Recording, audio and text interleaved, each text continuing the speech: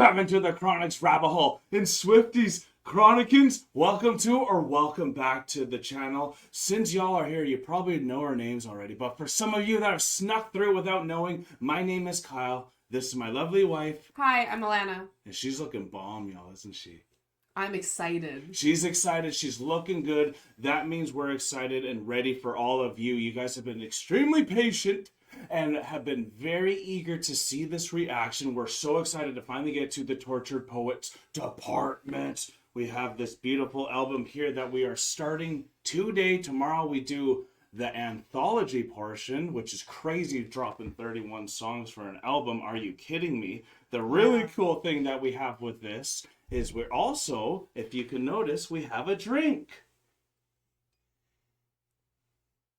I'll let you see mine here. There you go. It's amazing. Alana's got that one there. So what we're doing for some fun for these album reactions is we got this lovely The Era's Pour, and it has drinks for every single era. We're doing the Tortured Poets department now, and we're doing the Best of Me drink, as you can see right here. We got all the ingredients. We made the drink. We have it here. It's cold brew. It's Fernet Branca. It's coffee liqueur, an orange peel, and some coffee beans for some garnish, in case y'all were wondering. Got that done now. So now we're about to jump into the actual album itself. And how hyped are you, honey? I'm so hyped. Yeah? I have been talking with Swifties about this amazing album a lot. Oh yeah. I have been I've been stoked. I got some information today on how to get into an album Swiftie style. You know, you want to have some scents, you want to have a good drink, you want to have things to reminisce with the album about and get fully into it. Of course. So I'm super excited because we're prepped as much as we can. We're prepped as much as we can. I've got some nice perfume on. I'm excited. And Pebby is outside. He found out we got a Taylor Swift reaction coming. He's going to be coming in. I'm going to read this part, though, to let us know what we're doing. We're a little bit of context before jumping in. We have done a couple songs from this, but we're going to do every song still. We're going to do the full lyric videos for these 16 songs, and we're going to wait till after each song to go into what the book says about each song, so that the songs itself can stay fresh for a first time. And we're going to get a little context for the album before jumping in, just to set the stage, put the map on, so that we can go into these treasure chests with all of you. So, the free album. Actually, so I don't have to hear Pebby meow this whole dang time, I'm going to get him out. Well, since Pebby already came in, we're going to start with the cheers, honey. And this was called, what was it, The Best Day Ever? The best day ever. The best days of? I'm going to bring it back up just to make sure we get the right. It was right towards the end here. Here it is. The Best of Me. But this is from the track The Black Dog, which is the first song after this portion. So I find that funny that we chose the song for the Anthology, because the other drink we're going to be doing is from this portion, which I should have done, but I didn't, which is the Flow Florida one. Flow So Florida. we're kind of flipping it back and forth, but y'all know, just to get even more excited. And if you ever want us to drink any more of these during these album reactions and have more variety or anything, you always can donate for us to get some of these done. We can show you guys full ingredients to get, because they are on the pricier side, so that's why we're only managing 1 or 2 per album reaction on our own. And if even if it is that is freaking awesome, because I'm very excited for this. I don't really drink cocktails, so this is very exciting. We don't drink a lot in this house, so it's really exciting to have a drink with you and be able to share these moments. This is a first time drink for us too. It's a first time drink for us, and we get to do it together, and it's Swiftie related. And I've never made a martini for Alana, so no, this is the first time Kyle's made me a martini. Cheers, honey. Cheers. Or as in the Netherlands they say, Proost. Proost. All right.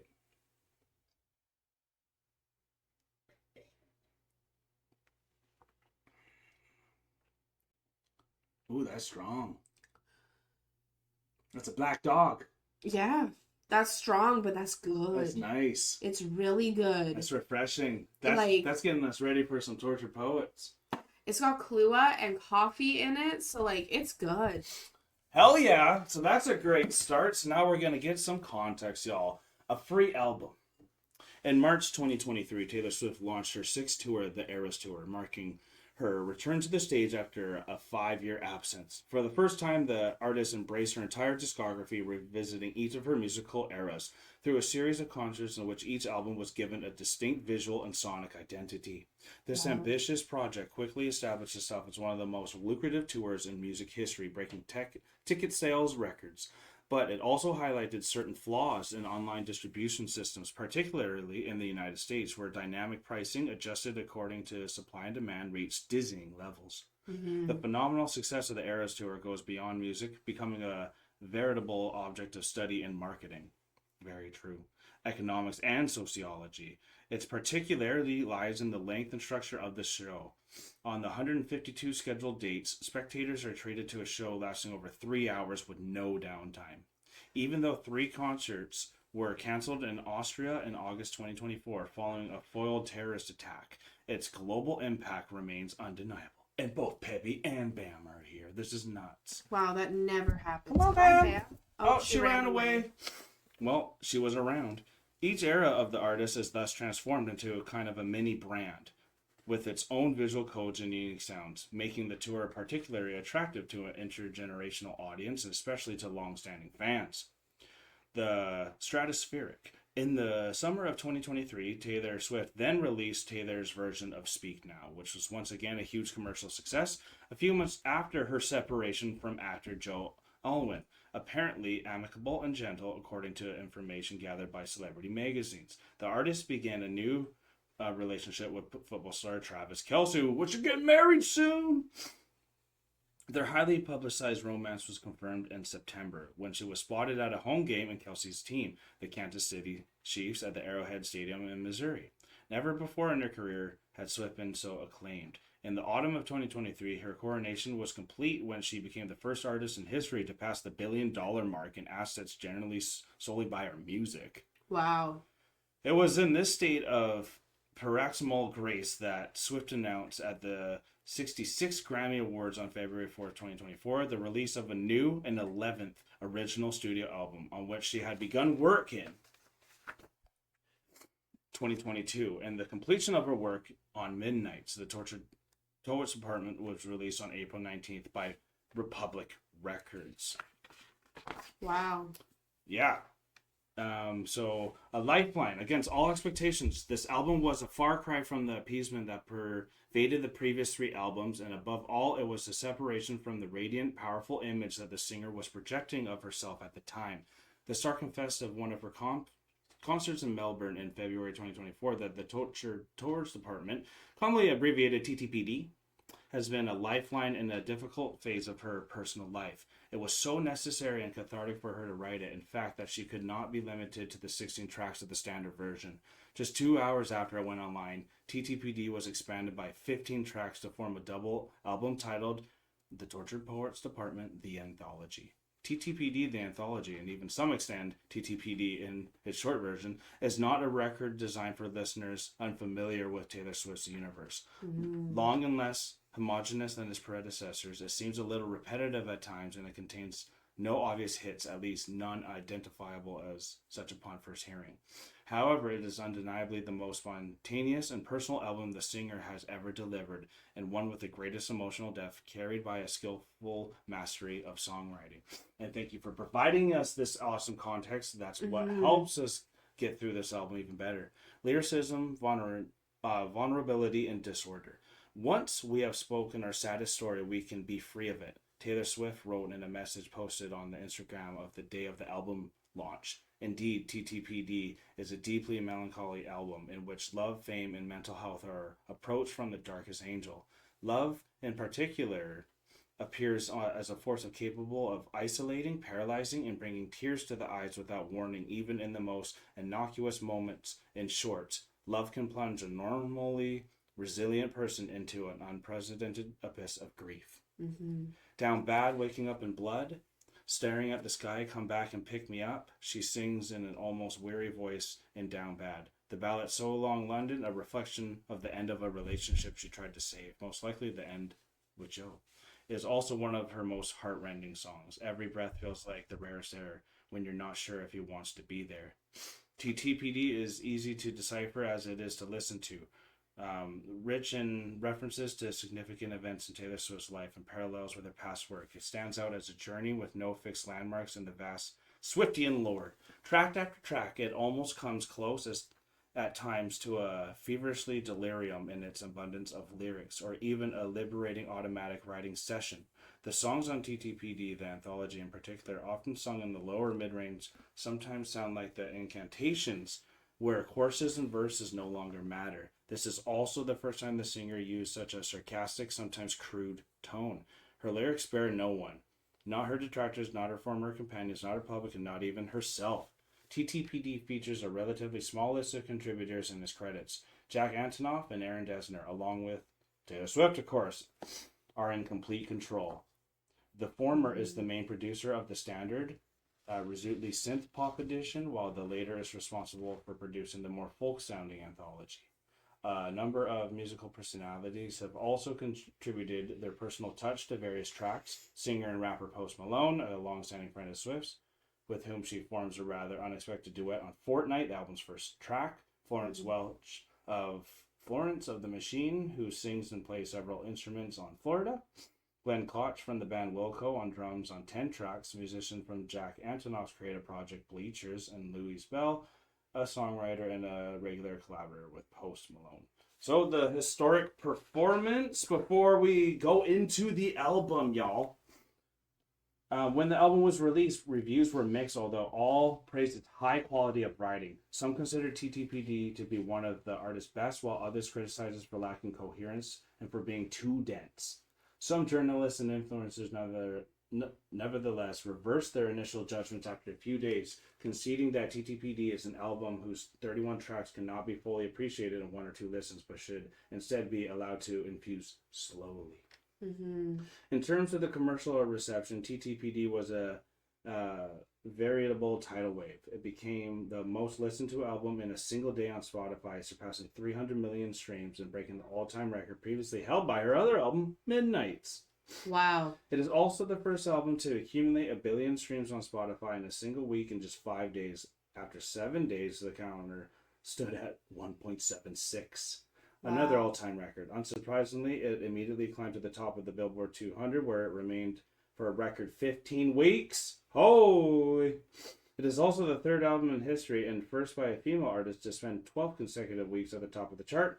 Finally, it should be noted that all 31 songs on the extended version of the album entered the Billboard 100 at one point. Songs from the album simultaneously occupied the top 14 positions for the first time in history. Wow, she held all 14 spots with one album. That's insane. Imagine being one of her competitors and just being I get like... the haters, honey. F off. Taylor Swift no longer needed to prove it, but the Tortured Poets Department, she reminds anyone who still doubts it, she is not only the greatest pop star of all time, but also one of the most prolific, independent, and free-spirited artists the music industry has ever known. And we truly agree with that statement. And to finish it off, y'all, as y'all have asked us specifically to do, and we got it for you, don't worry, I'm ready, is this right up from Taylor herself. And I will read it one last time for you. I know y'all have read it, but you have not read it yet. I have not read it yet. This is more to us and to those that just want to be here for us. At this hearing, I stand before my fellow members of the Tortured Poets Department with a summary of my findings, a debrief, a detailed rewinding, for the purpose of warning, for the sake of reminding. As you might all unfortunately recall, I had been struck with the case of a restricted humanity, which explains my plea here today of temporarily insanity. You see, the pendulum swings, oh, the chaos it brings, leads the edged beasts to do the most curious things. Lovers spend years denying what's ill is fated, resentment rotting away, galaxies were created, stars placed and glued miraculously by hand next to the ceiling fan, tried wishing on comets, tried dimming the shine, tried to orbit his planet, some stars never align. And in one conversation I tore down the whole sky. Spring sprung forth with dazzling freedom hues. Then a crash from the skylight bursting through. Something old, something hollowed. Who told me he could be brand new? And so I was out of the oven and into the microwave, out of the slammer and into a tidal wave. How gallant to save the Empress from her gilded tower, swinging a sword he could barely lift, but loneliness struck at that fateful hour, now hanging fruit on his wine-stained lips. He never even scratched the surface of me. None of them did. In summation, it was not a love affair. I screamed while bringing my fist to my coffee-ringed desk. It was a mutual manic phase. It was self-harm. It was house and then cardiac arrest. A smirk creeps onto the poet's face because it was the worst man that I write best. And so I enter into evidence, my tarnished coat of arms, my muses acquired like bruises, my talismans and charms, the tick-tick-tick of love bombs, my veins of pitch-black ink. All's fair in love and poetry. Sincerely, the chairman of the Tortured Poets Department. Holy shit, getting goosebumps. Wow. Again. What a poet. Like, cheers to that. Cheers to that. Wow, Taylor. And we begin with a fortnight.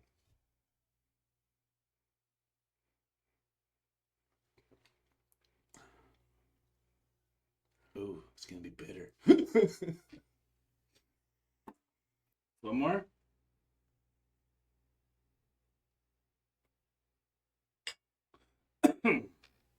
Well,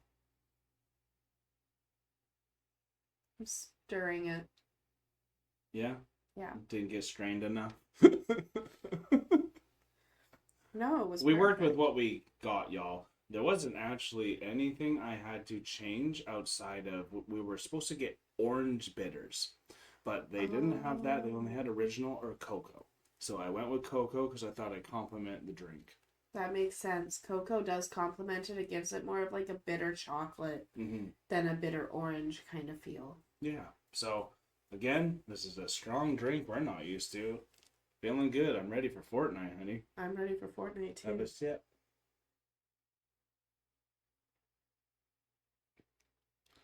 Oh, wow. She went for it, y'all.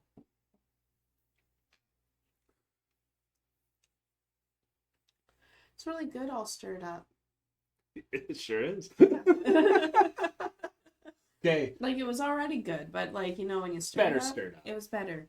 All right, we're at Fortnite. Thank you all for being here. We're so excited. We're going to ride with this one. We're not going to do any reading after. We've already done this one, so we're going to jump right into the next one after it, too, because if you want to check our reaction to this, you know where to go, y'all. Here we go. I was supposed to be sent away, but they forgot to come and get me. I was a functioning alcoholic till nobody noticed my new aesthetic. Till nobody All of noticed. this to say, I hope you're okay, but you're the reason. And no one here's to blame, but what about your quiet treason? And for a fortnight there we were, forever running to you. Sometimes ask about the weather. Now you're in my backyard, turned into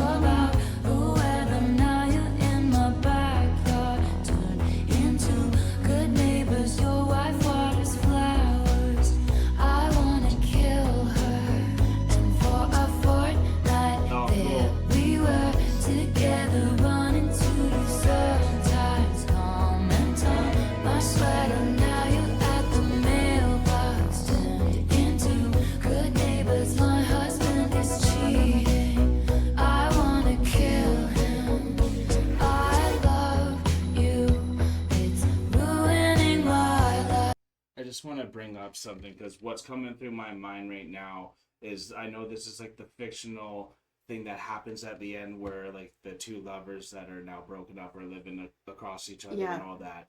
But when I liked a girl in high school for many years, I had to watch her be a part of my friends group and go through so many guys the whole time, and it was just killing me. So like that's kind of what I feel like was happening a bit there, and that spirit and that feeling. Absolutely. You know, having to watch it happen in front of you. And I definitely wanted to kill some of my friends. Right? I time. bet. Yeah. Like, man, I didn't get that because, like, I was probably the girl who was, you know, in that position. Yes. So, I was on the other side of that story. But I love the lyricism of this one, with it being, you know, the two ex-lovers who then became neighbors. And I remember when we found that out at the end of our first time reaction, when we deep dived into it, that was like, oh my god, like that's such a great story. And her lyricism, now hearing it for a second time, knowing what the story is about that's been in her head, it makes so much sense. And it's like she's just told the story so perfectly. Yeah, because you can tell she kind of went through this as well, I believe. You know, and she had to see someone kind of come and compliment her, but then the person is with someone at a time, so you can't even really engage it, and like it's always just wrong timing and all that too. Yep, absolutely.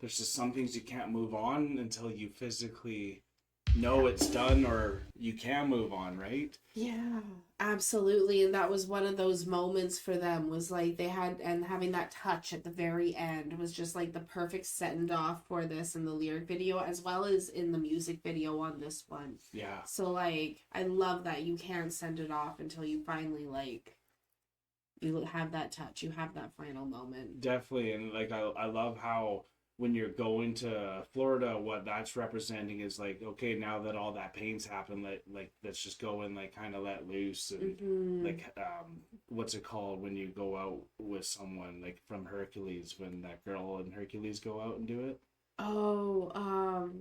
I don't know what word that is. All I can think of is like paint the town red, but that's just a saying. No, that's all good. But anyways, I very much was loving this one too. So the thing I was trying to say, and I just looked it up, because y'all even said to bring a dictionary just to help y'all throughout the thing, so why not help myself? So the thing was playing hooky, and that's what was happening at the end there, you know, buy the car that you want, we'll just keep singing, let's go out to Florida type of a feel, just find a way to get out. Both our spouses are cheating on us anyway, no, might as well just run away together in that moment, play hooky on life in a way. Absolutely too. So I think we've done that one enough, that we're gonna move on to something that we have not done yet, and this is the title track of the Tortured Poets department itself. Ooh, I'm really excited for this one. We haven't done this one. I don't think I've heard it like at all, because, well, I'll know if we've heard it on the radio, but I don't think this was one of the like super popular ones. So, like, I'm really excited to get into a new Taylor I don't song think we've done any for the first time. Okay, here we go.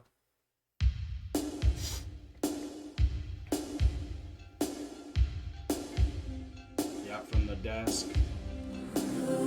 You left your typewriter at my apartment, straight from the tortured poets department. Ooh. I think some things I never say, like who uses typewriters anyway, but you're in self-sabotage mode, throwing spikes down on the road. But I've seen this episode and still love the show. Who else decodes you? And who's gonna hold you like me? Oh, poor Taylor. And who's gonna know you if not me? I laughed in your face and said, you're not Dylan Thomas, I'm not Patti Smith. This ain't the Chelsea Hotel, we're modern idiots. And who's gonna hold you like me? Nobody. No fucking body. Nobody. Oh wow, I really. You smoked them. What do you think of that so far? It's so sad, but it's like it's such the perfect breakup song after it's been a little while. Mm-hmm. After it's been a fortnight, you know, and like things are starting to settle down. True. Right? And you're sitting there and you're like, who's gonna hold you who's gonna know you the way I did, the way we were together? And you think about those moments. This was happening to me right before the big breakup. Yeah. Because, like, that was almost what was trying to be expressed. It's like, no one's going to get you like I know you. You think if this doesn't work, like, you have a chance. It was almost that type of a feel. Yeah. And that's almost what I was getting from Taylor there. It's like, I'm the one who knows your episodes. I can handle it. I can decode everything you're trying to say. You don't say what you mean to say. I'm the one who can figure this out. Who else is going to do it? I don't even want to imagine it. And that's powerful. That is powerful.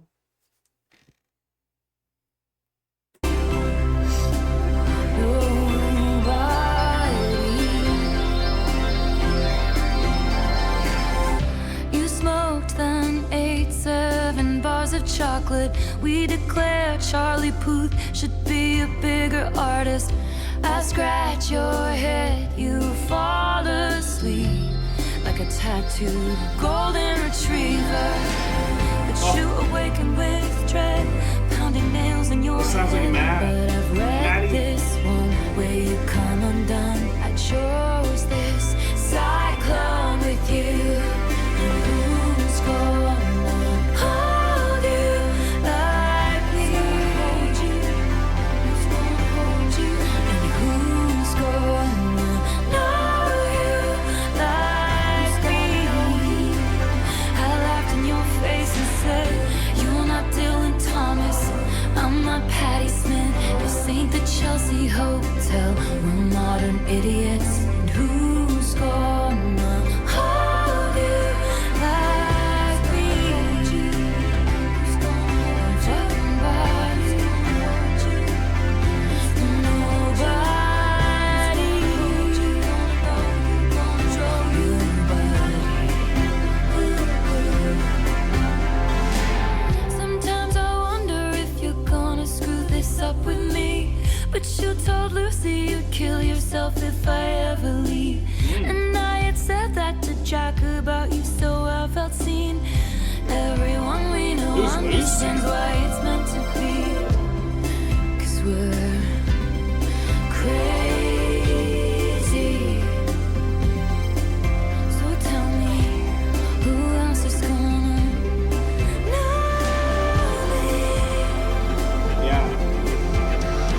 At dinner you take my ring off my middle finger and put it on the one. People put wedding rings on, and that's the closest I've come to my heart exploding.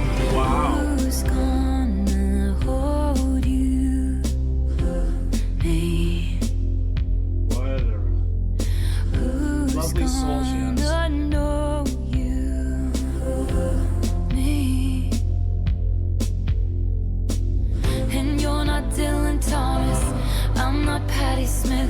This ain't the Chelsea Hotel. We're two idiots.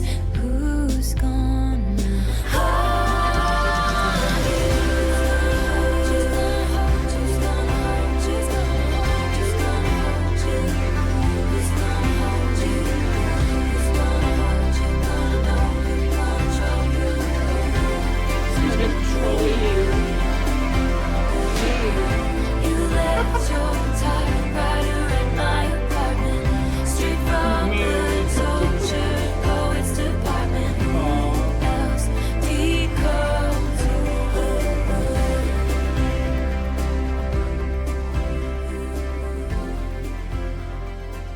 Wow.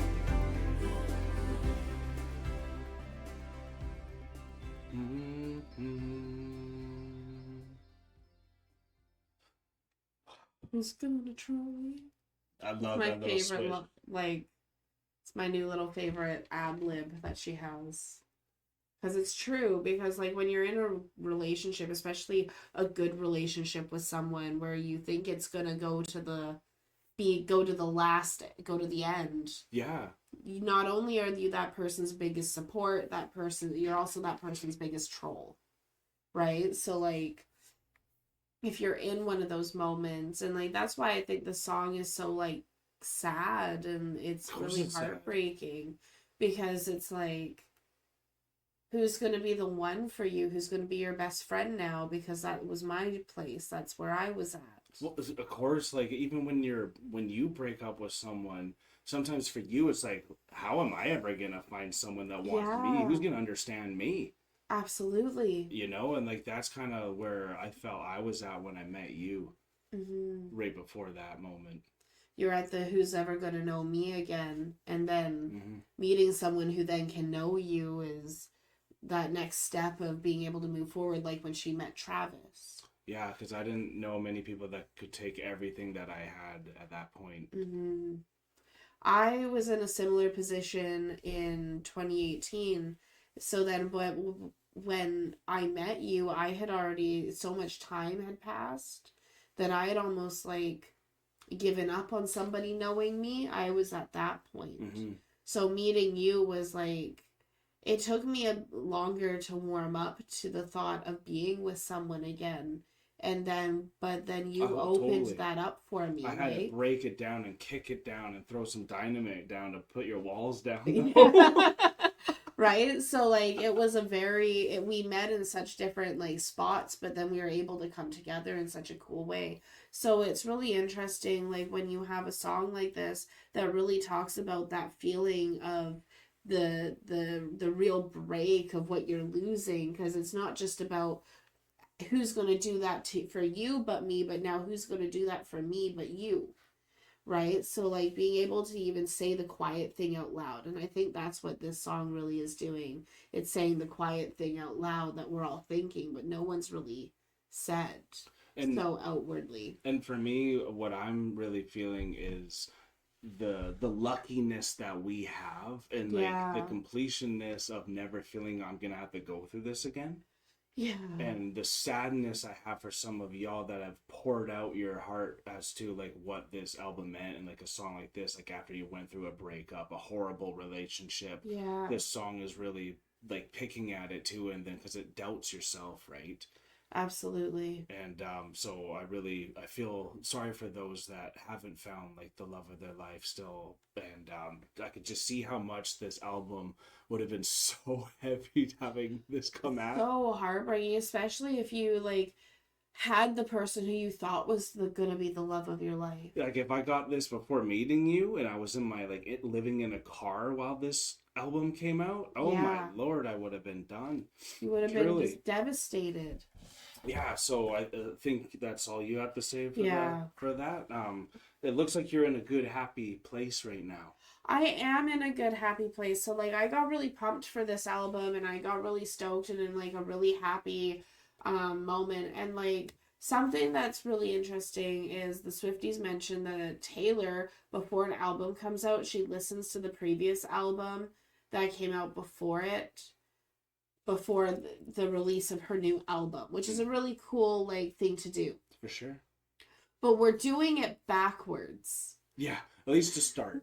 To start. Yeah. So I just listened to Life of a Showgirl today, right? Yeah. So like I'm like all hyped and like excited and like good vibes and everything instead of listening to something because you like know what Midnight. happened to her life too. Because now I know what's happened to her life afterwards. So Yeah. I'm coming into it from a different perspective coming into this one. So yes, we are. Yeah. So it's just very interesting coming at it from like that reverse side. Yeah, I totally get that approach because many who heard this first time, probably all of you, had it the other way around. Where it was Midnights before this. It was which more was pain going into it. Another heavy album.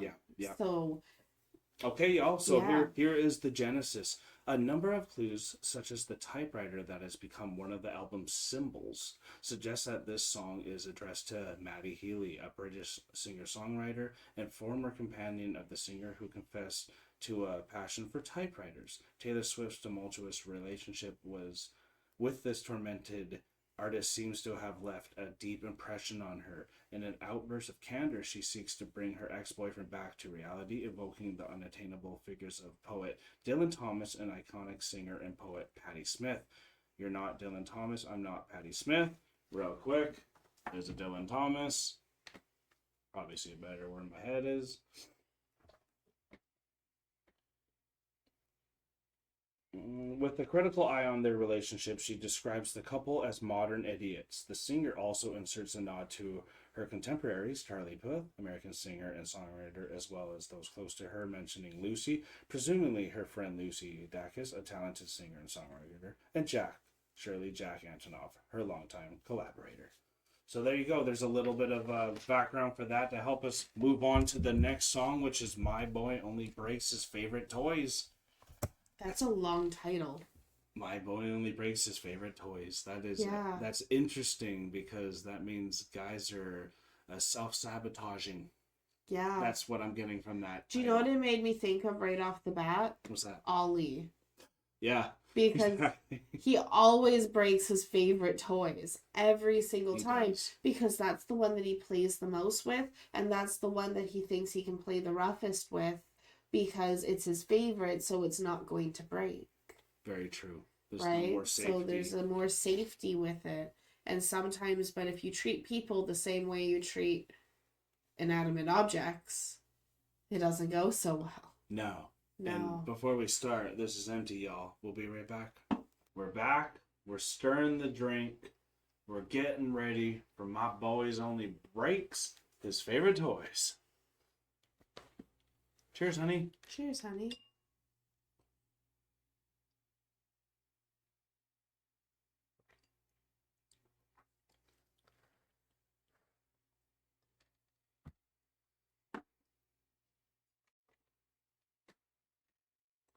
Nice. She's going to hold this one. Let's get in. Hold this one. We love y'all. Here we go. Oh, here we go again. The voices in his head called the rain to end our days of wild. The sickest army doll purchased at the mall. Rivulets to send my plastic smile. But you should have seen him when he first got me. My boy only breaks his favorite toys. Toys.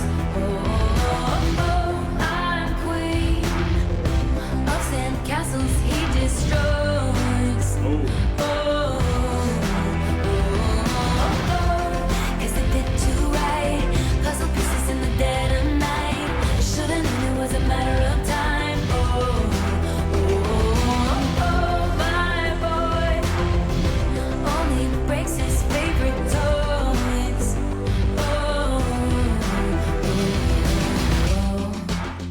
Love the music on this one, though. Of reasons why we could have played for keeps this time. I know I'm just repeating myself. Put me back on my shelf. But first, pull the string and I'll tell you that he runs because he loves me. He loves me. Cause you shouldn't have seen him when he first saw me. My boy only breaks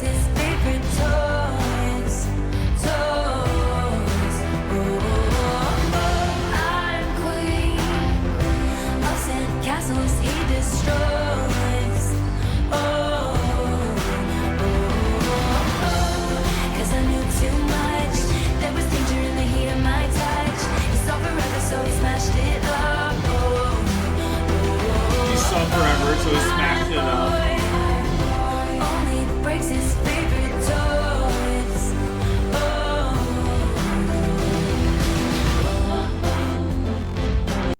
How many men have ran from that question? Which question again?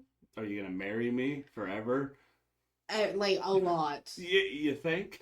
A lot. I've had men run from the question of, so what are we? Yeah, even just that, the first Just step. that. So what are we? Gone. Mm-hmm. Right? So like, will you marry me? Oh my God. The fear. And then also, have you ever been treated like a toy Yeah. from a man? Treated like you're just an object, like Yeah. you're just a toy or arm candy or just meant to be there. Yeah, I have. Oh, okay. Yeah, I didn't know if you want to elaborate on that at all, and if not, then that's fine. No. I've been on the other side where I feel like I was a toy to a girl that I wasn't even with, but I was trying to be with, So and then she just kinda led me you like a on. toy, and then like could build my hopes and break me like in 2 seconds. Could call me with just like, "Did you say this?" Break me. Absolutely. So I know I'm that. so sorry. Oh yeah, it's okay. That's because I didn't know how to drop it the opposite way, where this guy's running from eternity, right? Right. Once I fix me, he's gonna miss me. Once I fix me, Once I he's fix gonna it, miss me. Just say when I play again, he was my best friend. Down at the sandlot, I felt more when we played pretend than with all the cans, 'cause he took me out of my box, stole my tortured heart, ooh, torture. left all these broken parts, and told me I'm better off. But I'm not. It's better off without me. No.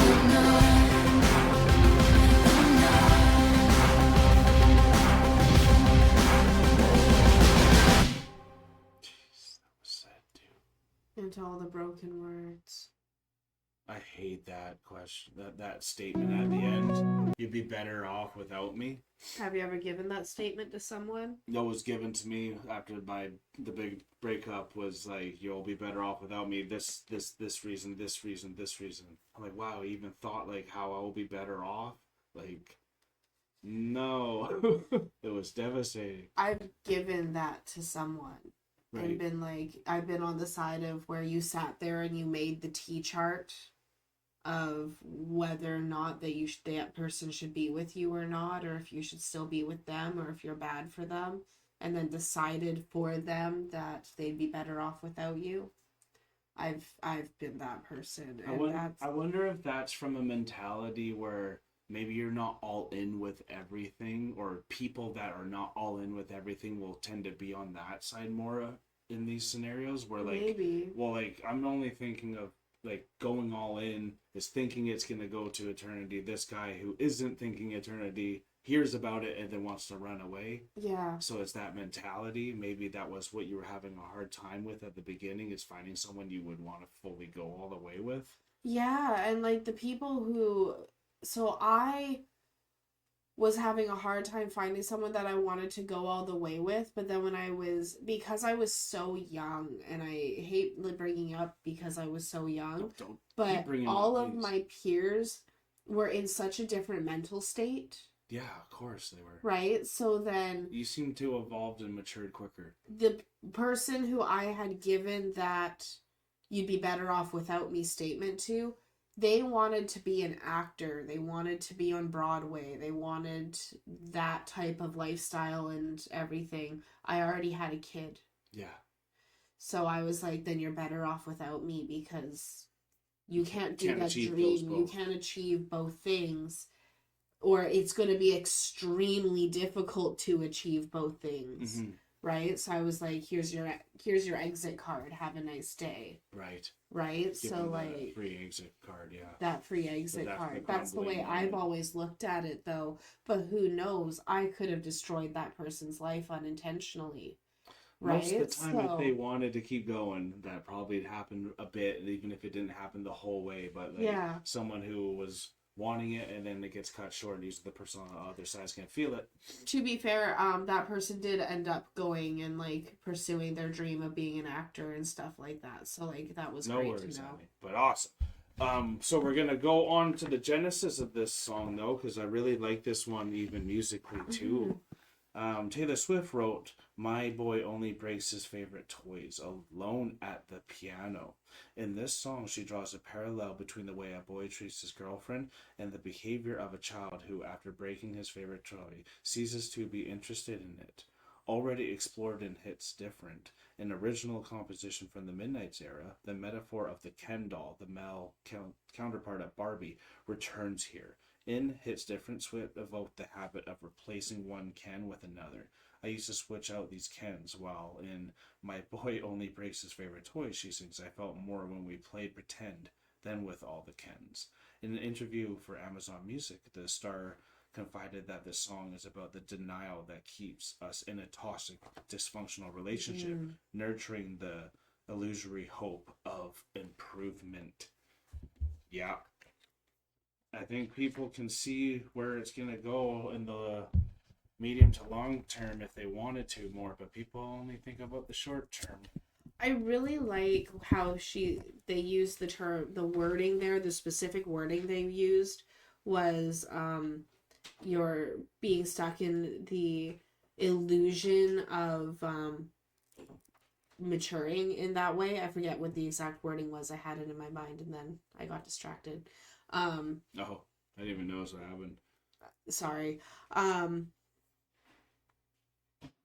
But regardless, people get stuck in the illusion that they can change someone. Yeah. Right? And absolutely. So you get stuck in that toxic relationship being like, it's okay, he'll change. In a couple months, I'll change. It'll be different in a couple months. It'll never happen again. The promises have been made, whatever it is. Mm-hmm. Right? So then you get stuck in the illusion that, or the delusion that things are going to change, or things can mature, or things can progress in a different way. But just like a child loses interest in their favorite toy once it breaks. Yeah. Like in Toy Story. Like in Toy Story. Oh. I was thinking about Toy Story so much during this song. Of course. Especially with the pink bear in Toy Story 2 or 3. I can't remember which one it was, but the big bad guy, Pink Bear. 3. Where he got forgotten at a park, and so he was just replaced, like the Kens, with another pink bear, so that the kid was like still satisfied. Yep. Right? So it was like, it just reminded me of that, of just that instant replacement. And it was, so like you feel the heartbreak in it. Okay. So now we're doing Down Bad.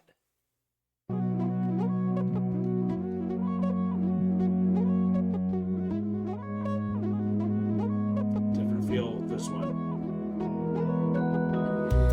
Did you really beat me up? In a cloud of sparkling dust? Just to do experiments on. Tell me I was the chosen one. Showed me that this world is bigger than us. Then sent me back where I came from.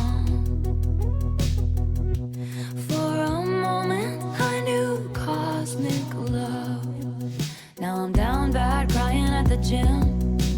Everything comes out, teenage petulance. Fuck it if I can't have him. Ooh, I like this one already. I might just die, it would make no difference. Down bad, waking up in blood. Staring at the sky, come back and pick me up. Fuck it if I can't have us. I might just not get up, I might stay down bad. Fuck it if I can't have him. Down bad. I didn't move for 6 months after my bad breakup. Did you take all my old clothes? just to leave me here, naked and alone, in a field in my same old town that somehow seems so hollow now. They'll say I'm nuts if I talk about the existence of you. For a moment I was having struck. Now I'm down bad, So what do crying you at love the about that? Just so It's we the can hear it. layering of it. Yeah. So like the way she layers that moment is very ethereal, is very Whispery. cosmic, right? cosmic, so like yeah. what she's explaining of being, I only felt cosmic love. For a moment I felt cosmic love, and then you just get that one moment of very ethereal, echoing Taylor's is I just really love how that layering is. I think it's a great additive to the song. Totally. Gonna let Pebby in because he's crying again. Okay, we're back. Pebby's in, y'all. We'll roll it a little back. Here we go. of you. For a moment I was having struck. Now I'm down bad, crying at the gym. Everything comes out, teenage petulance. Fuck it if I can't have him. I might just die, it would make no difference. Down bad, waking up in blood. Always perfect Staring at the timing. sky, come back always and pick perfect me up. Fuck it if I can't have us. I might just not get up, I might stay down bad. Like I lost my twin. Fuck it if I can't have him. Down bad, waving at the ship. Fuck it if I can't have him. I loved your hostile takeovers, encounters closer and closer. All your indecent exposures. How dare you say that it's? I'll build you a fort on some planet where they can all understand it. How dare you think it's romantic, leaving me safe and stranded? I hate that. 'Cause fuck it, I was in love. Yeah. So fuck you if I can't have us. Good job, Taylor. Say how it is. 'Cause fuck it, I was in love. Now I'm down bad, crying at the gym. Everything comes out, teenage petulance. Fuck it if I can't have him. I might just die, it would make no difference. Down bad, waking up in blood. Staring at the sky, come back and pick me up. Fuck it if I can't have us. I might just not get up, I might stay down bad. Like I lost my twin. Fuck it if I can't have him. Down bad, waving at the ship. Fuck it if I can't have him. Like I lost my twin. Fuck it if I can't have him. Down bad, waving at the ship. Fuck it if I can't have him.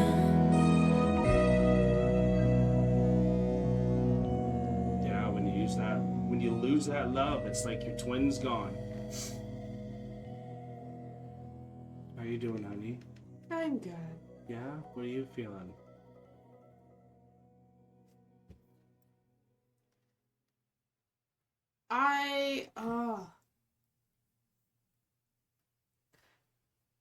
For me, this one, down bad, and like when you lose that love, like you're saying. Yeah? I know for you that was Kayla. Absolutely. For me that was Paul. Yeah. So it's just, and I was the asshole right at the end of it, so that was where it was really difficult. Right. Because Okay. the night of, he called me twice and I didn't call him back. Right. Okay. Yeah. Oh, Right? I'm sorry, honey.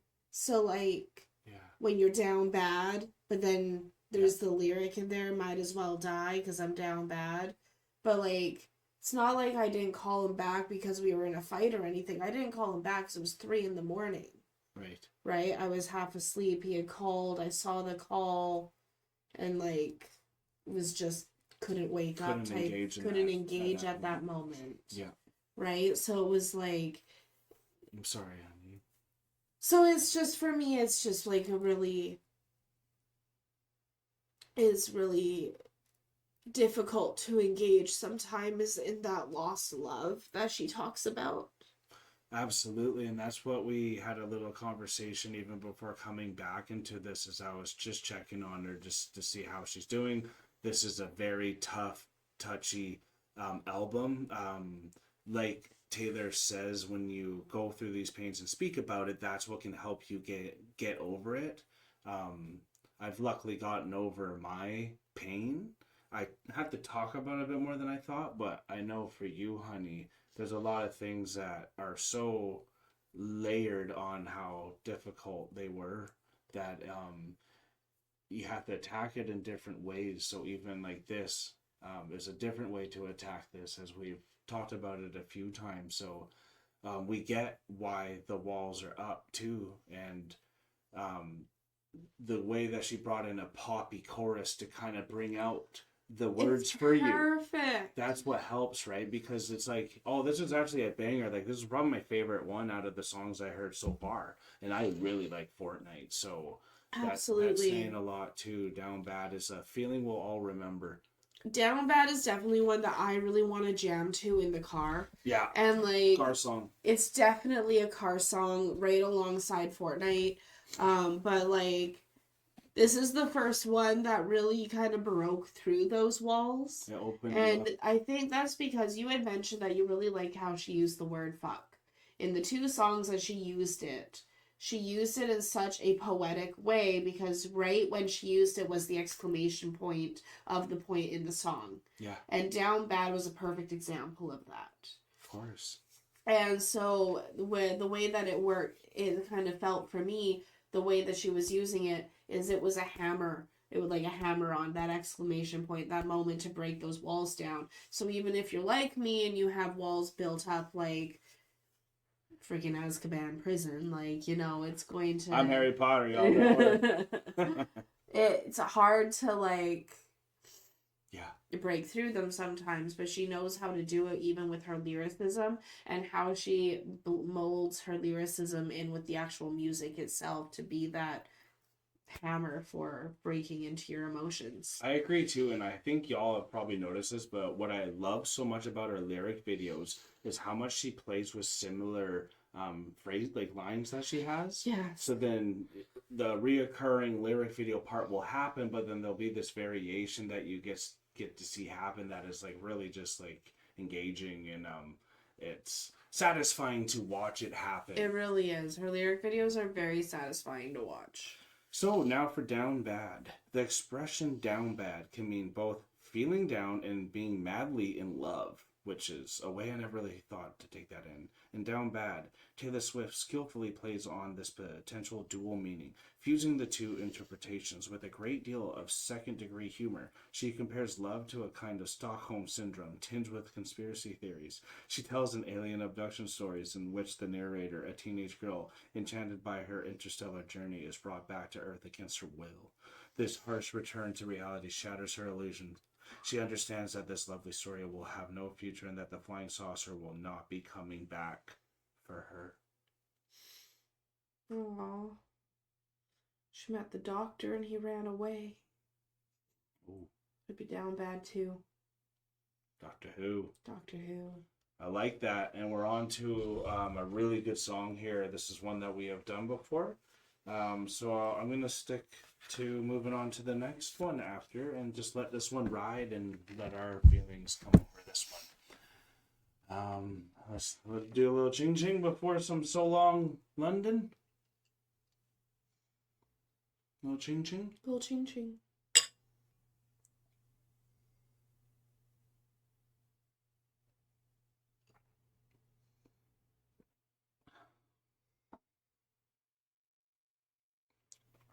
Oh, coffee bean.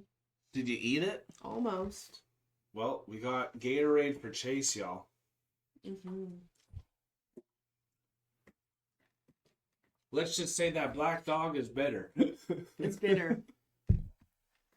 But it feels really great, and it's adding to it. So I hope y'all are enjoying this so far. We're so happy to get to this. We're about a third already in here too, so let's continue to have some fun. So long, London.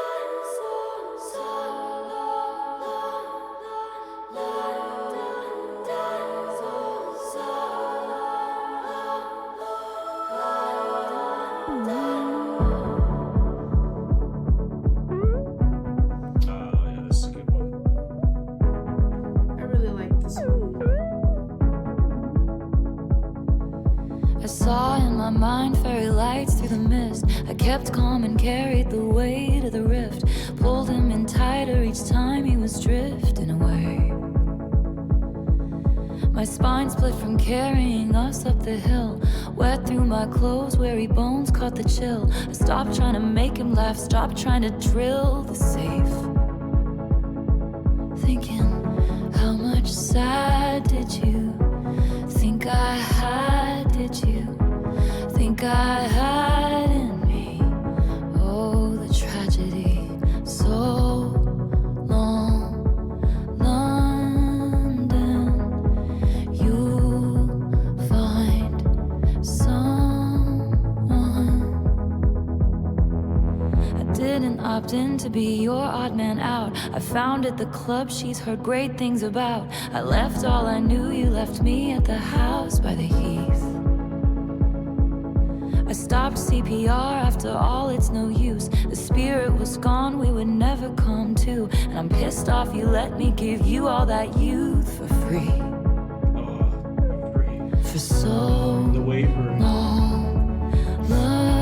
London, stitches undone. Two graves, one gun. I'll find someone. And you say I abandoned the ship, but I was going down with it.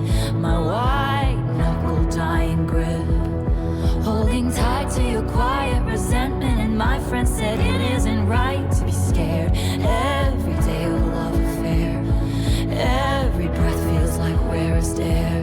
When you're not sure if he wants to be there. So how much sad did you think I had? Did you think I had in me?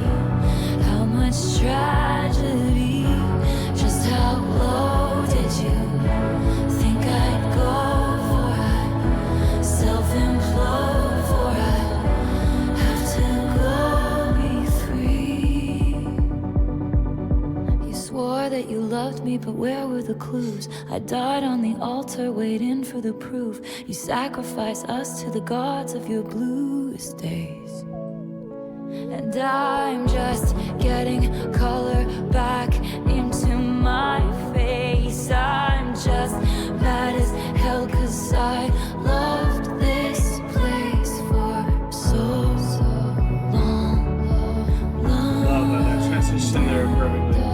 Had a good run, a moment of war size, but I'm not the one. So long, London, stitches undone. Two graves, one gone. You'll find someone.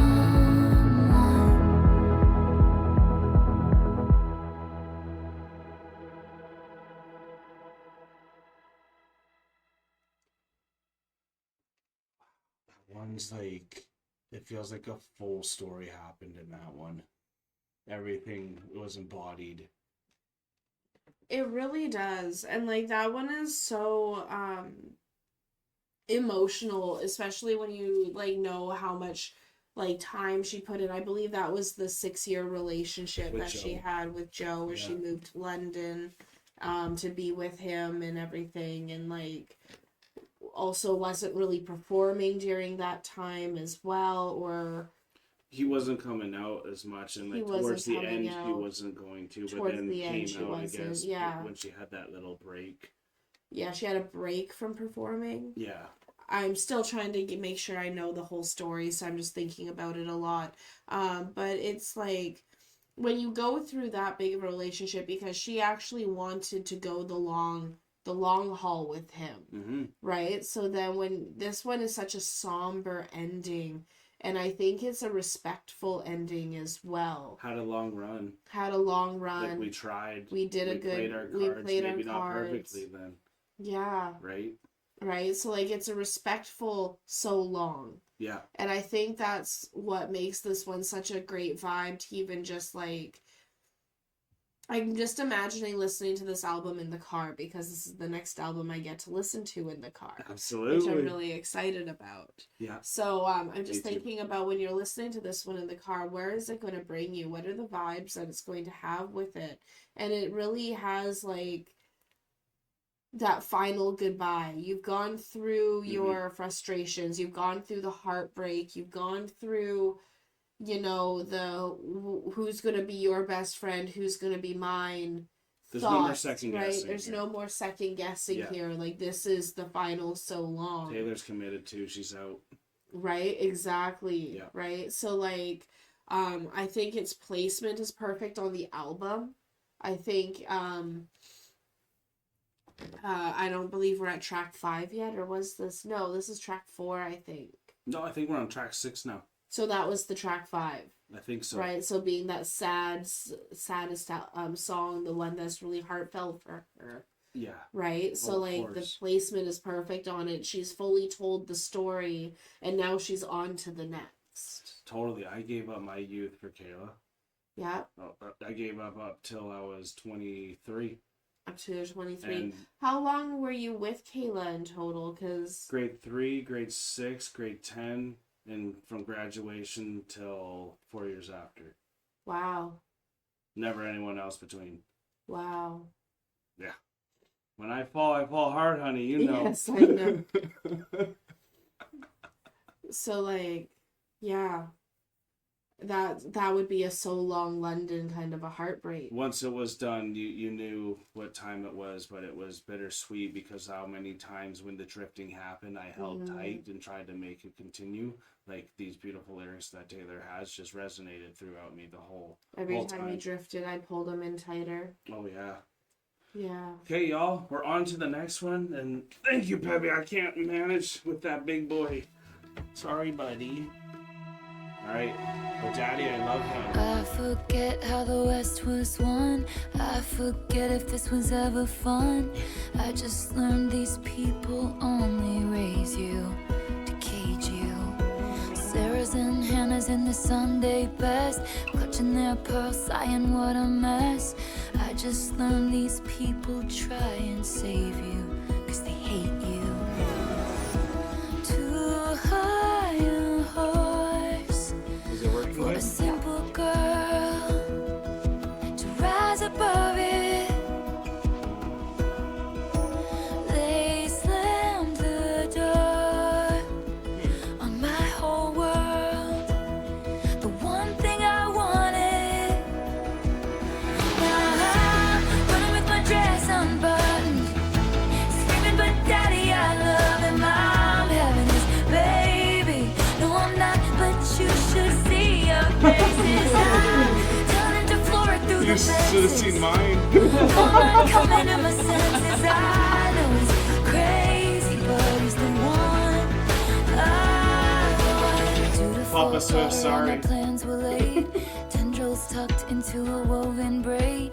Growing up precocious sometimes means not growing up at all. He was chaos, he was revelry.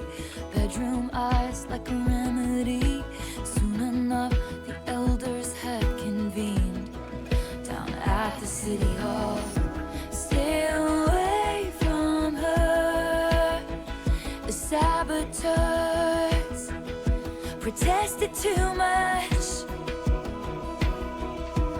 Lord knows the words we never heard. Just screeching tires of true love. And I'm running with my dress unbuttoned, screaming, but Daddy, I love him. I'm having his baby. No, I'm not, but you should see your faces. I mean, I'm ready for Turning it. to Flora through the fences.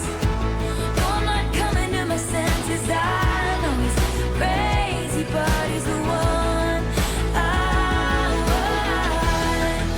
I'll tell you something right now. I'd rather burn my whole life down than listen to one more second of all this bitching and moaning.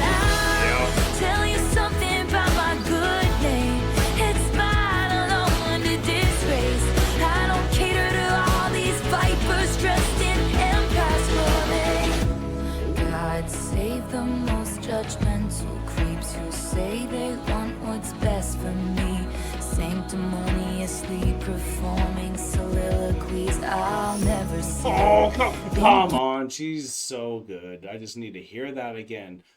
Oh. Who say they want what's best for me, sanctimoniously performing soliloquies I'll never see.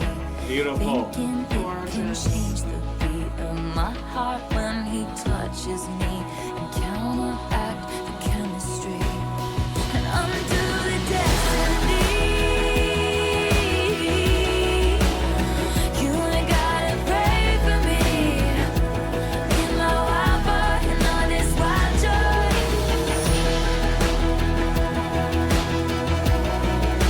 If all you want is great for me, it's just white noise, it's just my choice.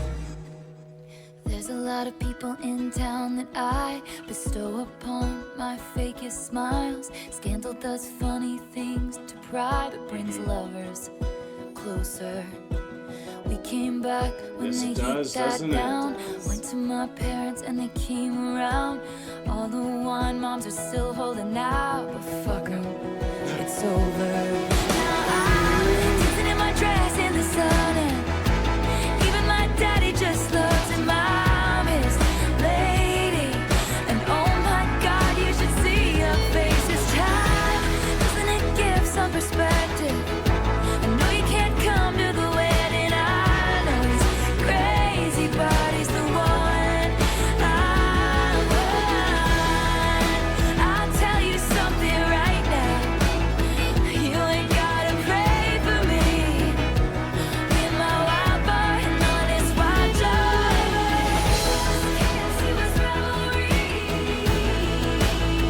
If all you want is great for me, it's just white noise, it's my choice. Screaming my daddy, I love him. I'm having his baby. No, I'm not. It's you. Should see your face. But oh my God, Such a you should troll. see your faces. Oh, that's why I love her so much. Troll Queen. Troll Queen.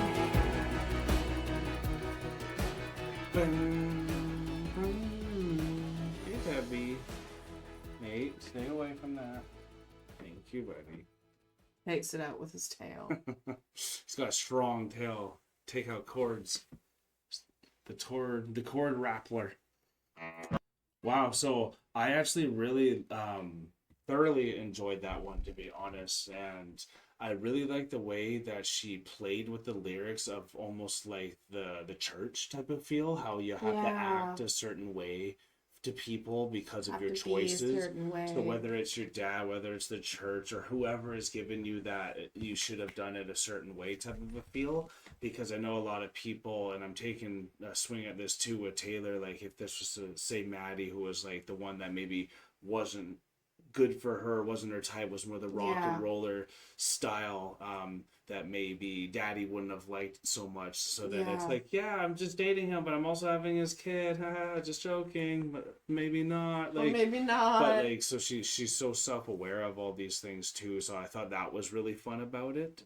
Absolutely. So it was one that finally wasn't so sad, even though it was about losing something still, and having like they're saying you want to use gray, like shades of gray with me, but all you are is white noise to me anyways. Yeah. Like, so it's all the opinions that people have that don't even matter. Yeah, you say one, everyone's So got. I have a saying, I'm like, opinions are like assholes. Everyone has one, but we don't always want to see it. Absolutely. So she said it in a different way finally, where it's like you're just white noise and all that. So she finds ways to bring it in a more clever way, and a more digestible way. Yes, that's not the Alana way. But it's so great to have this song, especially where it is after going progressively sadder and sadder and sadder until you got to the fifth song. Yeah. course. And now being able to have that more upbeat, poppy kind of feel, a little bit of trolling, a little bit of Still sadness, but happiness. Yeah. Right? Still addressing. But at the end of the song, it was still a celebration because they didn't necessarily break up at the end of the song, I don't believe. Okay. Because the lyric was, my daddy finally loves him. Very true. Right? Yeah, is the lyric that was in there. That's true. So then it was more of like that celebration. All the wide moms are still holding out that we're going to break up, but my daddy finally loves him. At least daddy's right? good with it now. So like daddy's good with it now, and now we get to kind of be together. Mm-hmm. But you never know. That isn't always the ending, right? So like, but it was a nice fling to have it in the meantime. Absolutely, and I think Daddy probably accepted Travis pretty quick, I would have to say. I'd hope so. Who knows? Well, we don't know. So now we're going to find out the genesis for But Daddy, I Love Him. Co-written with Aaron Dessner, But Daddy, I Love Him directly references an iconic scene from Disney's The Little Mermaid, where Ariel, the Little Mermaid, rages against her father, King Triton, who disapproves of her feelings for the human prince Eric. Oh! Yeah, and she literally has the line in the movie, But Daddy, I love him! Oh! Yeah. And then she's like, I didn't say that. Did you think of that before, or just as soon as I said it? You know what? I kind of had that, like, Disney-esque feeling, like, vibe of it, but I didn't think specifically The Little Mermaid. No. Okay. So, no. In the song, Taylor Swift assumes the role of Ariel, and the disapproving gaze is cast by judgmental fans as intrusive parental figures. The boisterous Maddie Healy, meanwhile, seems to assume the traits of Prince Eric, as he crystallizes a controversial love affair that elicits backbiting and criticism. In this way, Taylor Swift responds to all those who feel entitled to comment on her private life with an attitude that is both infantilizing and intrusive in the guise of benevolence. Hells yeah! I love it. Cool. So it looks like we're on the right track with that one. And I think that bleeds really well into Fresh Out the Slammer. Fresh Out the Slammer. And I like that you kind of brought up the trajectory, at least the trademark of how she lays out her tracks so far. Yeah, you can feel it really well in this one, where it goes into like this type roller coaster that it brings you into. Especially compared to The Life of a Showgirl, like we just have kind of heard recently too. So now we're going to jump into the Slammer after we take a quick little breather ourselves. Here we go, y'all. Fresh Out the Slammer. Okay. Now, pretty baby, I'm running back home to you.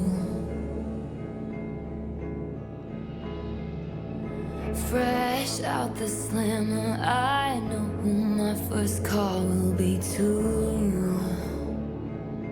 Fresh out the slammer, another summer taking cover, burning thunder. He don't understand me. Splintered back in winter, silent dinners, bitter. He was with her in dreams. Gray and blue and fights and tunnels, handcuffed to the spell I was under. For just 1 hour of sunshine, years of labor, locks and ceilings, in the shade of how he was feeling. But it's gonna be alright, I did my time. Now, pretty baby, I'm running back home to you.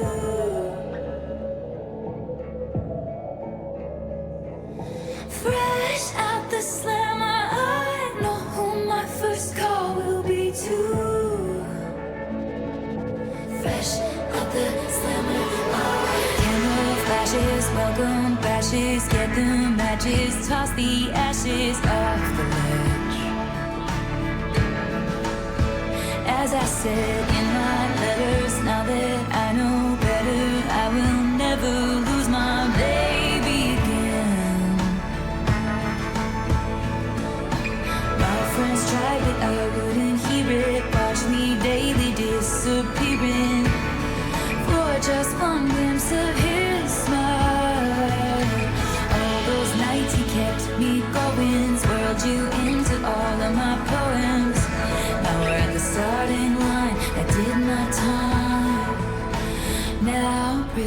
baby, I'm running to the house. We still wait up in that porch What a switch like up. Jeez, you felt that disappear. to the one who says I'm the girl of his American dreams.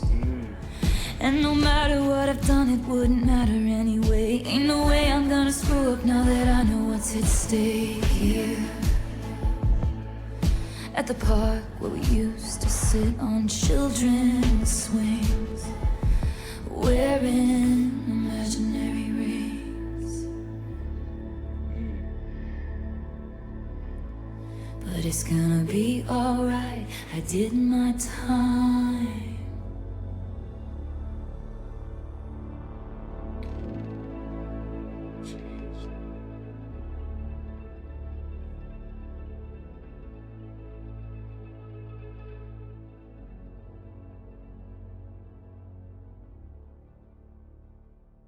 Wow, how do you take that one? Yeah. That one is like it's a very deep, like I feel like this one would also be one that'd be written just at a piano Okay, yeah. alone, just like in that solitude, Mhm. because like it's really it's reminiscent of like you've been gone for a while, you're ready to come back to see this person and they're with someone else.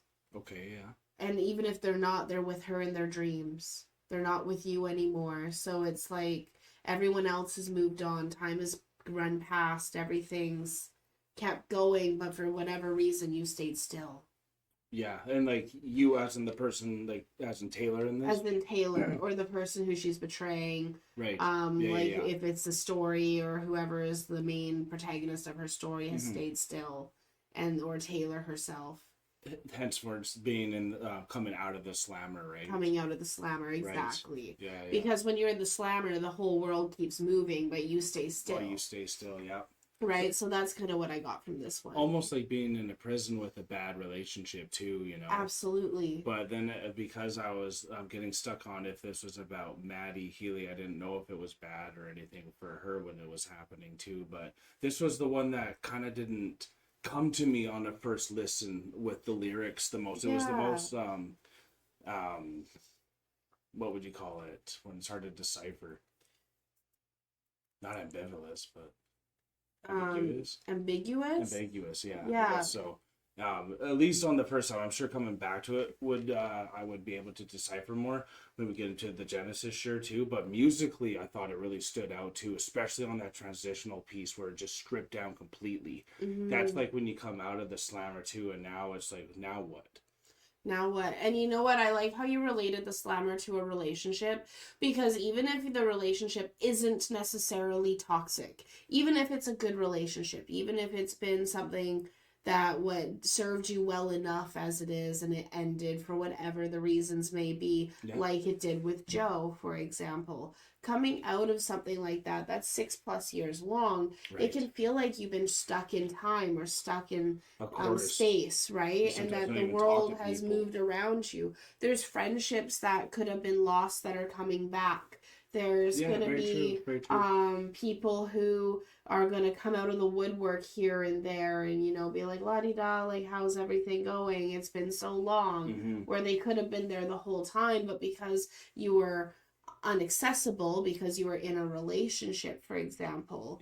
I had a friend where that as soon as I got into a relationship, they vanished. I bet you the moment I'm single, they would come back, right? True. So, like, there's going to be a lot of those that aren't necessarily a love interest that are going to come back as well. And so I guess that's where what I was feeling from this. I appreciate that, too. Yeah.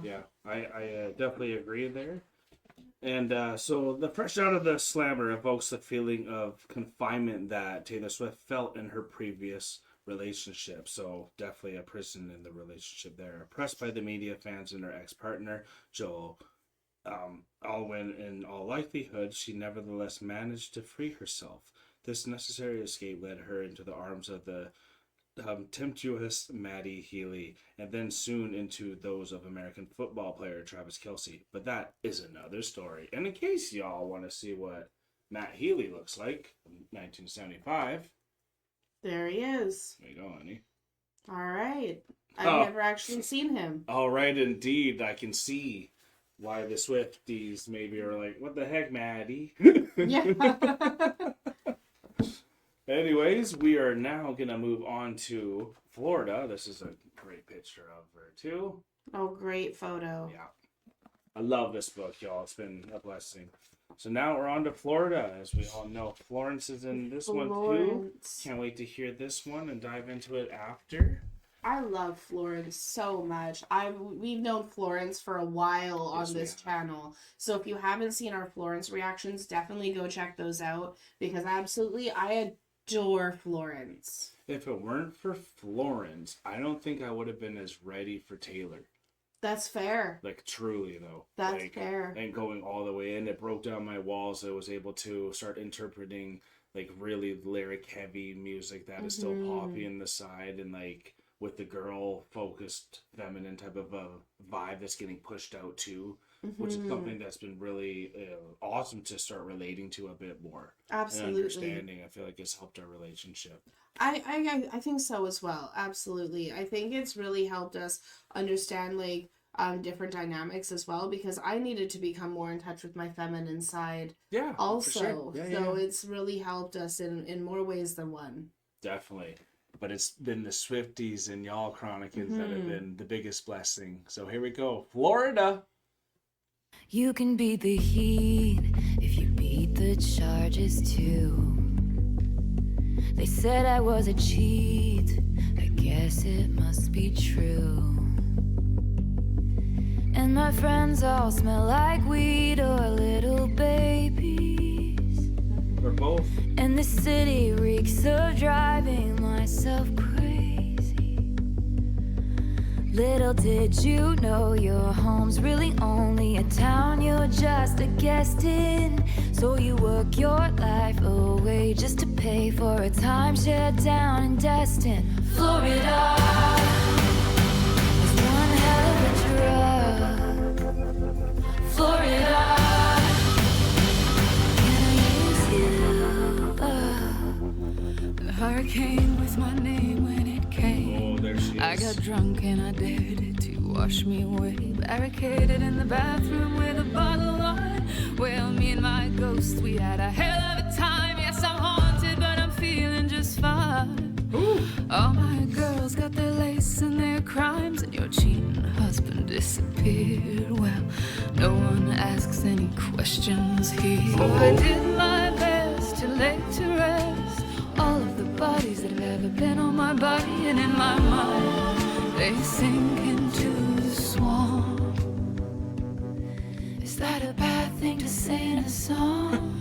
Little did you know you're 100, only the time you'll get arrested. So you pack your life away just to wait out the shitstorm back in Texas. Florida is one hell of a drug. Florida,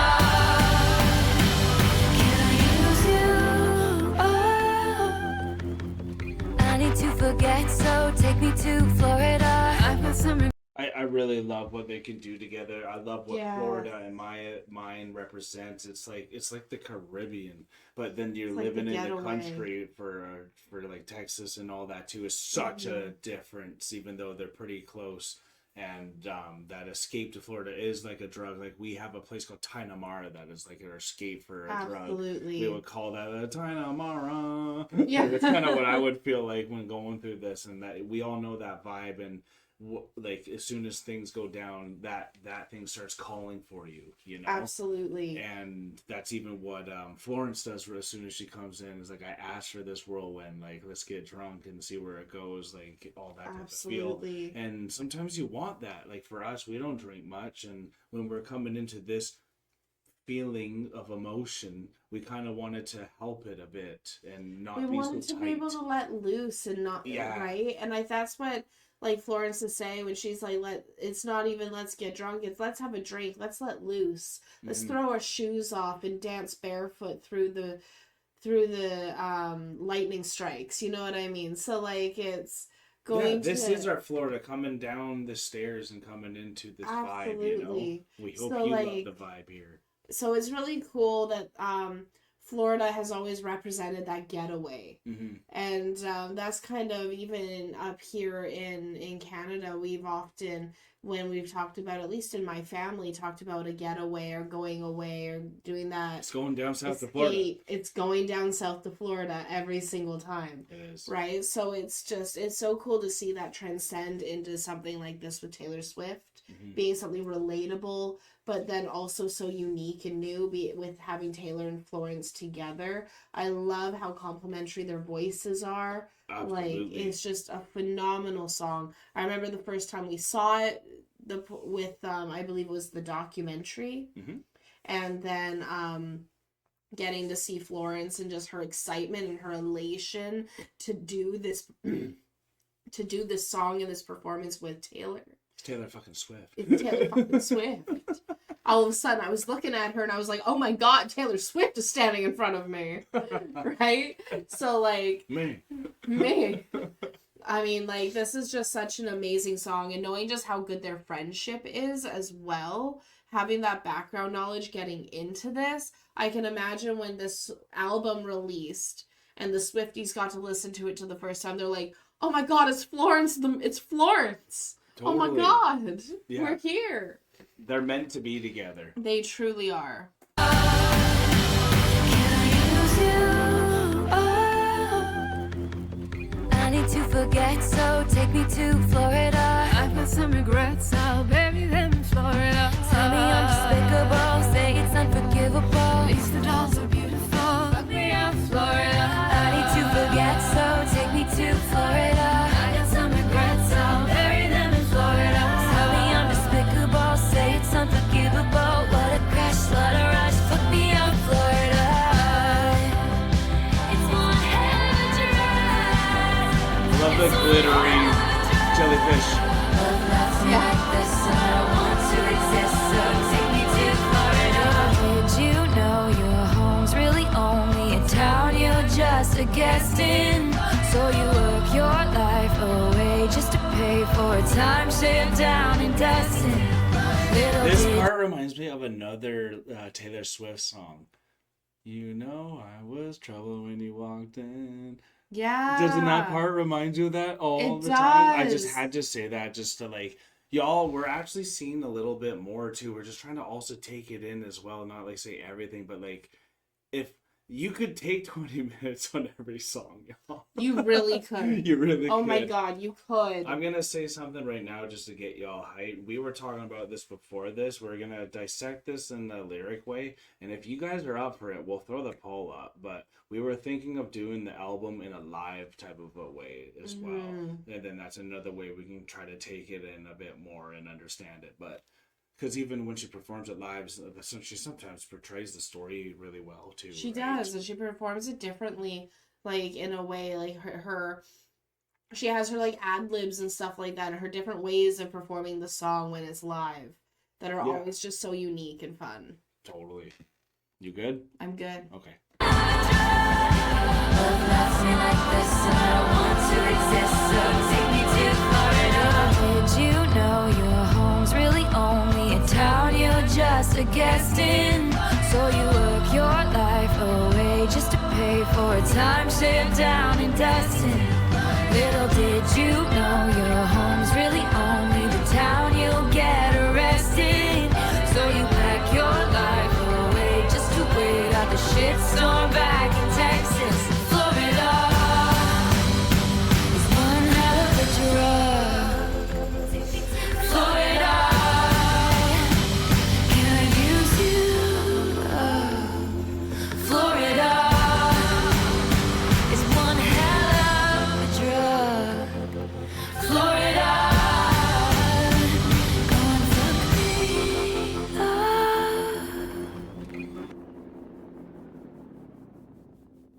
I love that bass at the end.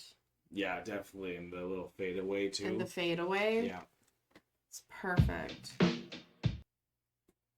Nice. And I love like how this really is telling a story too. Because like you heard about the like the thought of Florida. Yes. Now you're like, this is why we're going to Florida now on purpose, Yes. and like this is gonna happen, and like this get fucked up, like this is what it's about. I've got some regrets I need to bury. Yeah. I've got some things I need to let go of. Right. And we're going into Florida. We're gonna get There's fucked a reason up. we're coming here. And what happens in Florida stays in Florida. Yeah, because it's such an interesting one to go into guilty as sin after having all these lyrics been explained too. We've actually heard this one a couple times too. One of my favorite ones from this album as well, just because of the Florence and having them dynamically together. Absolutely. And just being able to really like see them performing it together, that really helps with that too. And in case there was anything we missed, I wanted to see if there was anything that maybe that brought them together or anything else. So this was inspired by the true crime series Dateline. Okay. Taylor Swift chose Florida as the backdrop for her song, as bandits make a new life under a new identity to escape the authorities.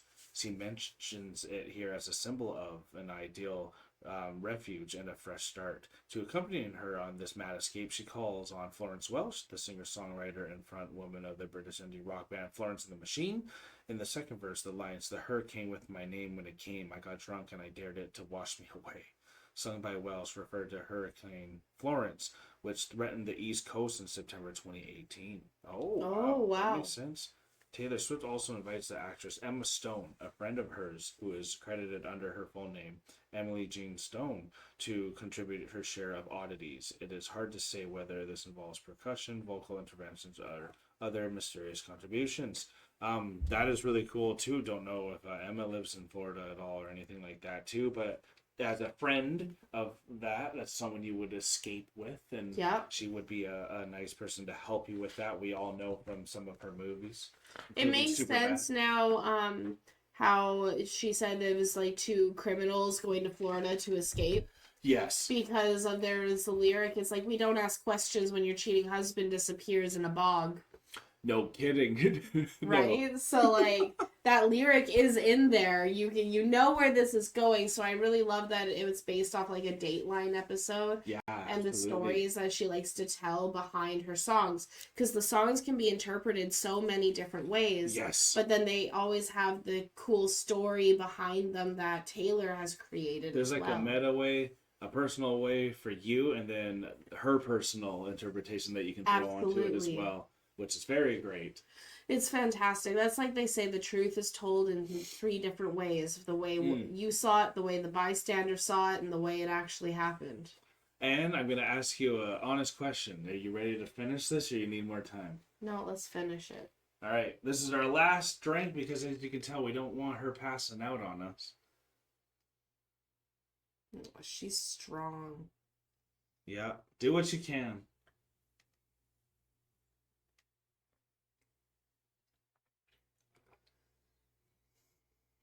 The first one was really good. Oh!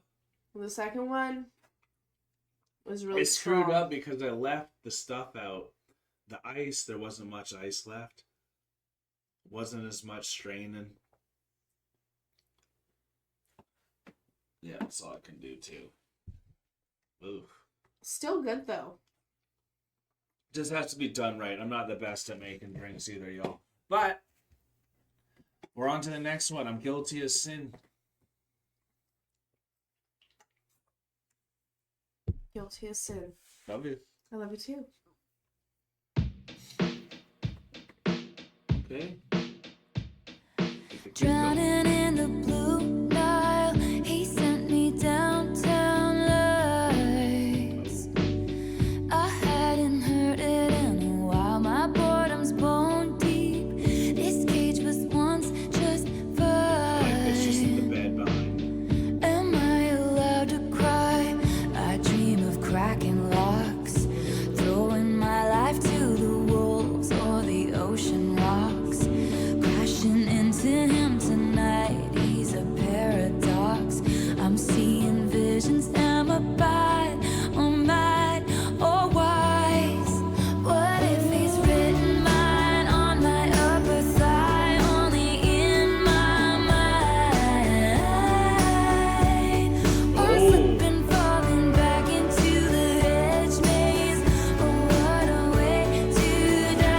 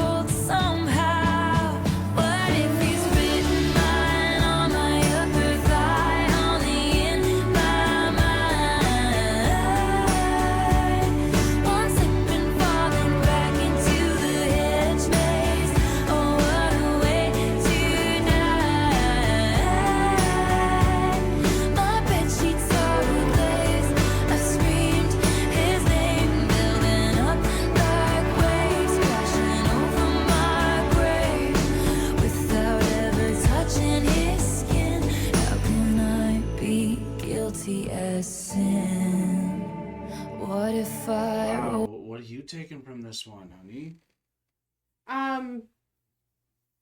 This one is like really interesting just because like I like the line how it says without ever touching his skin, how can I be guilty of sin? Because it's like everything is a want and a longing, but hasn't actually happened yet. Totally, right? Right? It's like you've imagined it all of it. I've even been told that there are no bad thoughts because only your actions talk. So how can I be guilty of sin if all I've ever done was thought? Yeah, absolutely. Right? So like it's a really interesting perspective to really think on because like for me growing up I was even taught that even my thoughts mattered and like what I thought was wrong. That's what we were taught, yeah. Right? So like if you look at someone with lust, you've committed adultery type of thing. Yeah, like literally word for word was taught that growing up. Yeah. So it was a really interesting alternative to the way that I was raised where someone once told me that it's only your actions that matter because there are no bad thoughts, right? So like it's just a really cool it's a very cool, very interesting perspective. I definitely like how the song is, how it flows and how it's like musically for sure. Musically it's fantastic. Yeah. I really want to know what Taylor's story is behind this one because it is very powerful as well. Yeah. Is there anything you got from this one?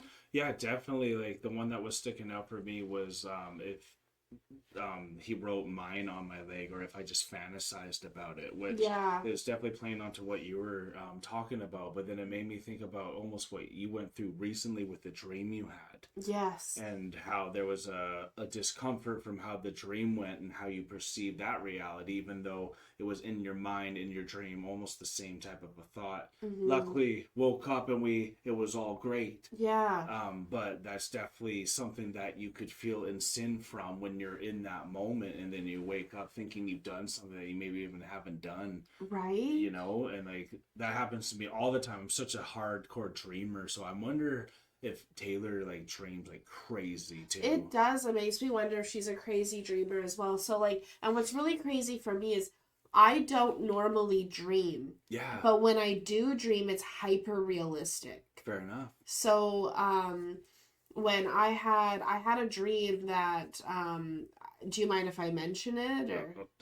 You're the one who... I'm totally fine, honey. Okay. So, like, I had a dream where Kyle and I had broken up. And, like, it was done. And, like, his friend... I even remember the name of the friends who had contacted me and everything. And had full conversations. And, like, it was hyper-realistic.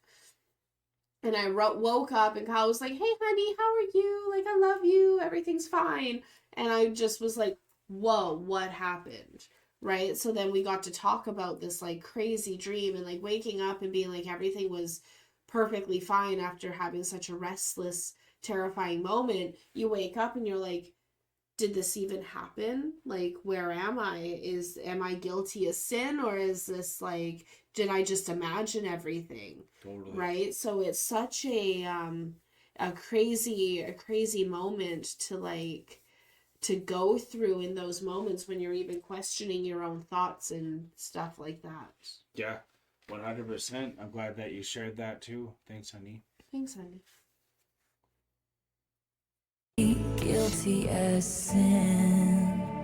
What if I roll the stone away? They're gonna crucify me anyway. What if the way you hold me is actually what's holy? If long-suffering propriety is what they want from me, they don't know how you've haunted me so stunningly. I choose you and me religiously.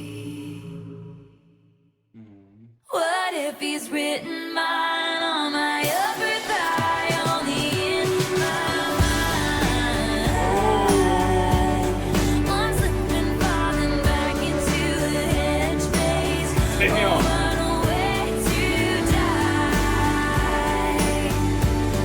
I keep recalling things we never did. Messy top lip kiss, how long for our tryst without a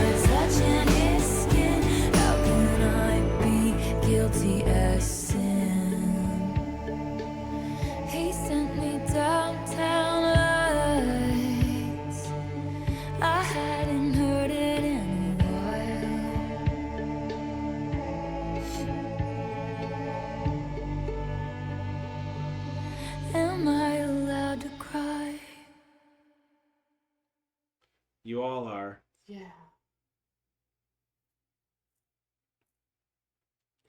Am I even allowed to cry if it's all in my mind? Yeah, if you're feeling guilty, like, can you cry when you feel guilty? I think so. Yeah. Well, that was just a question I was Yeah. feeling too. Because, like, it's, like, I recently read something somewhere that says, like, when you read a book or watch a movie, your brain actually can't tell the difference between a memory of something that really took place or a memory of something that you watched or read, because you feel it, the emotions and everything are still there. Yeah. Right? So, like, taking in art really makes it feel personal. taking in art makes it feel very personal. Mm-hmm. So if you're just imagining it or having a dream of it, we've all heard the trope or the story of, the girlfriend who had a dream where her boyfriend cheated on her and then she got mad at him in real life type of mentality because it felt so real in that moment. Yeah, honey. Right? So, like, it's really crazy to even have that question at the end of the song to be like, if I just imagined the upper lip kiss, if I imagined the messy top, if I imagined all of these little tiny moments, if we've never even touched and I just imagined it, am I still allowed to cry? Of course. Knowing that it's never gonna be when he sent me the song, right? So it's like, what a powerful song to be in, like, the what never was. Do you feel like after that dream that changed how you're feeling now? No, I don't think it changed how I'm feeling, but it definitely was like a scary moment, right? Yeah. So, like, it was definitely like oh my god, like, it made me take a step back, I think, in a way, and in that morning and stuff, and it was like, whoa, like, where am I? Like, I had to catch my breath, if that makes sense. Well, of course, yeah. Right? So, like, it was definitely, it affected me, but I don't think it, like, changed me, if that's... No worries. I'm not trying to put you on the spot either, honey. But yeah, so that was Guilty as Sin, and let's see if there's anything else that we're missing here. In Guilty as Sin, the bored narrator, who feels trapped in her relationship, fantasizes about someone other than her partner. What follows is a reflection on guilt and desire. To illustrate her melancholy, Taylor Swift mentions the Blue Nile, a Scottish sophisti-pop and synth-pop band active from 1981 to 2004. In the first line and in the second line, their song The Downtown Lights, the lead single from their 1989 album, Hats. Interesting. Very cool. That's the year she was born, too. Well, isn't that how she works, eh? And we are now Who's Afraid of Little Old Me? One of my faves. And because we're here, I got the hat, so we're doing it for this song only. Honey, you gonna be able to make it? I'll be able to make it. Okay. I like the hat.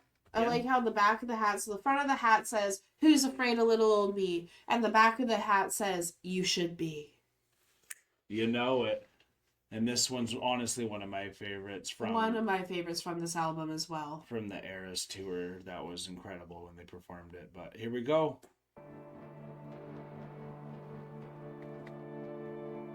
The who's who of who's that is poised for the attack, but my bare hands paved their paths. You don't get to tell me about sad. We're in EnterTheCronic. If you wanted me dead, you should have just said. Nothing makes me feel more alive. So I leap from the gallows and I levitate down your street. Crash the party like a record scratch as I scream. I wonder, and I know that I'm glad I paused it right before she screams, but I wonder if I leap from the gallows and I levitate down your street is ever a reference to people saying that she's the reincarnation of the witch, what's her name? Antoine LaVey's wife. Right. Right. And I wonder if she ever like is making reference to those like insinuations that she's a witch and stuff. I know I grew up with that, being on like a very overly Christian side of things. People always mention, they're like, Taylor Swift's a witch. It could be playing into Who's Afraid of Just Taylor there. Who's Afraid of Just Taylor. Yeah. Right. So it makes me just listening to this song, we've heard the song before, but listening to it again, I'm like, I wonder. Totally. Because she always makes comebacks to her haters so beautifully in her lyrics that I'm just like, oh my God, I wonder. It makes me even think of when Hagrid comes in and starts talking to Harry. And it's like, you're the boy who lives. And it's like, but I'm just Harry. But I'm just It's just Harry. me. It's just me. Why y'all think I'm special, you know? Exactly. Why are you always coming at me? Why am I the special one? Street, crash the party like a record scratch as I scream. Who's afraid of little old me? You should be.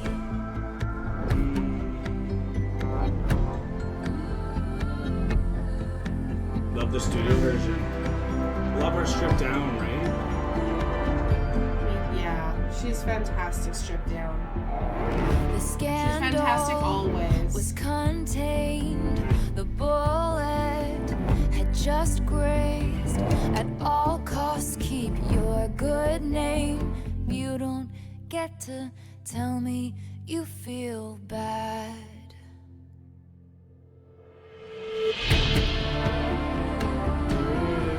Is it a wonder I broke? Let's hear one more joke. Then we could all just laugh until I cry. So I leap from the gallows and I levitate down your street.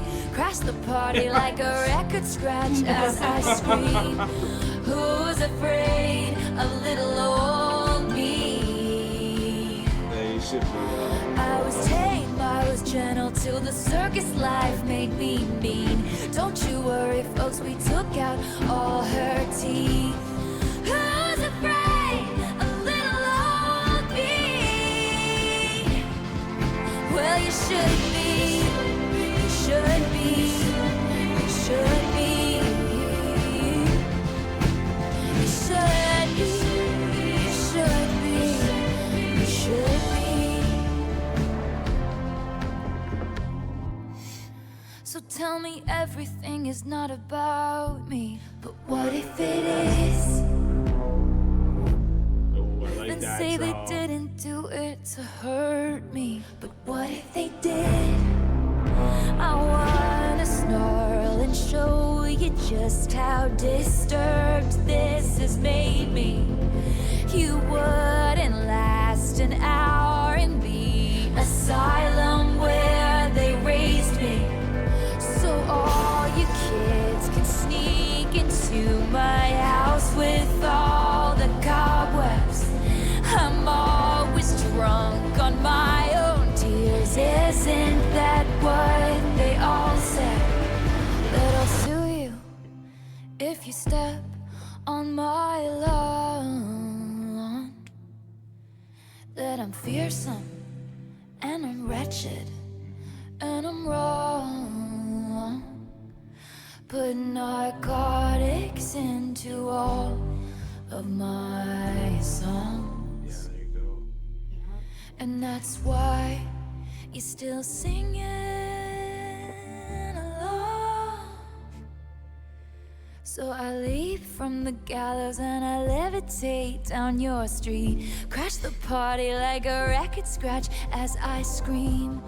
Who's afraid of little old me? Oh, Taylor. I was tame, I was gentle till the circus life made me mean. Don't you worry, folks, we took out all her teeth.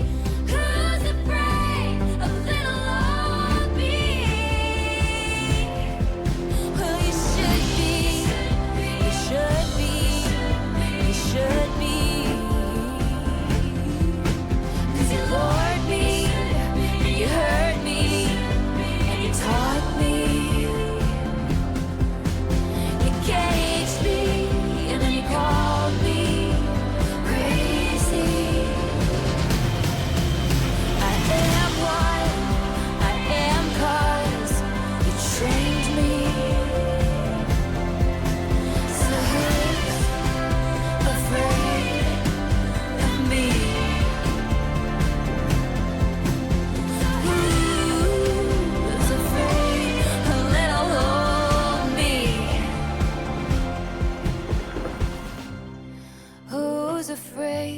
of little old me. How many times am I going to say that's my favorite one? It's probably my favorite one from this album. From my recollection, again, what it evokes inside of me. It makes it feel like it's everything about you. Maybe it is, like she says. Maybe it is. You know, everyone Maybe they has that did feeling. try to hurt you. That's just the thing, and I think we all have been there where we're put in that cage in so many different scenarios. I thought about the time when I was there's two moments that came up for me. I've never been in a fight, y'all, ever, but there was one time I was pretty dang close, and it was because I called out someone for cheating on my friend. And this person started throwing rocks at me at school before our fights and started pestering me that way. Eventually, I'm like, okay, like, let's go. He was so scared he couldn't even fight.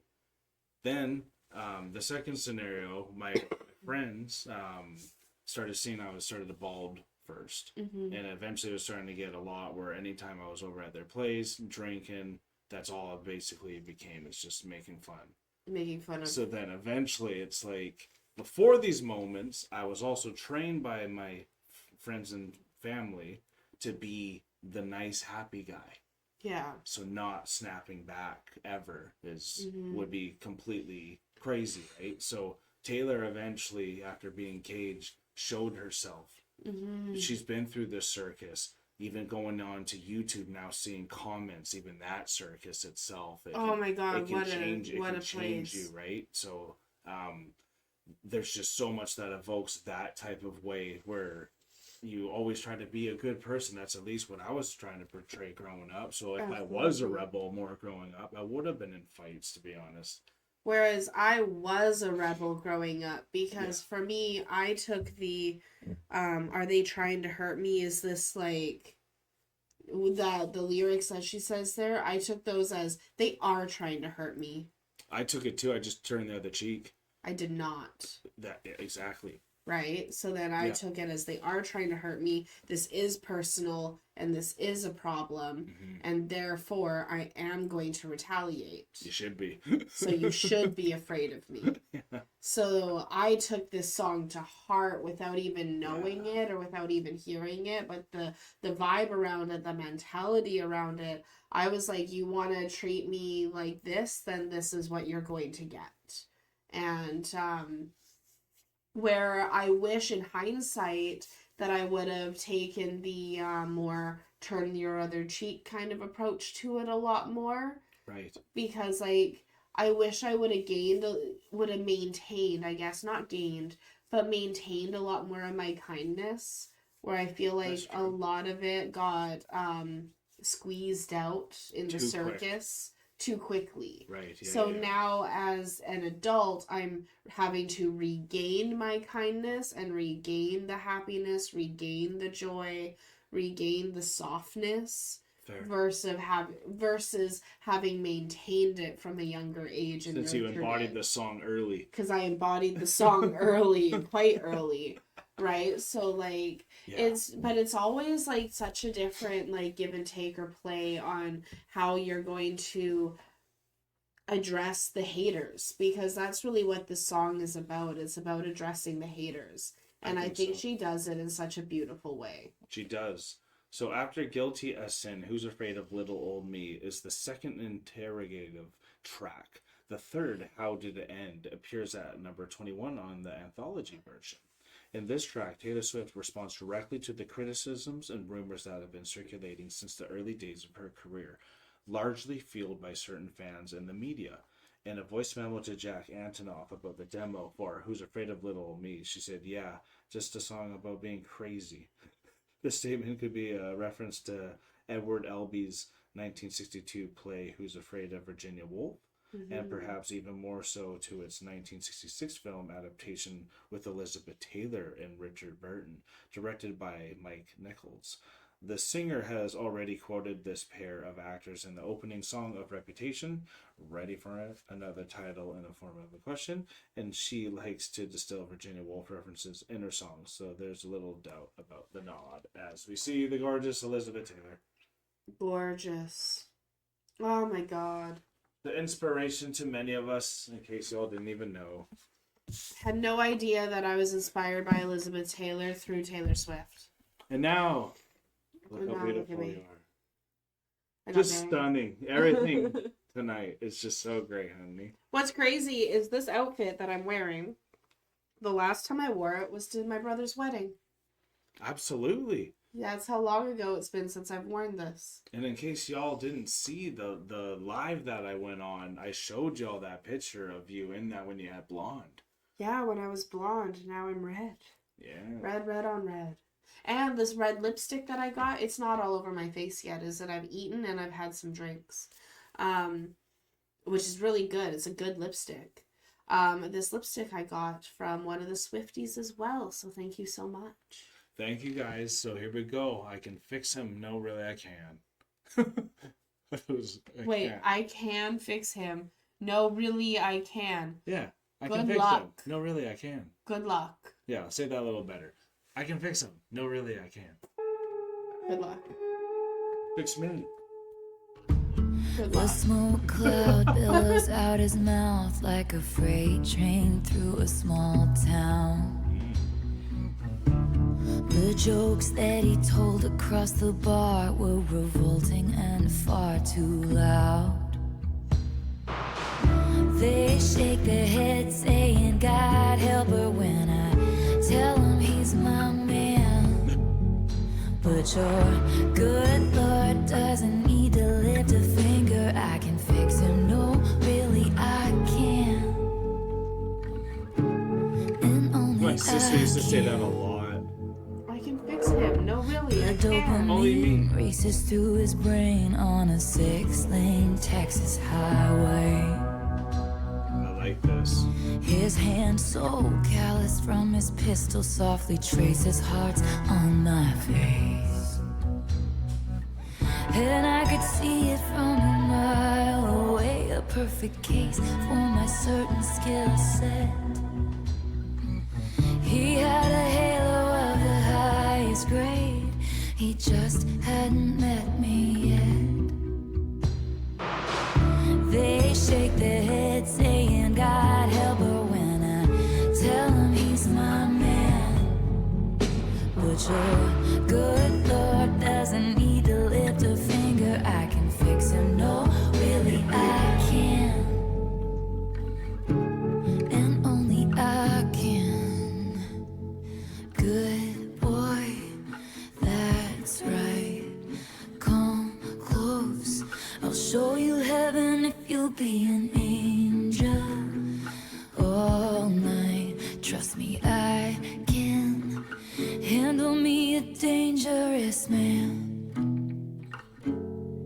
No, really, I can.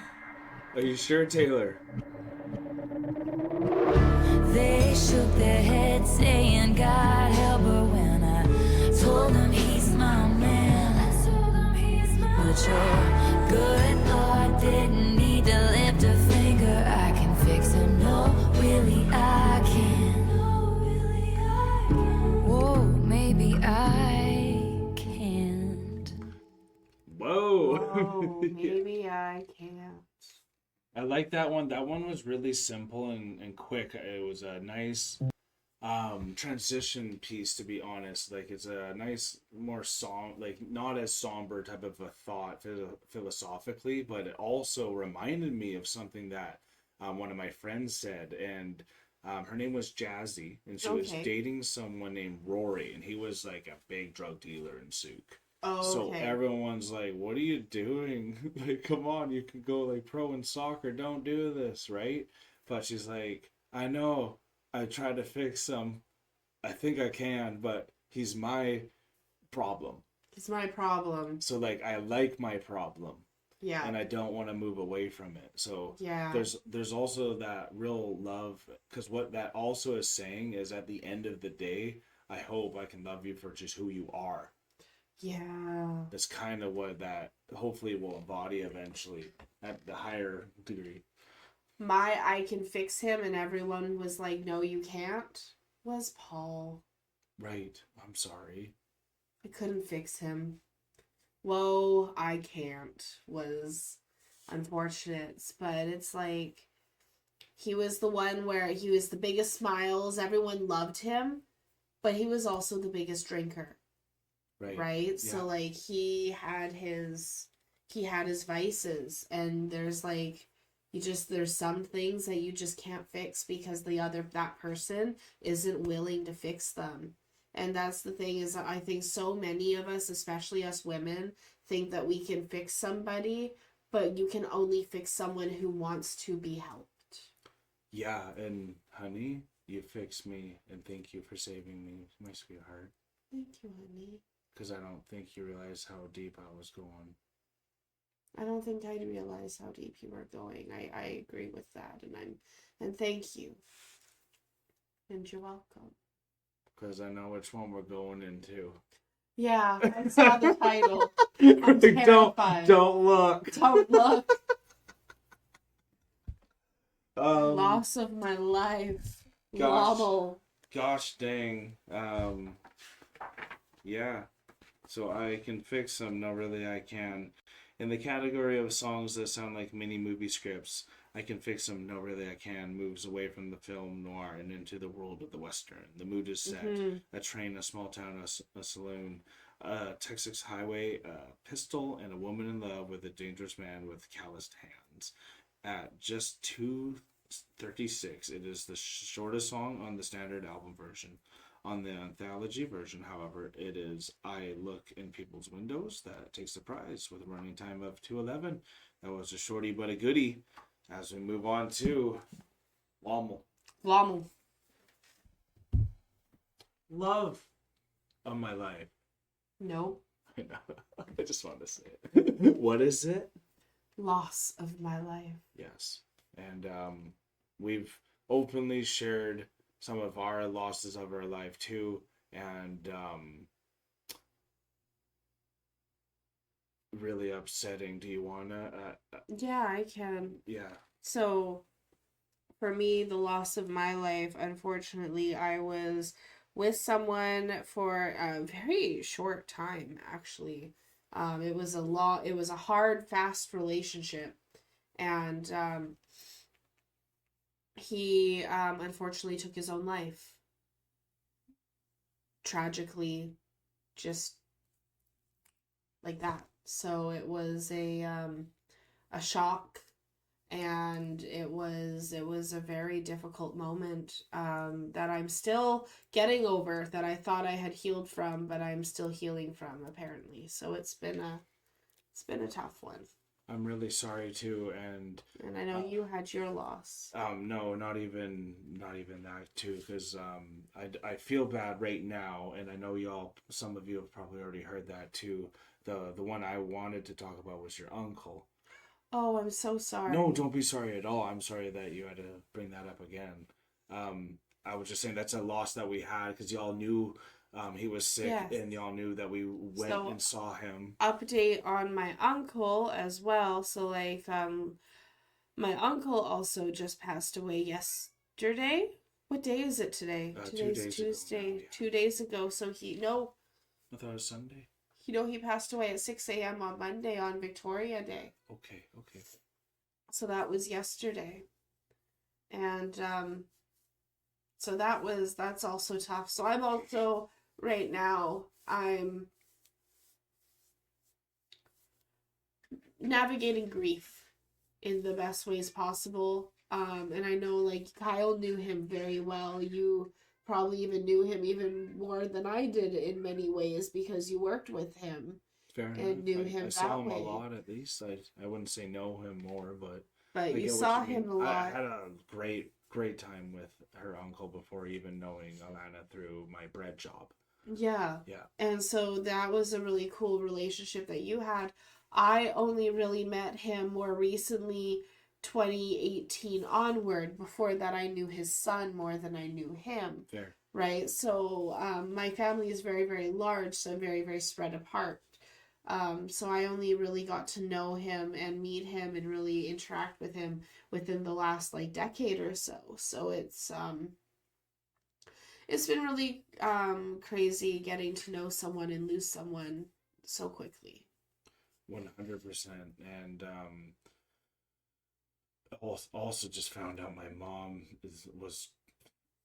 is seeing if she's gonna have cancer too. She got a spinal tap, and her blood is going off with her white blood cells too. So it just makes you keep reflecting, and that's kind of what we're also relating and just sharing a bit too, because it's been a bit too. Y'all said it, you've been itching, and where Kyle and Atlanta are too. So like we've just been going through a lot of stuff and that being there for family and all that. So just giving you a little background too before jumping into something that's emotional. And yeah, Peppy wants in again, so we gotta let Peppy in. I think this last time we're letting him do the in and outie. This helps give us a little breather before jumping into it. Thank you all for being here so far. Thank you. Both the kitties are in, and that always feels good as parents to the fur babies, because sometimes they don't come in, and that's terrifying. It's absolutely terrifying. And I was the first cat I ever had on my own at 8 months. We let it out at 3 a.m. And I actually did got to see him, and I had to bury him, but he never was alive again after. I never got to see him alive again after leaving. So I'm sorry, honey. Yeah, so it's always nice when the kitties come in after a long night. These are my first cats, so I've never experienced that yet. And so that's... and when we went to Calgary, we thought we lost Peppy, and...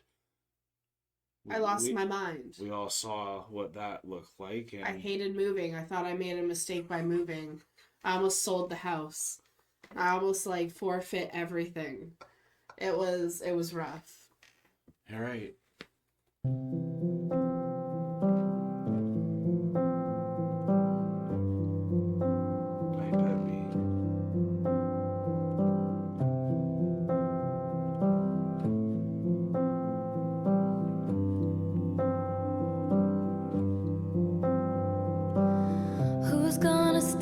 From waltzing back into rekindled flames.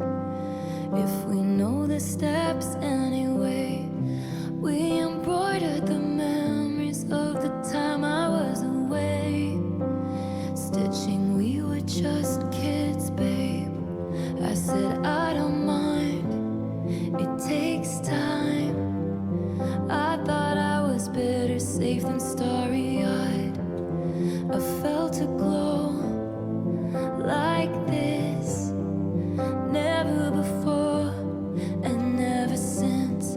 If you know it in one glimpse, it's legendary. You and I go from one kiss to getting married, still alive, killing time at the cemetery, never quite buried in your suit and tie, in the nick of time. You low down boy, you stand up guy, you Holy Ghost. You told me I'm the love of your life. You said I'm the love of your life. About 1,000,000 times.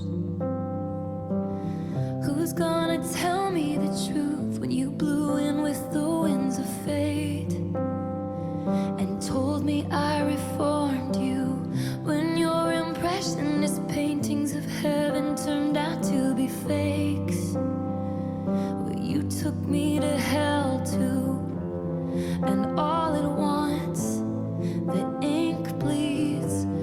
A con man sells a fool a get love quick scheme. But I felt a hole like this, never before and ever since. If you know it in one glimpse, it's legendary. What we thought was for all time was momentary, still alive, killing time at the cemetery, never quite buried. You cinephile in black and white, all those plot twists and dynamite. Mr. Steal your girl, then make her cry. You said I'm the love of your life.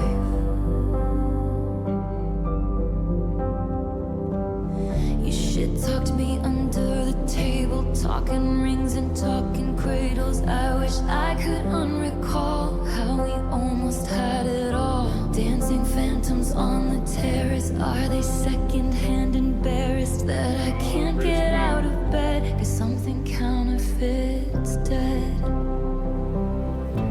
It was legendary. Love this piano. It was momentary. It was unnecessary. Should've let it stay buried. Oh, what a valiant roar. What a bland goodbye. The coward claimed he was a lion. I'm combing through the braids of lies. I'll never leave, never mind. A field of dreams engulfed in fire. Your arsons match your somber eyes, and I'll still see it until I die. You're the loss of my life. Jeez.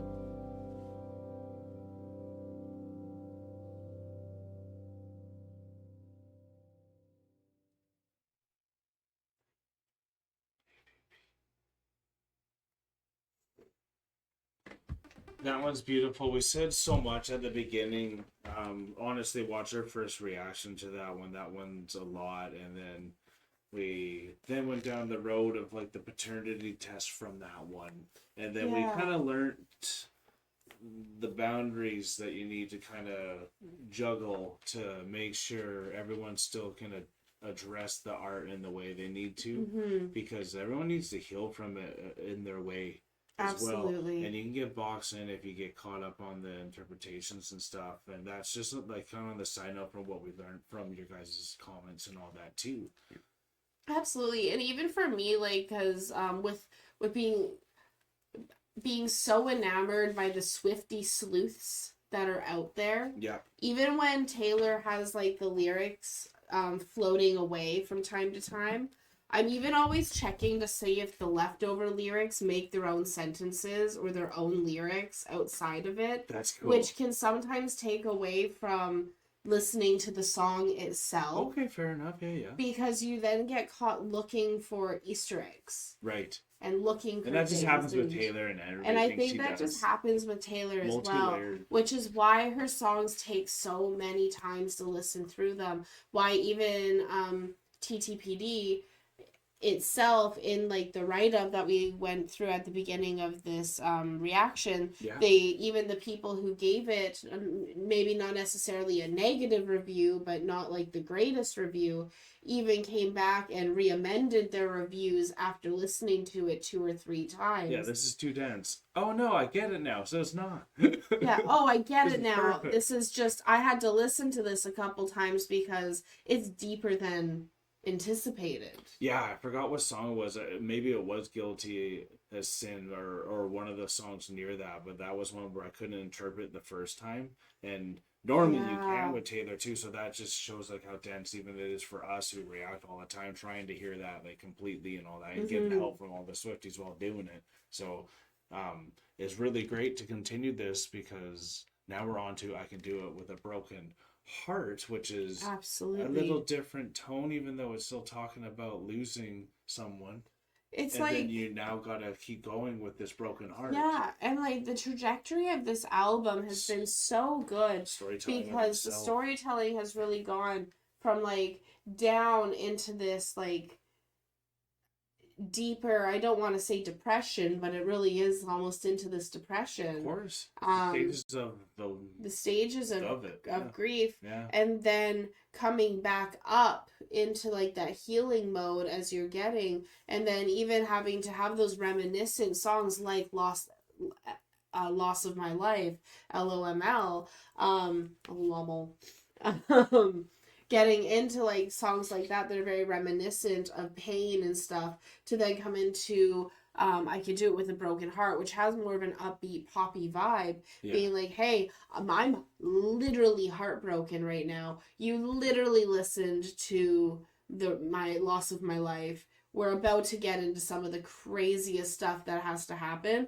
but I have to be able to do it in my Louboutins and smile while doing it. This is the Eras Tour, y'all. It's the Eras Tour. It right? epitomizes So... it too, and that's what we all need to remember too, and even ourselves, is that this was made during the Eras Tour, so she has that flair and that active vibe between all of this too. That's why I really find it interesting how reserved this album is with how bombastic that show is.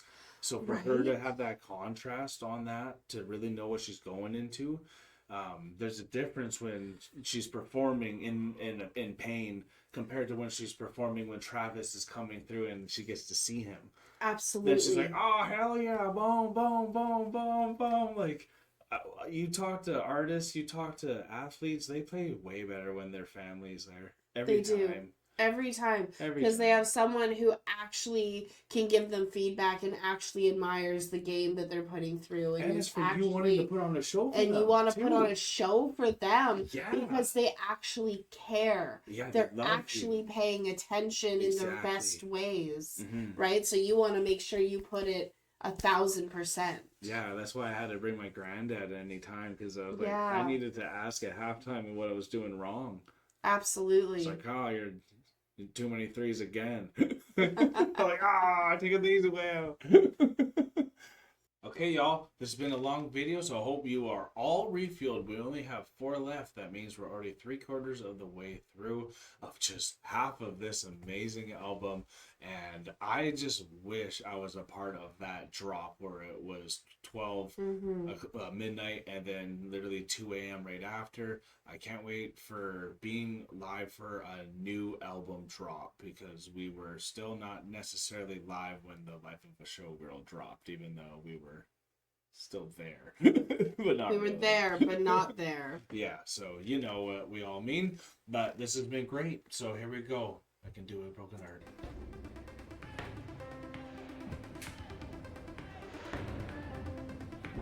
I bet they'll have the Travis one on this, maybe. Your mind.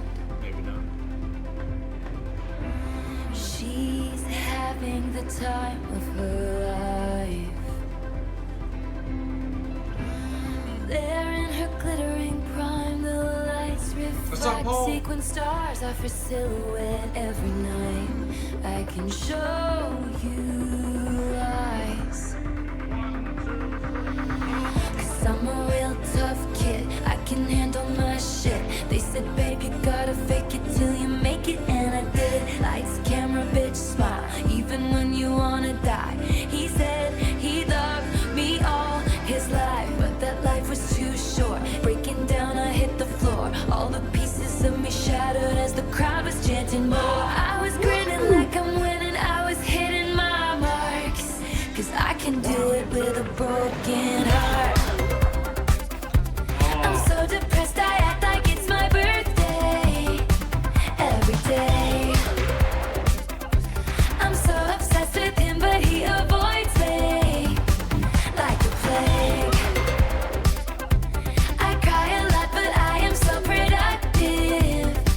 It's an art. You know you're good when you can't even do it with a broken heart. It's almost a requirement. If you want to be the GOAT. I've been doing it since he left.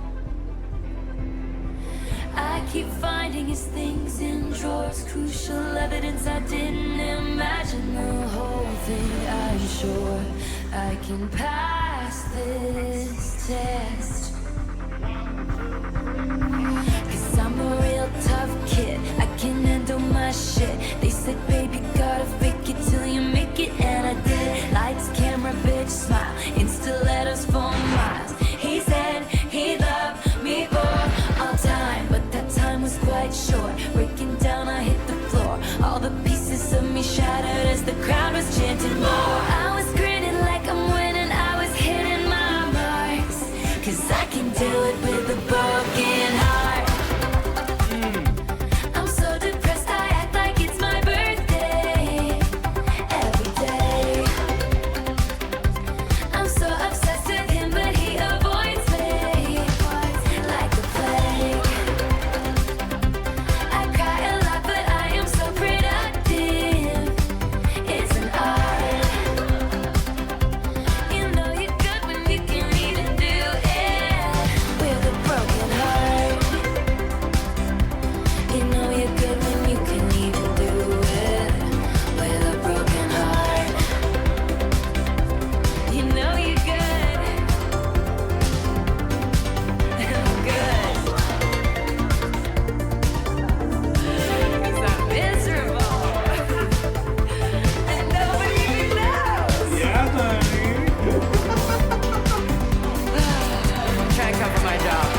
try to come for my job.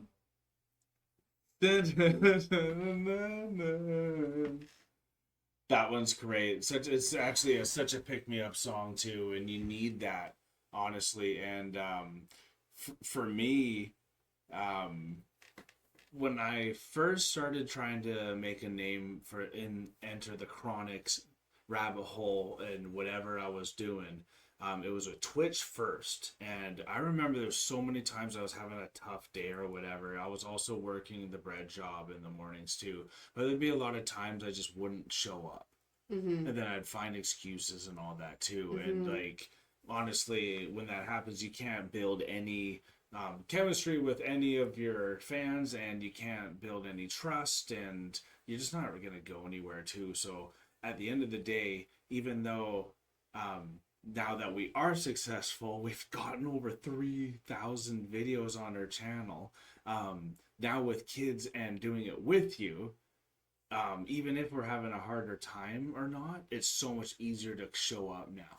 It is. Because of our established Because love. what we've established, our love for it, we've established what this is and what we enjoy about it. And like, we've really made it a part of our life in such a unique way. Yeah. That I remember, like, there are still, like, my gaming community trying to, you know, show up for that. Right? The amount of times, like, I've said, like, yeah, I'm going to be there to raid. We're going to get this done. I'm going to be there this season. And then I haven't shown up. Then I get have, dropped. right? And you get dropped. Yeah. Right? So then it's,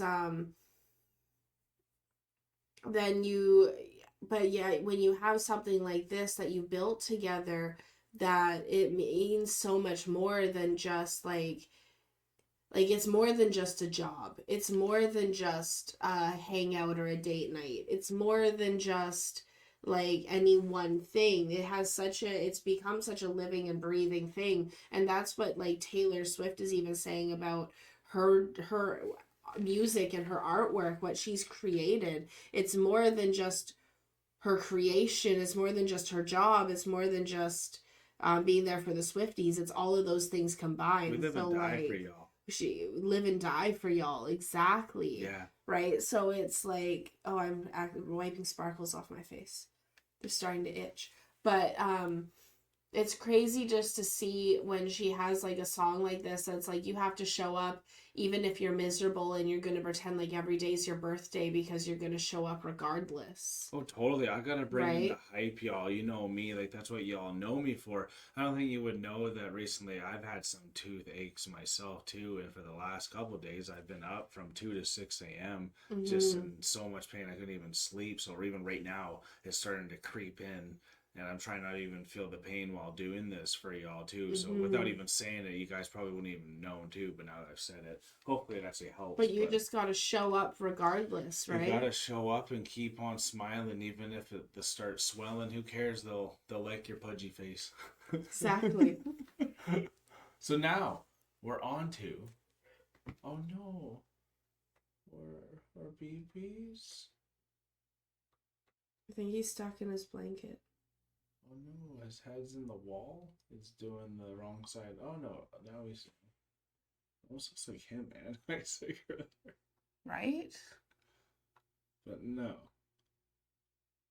Is that Jack Skellington? Aww. Aww. He brought his big stuffy in the bed with him. That's adorable. I'm like, who else is in the room with him? Terrifying. Hopefully it's not like a Scary. little demon thing. Here we go. No, we're good. Okay, so we're on to the smallest man.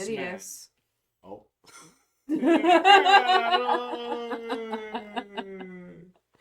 I've never seen that movie. Don't tell me what I'm happened. sure that's why I didn't like that. I just anyways, the smallest man who ever lived is how I'm feeling right now. Here we go.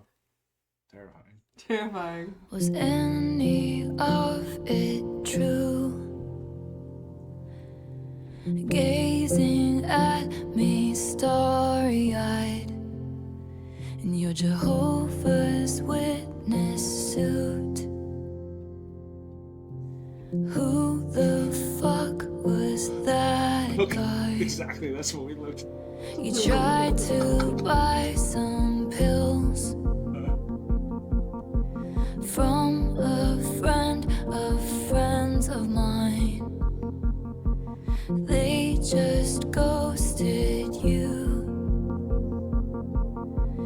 you know what it feels like.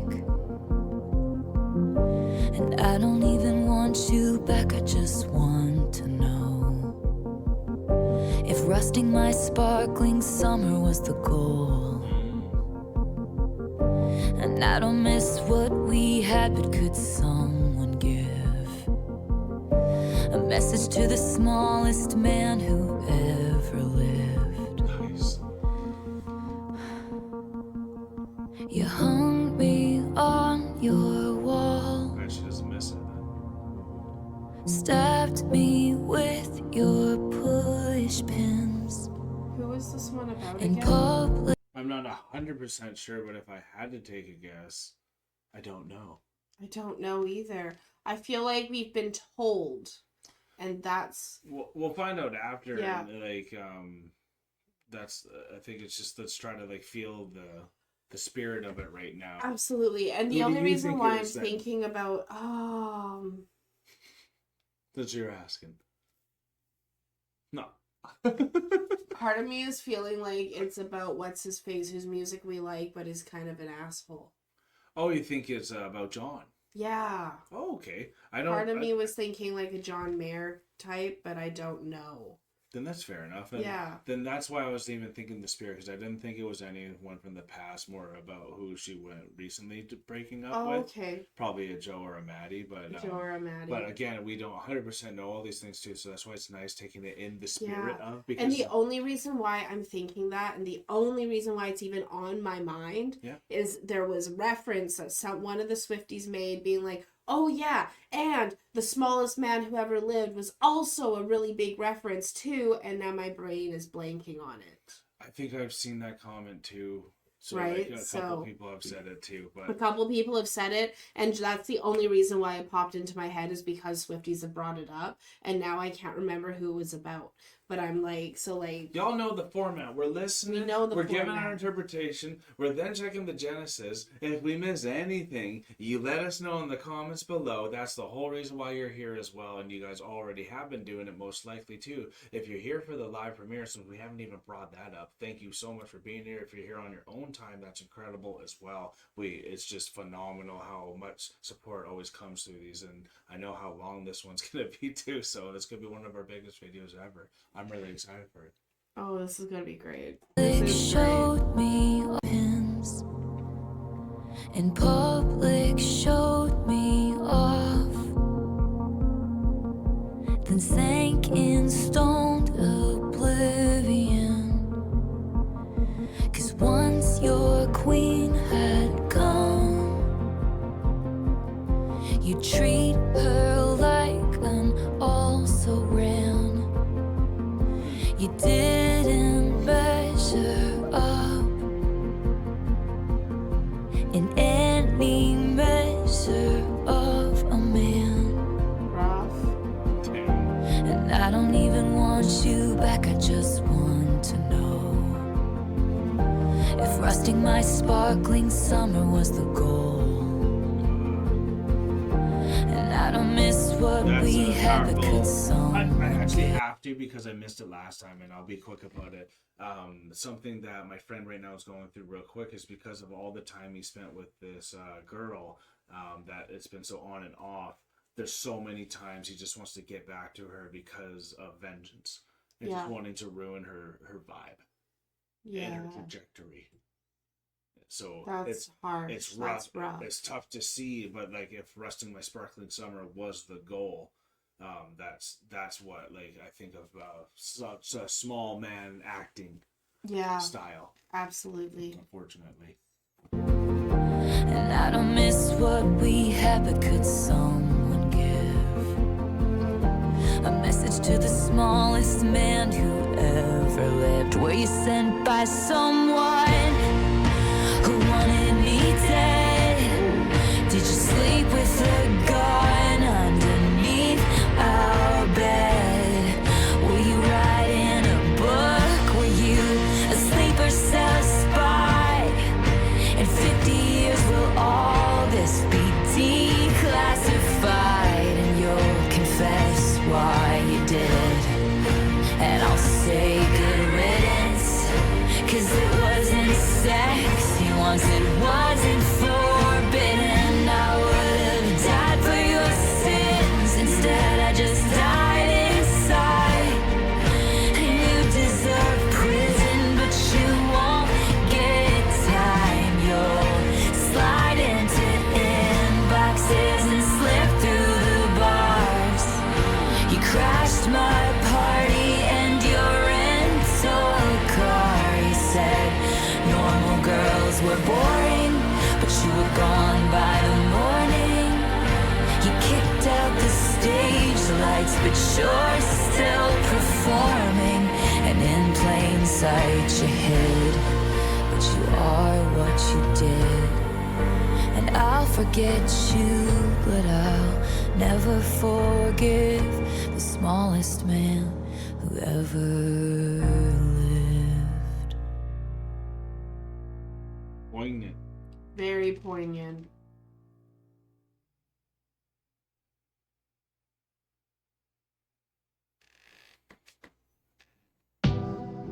Wow, this is going by absolutely quick now. I'm thinking of it. There's only 2 left. What did you think about that one? I really liked that one. I thought it was very poignant. It was very like expressive of the pain that you're going through when someone only wants to show you off as arm candy. Oh yeah, that's a good way to put that. Right? Yeah, Because yeah. that's That's like kind of the way it you is. hung me on the wall, you Yeah. showed me out in public, but as soon as we course, were please. home alone, Yeah. you just sank into the stone and disappeared into nothing, and Yeah. you weren't even the measure of any kind of a man. No kidding. Like, I've honestly never had a one night stand at all, so I don't even know what that feeling is to like lead someone up to just bounce and even have that walk of shame or whatever in the morning or something like that too. So like that's just because I never wanted to be a small man. Like it was very Yeah. on point, like trying to not do that. That's fair. Even That though makes it's easy to sense. do it, like there's many chances to do it, Yeah, right? absolutely. I like for me, I never called it the walk of shame, Right. right? And I never left early in the morning. I never tried to like be like, oh, it didn't happen or anything like that. So like if I did have some one night stands, Of course. but they were never shameful, if that makes any sense. Of course, I'm sure it was very consensual what was going Yeah. on a lot of the time. So, You hope so, right? You'd hope so. Yeah. Right? But like for me it was very much like just this was what we had fun with. Have a nice day. Okay, goodbye. Nice meeting you. And those men might not have been the biggest men. They may not know they weren't the biggest men. No, they weren't. So is it proving my point then? Yeah, that kind of proves the point. They weren't the type of men you definitely wanted to bring home to mama, that's for sure. Right, right. Right? So like Well, then there you go. And because I know Taylor's been with some men that you want to bring home to mom and dad. yeah. Some of them you don't. And even if it's not John, maybe it's a Maddie or something like that. That's in the spirit of that person. And and this could also be in like the spirit of like when she did what was that not Fortnite, that other album that she did, Evermore, where she really focused on stories and Yeah, putting of herself course. into characters, or the song that we just listened to that was actually about Ariel from The Little Mermaid. Right, I forgot exactly Right? which one that was. Where this could just be a protagonist that she's speaking about. It could be. So it could be about no one. It's just that the only reason. Let's segue into this then. Sorry, you could go. Yeah, sorry. I was just gonna say I only bring it up about who it could be because somebody had mentioned in the comments about who it was, so now I'm curious. Yeah, so now we'll find out potentially. The smallest man who ever lived is a diatribe that Taylor Swift seems to be addressing to her ex-boyfriend, the boisterous Maddie Healy. Maddie Healy. Yeah. In the bridge, she amuses herself by using a number of words and expressions borrowed from the lexicon of the words of espionage and the police, who wanted me dead, gun underneath our bed, and sleeper cell spy production. In the spirit of Aaron Dessner and Taylor Swift's previous production, Lommel.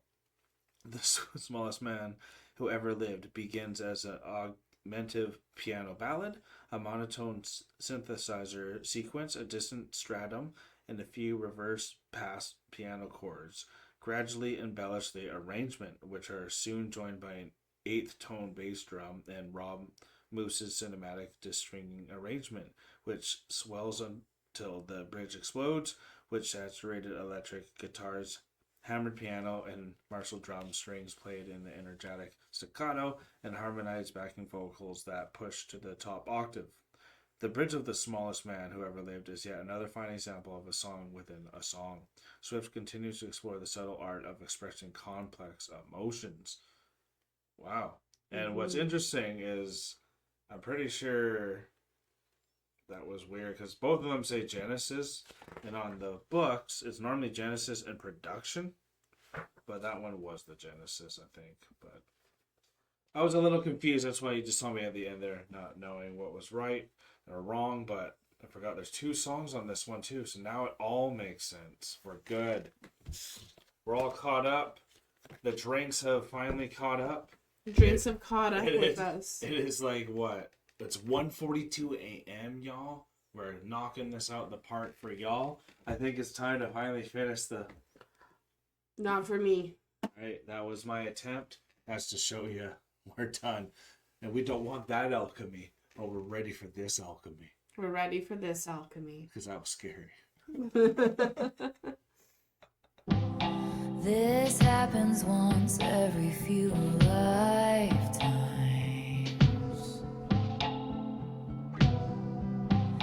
These chemicals hit me like white wine. What if I told you I'm back? The hospital was a drag. Worst sleep that I ever had. I circled you on a map. I haven't come around in so long, but I'm coming back so strong. So when I touch down, call the amateurs and cut them from the team. Ditch the clowns, get the crown, baby, I'm the one to be. Cause the sign on your heart said it's still reserved for me. Honestly, who are we to fight the alchemy? Hey you, like that? What if I Yeah. told you we're What cool? did you like about that?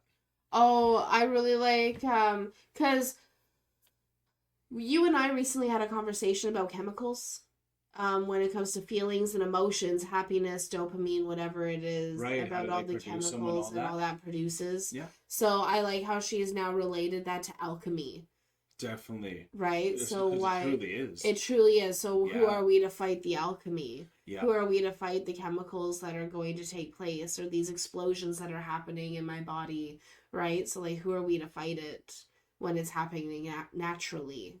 100%. Reserved for me, honestly, who are we to fight the alchemy? Hey you, what if I told you we're cool?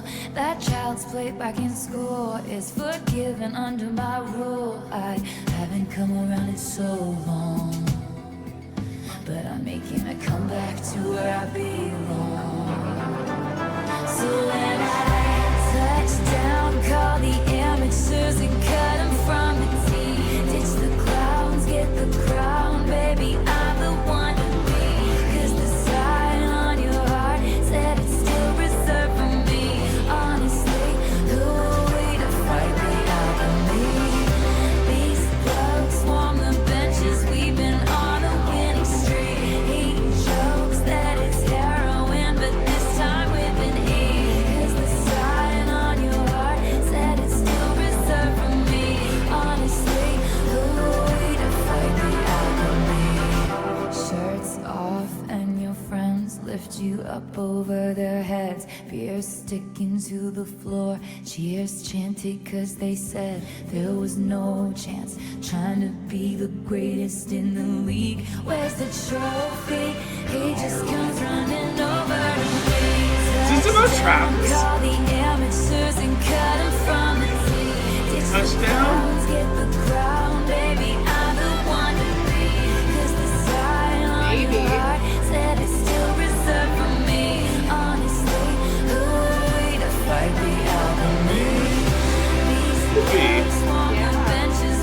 Just think about it. Jokes that it's heroin, but this time with an E. 'Cause the sign on your heart said it's still reserved for me. Honestly, ooh, the fight the alchemy. This happens once every few lifetimes.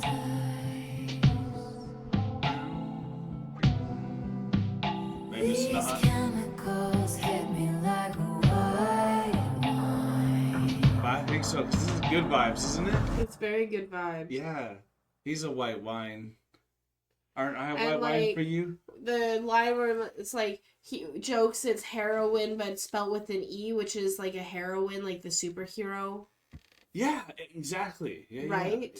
Yeah. Another So, like, good job. it's another- Right? So it's like a really good lyric that way. Touchdown. So maybe.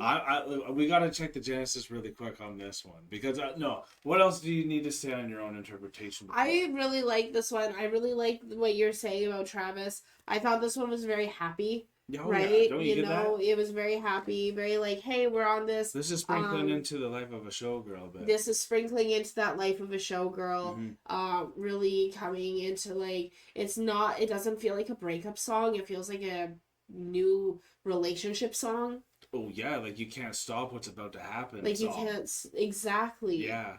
So Stars like, aligned on this one. let's look into the Genesis because I'm really excited to know what this one's about, and I really want to know if it's about Travis now that you brought it up. All right. With the host of sports metaphors, the alchemy describes the emergence of a love that takes Taylor Swift by surprise as she recovers from a painful breakup. The dates mentioned and the vocabulary used leave little doubt as to the identity of the person involved. American football player Travis Kelce. Yep. As Swift refuses to fight the chemistry, she decides to allow herself to be carried away by this mutually intoxicating and irresistible attraction. Do you remember when we saw each other? Yes, I do. I was like, you, me. You. You and me. I'm like, run! She needs my help! I'm like, I'm lost. Help me. The Alchemy is a dreamlike pop rock song underpinned by a hybrid rhythm. Oh, okay, so now I get it. So the production's in a small, non-bold size. So I've always just been reading the Genesis. We already got this. We're in. That's why the last one went into all like the interesting ways it was produced. Yeah, because they combined the Genesis and they didn't put a bolded part to it. Yeah, come on. Come on, keep People- your consistency. People like me, see, look, the next one, just so y'all see, as Clara Bow is coming in has Genesis and then production. case y'all can't, yeah, see? They try to trick me right at the end? What is this? And honey, can you believe that this is the last song? I think she can. She feels it. I feel it. Cheers to that, then. We're on Hydration. to the electrolytes and hydration. And she says she's never really done sports, so she doesn't know how to really do these. You know, you can just go like this. No thanks. That means you can share it and no one's like passing germs. I don't share. No worries. I'm just saying that's the whole reason for it. Thanks, though. That's why you're not on the sports team. It's my ball. Give it to me. And what's also cool too, what a nice transition. I really like how this part ends and then you thought this was the whole album. Oh, yep. So then you're thinking this, it's gone through. She now has found Travis, but then you're now going to Clara Bow, who looks like it was a fighter from a female fighter from the Female past. boxer, yeah. So if that is true, we'll find all that out. But that's a nice transition to then continue on the athletic and how much that started to mean to her. Yeah, the sports and everything, because even in the like documentary, she's like, I learned sports for this guy. And she can't look away when this And happens. now she's like in it. She's like, she learned it and she's like in it. I actually made a sports connection today, and you were like, yeah, like I won! Oh, speaking of who's won, if y'all are a football fan, outside of American football. I'm talking about soccer. Arsenal freaking just won the league title first time in 20 years, y'all. They won it. Yeah. Nice. They won Arsenal. today, and that is huge for me. I've been a fan for that many years since they won it. So here we go. Here we go. We're going to Clarabelle. It's been a blast, y'all. Sure has. Oh, I already like this.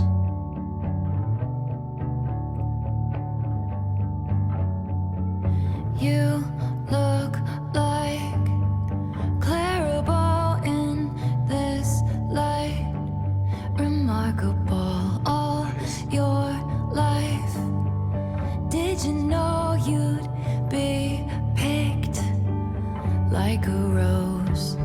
I'm not trying to exaggerate, but I think I might die if it happened. Die if it happened to me. No one in my small town thought I'd see the lights of Manhattan. This town is fake, but you're the real thing. Breath of fresh air through smoke rings. Take the glory, give everything. Promise to be dazzling.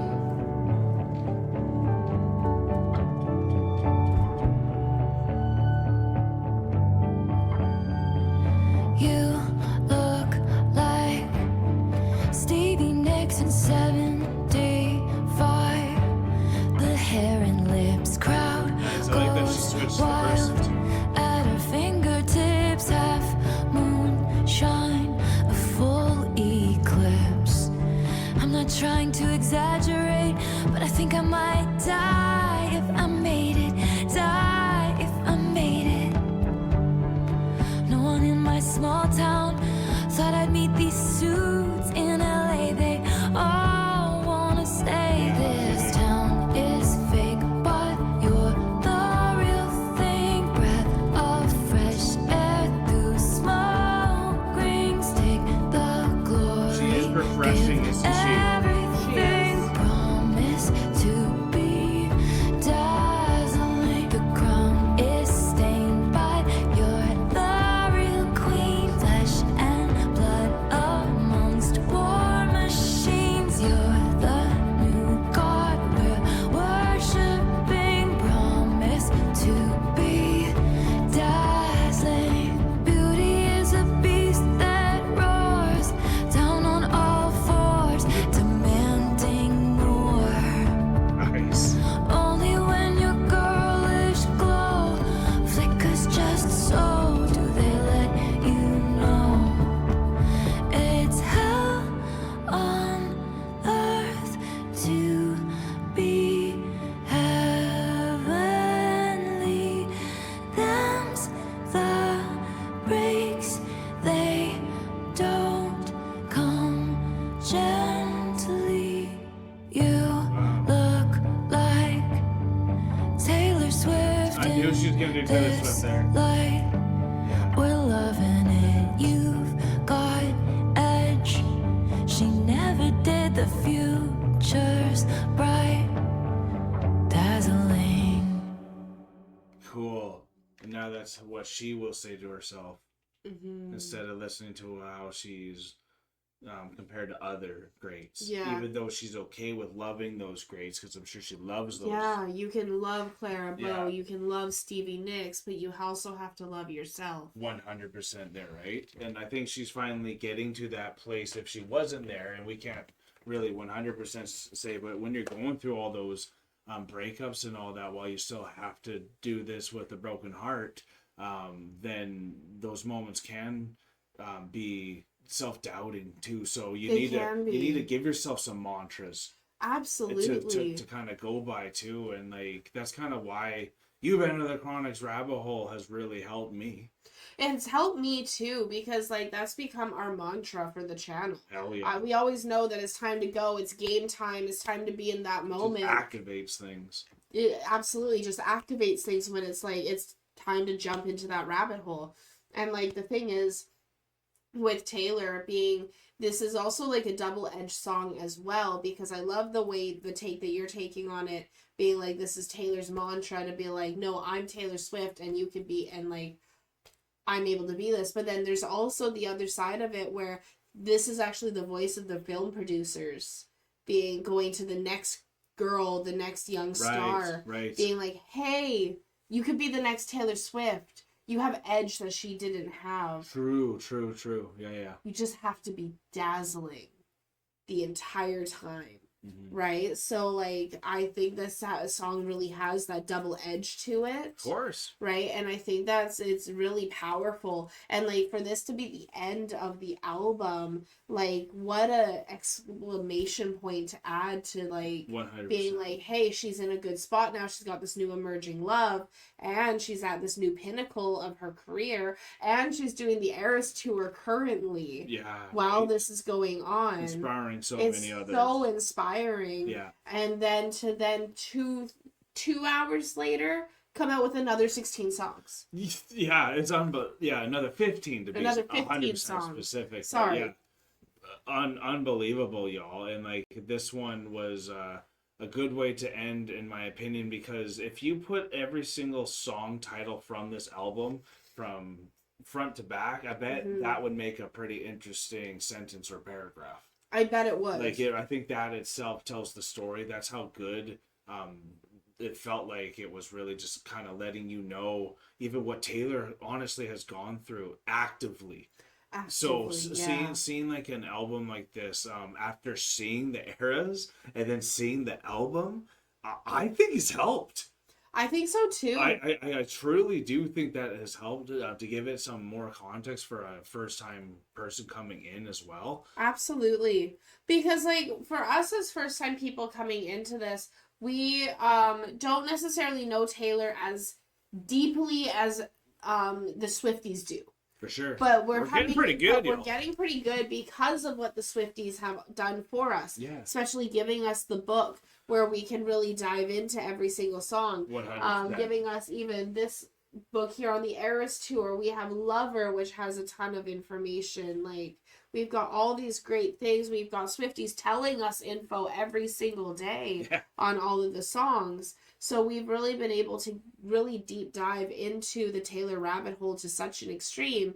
But we're still coming to Taylor from her happier side with Life of a Showgirl instead of her newer, younger side, or her Reputation side, or her Red side, or any of the especially different eras. Just at this point. Right? So it's really cool being able to see. It's like seeing a sequel first and then watching the original movie afterwards and knowing kind of how things turned out in the end. Which is nice. So it's like, it feels like it's at a comedy for her, which it is kind of now, right? Yeah. She's hit the marriage coming in pretty soon now too, but like, absolutely, you don't really get to the sunshine at the end before you go through the storm, right? And you need the storm to really appreciate the sunshine as well. Yeah. Because someone told me once, and I can't remember who told me this, but they asked me a question and they said, would you really appreciate being happy if you never knew what it was like to be sad? And I really thought on that for a long time. It really made me... It's an age-old question, for sure. Because it's an age-old question. And so I think going through TTPD and going through that storm that she's gone through and that heartbreak has opened her up to a new kind of love that has its own embrace. Yeah, don't stop the alchemy. Don't stop the alchemy, exactly. Yeah. Let it just consume you in the best way. Yeah, because so, sky's the limit if you do. Cause absolutely. The universe will bring it to you at the right time, and you just kind of know. And you just got to take advantage. So now we're going to finish this off with Clara Bow to find out what this kind of embodies as well, and then we can send off after a terrific comeback to the Swifties' reactions. Okay. The song Clara Bow denounces the music industry's tendency to fashion interchangeable female singers by flattening their egos and creating a climate of competition specifically reserved for the female star system. Clara Bow, a silent film actress, was a true icon of the Roaring '20s and a sex symbol of her era. Through this mythical figure, Taylor Swift criticized show business, pointing out that the same sexist patterns have persisted for over 100 years. Mm-hmm. To support her point, she cites another of her models closer to home, Stevie Nicks, the legendary singer of the protein band Fleetwood Mac, with whom she sometimes compared. Clairbeau is structured as a series of quotations inspired by her conversations with executives and label heads, which she transcribed here with great irony. In the outro, the parallel between Swift and the actress expresses both the absurdity of this system and the idea that the singer has in turn become a figure to which young female artists are compared. Wow. See, that's crazy too, because what females have had to go through in the show business side of everything is crazy. If you even in WWE, the first ref female, she on record said she had to do oral to like Vince. Wow. Just to even get the job and maintain wow. it. So like just to show you what type of level and every single thing, and we all know what Vince went through if he did, and like that's why you can openly say this stuff to him. It's been verified, so it's pretty disgusting if you think about what these people have been doing for over 100 of years. Even just the comparing is one thing, but even on the extreme, that's what it brought me to, because when you see a tough, good-looking girl, that's what makes men feel insecure. Absolutely. And then that's when the bullshit happens. I feel like it makes me wonder, and this is just me thinking out loud right now, but it makes me wonder if the reason why women have had to go through such extremes to break through the glass ceiling, so to speak, is because it makes men feel insecure. Of course it does. Right? Yeah. And so they feel like they have to devalue them. Devalue in that way to then devalue, whatever it is. Have that replaceable female that they can, you look like the next Stevie Nicks, you look like the next Clairbeau, you look like the next Taylor Swift, or the next, wow, I just forgot the song name and her name. Violet Eyes. Oh, Elizabeth Taylor, right? Well done. At least you got that part. So sorry, my brain just went blank there. And yet it's 2 a.m. It's 2 a.m. We But, made it, y'all. Going through, like, having that replaceable female artist is just what I'm saying. Yeah. So, like, it's crazy how even self-aware Taylor is that that the media industry, the music industry is going to do that to her next to the next young stars coming up. Of course, and I bet some of them are already going through that a bit. And some of them are already going through that a bit. I bet Sabrina even had a bit of that too. Right? Being like, am I going to be like the next Taylor Swift? Am I going to be the next big star?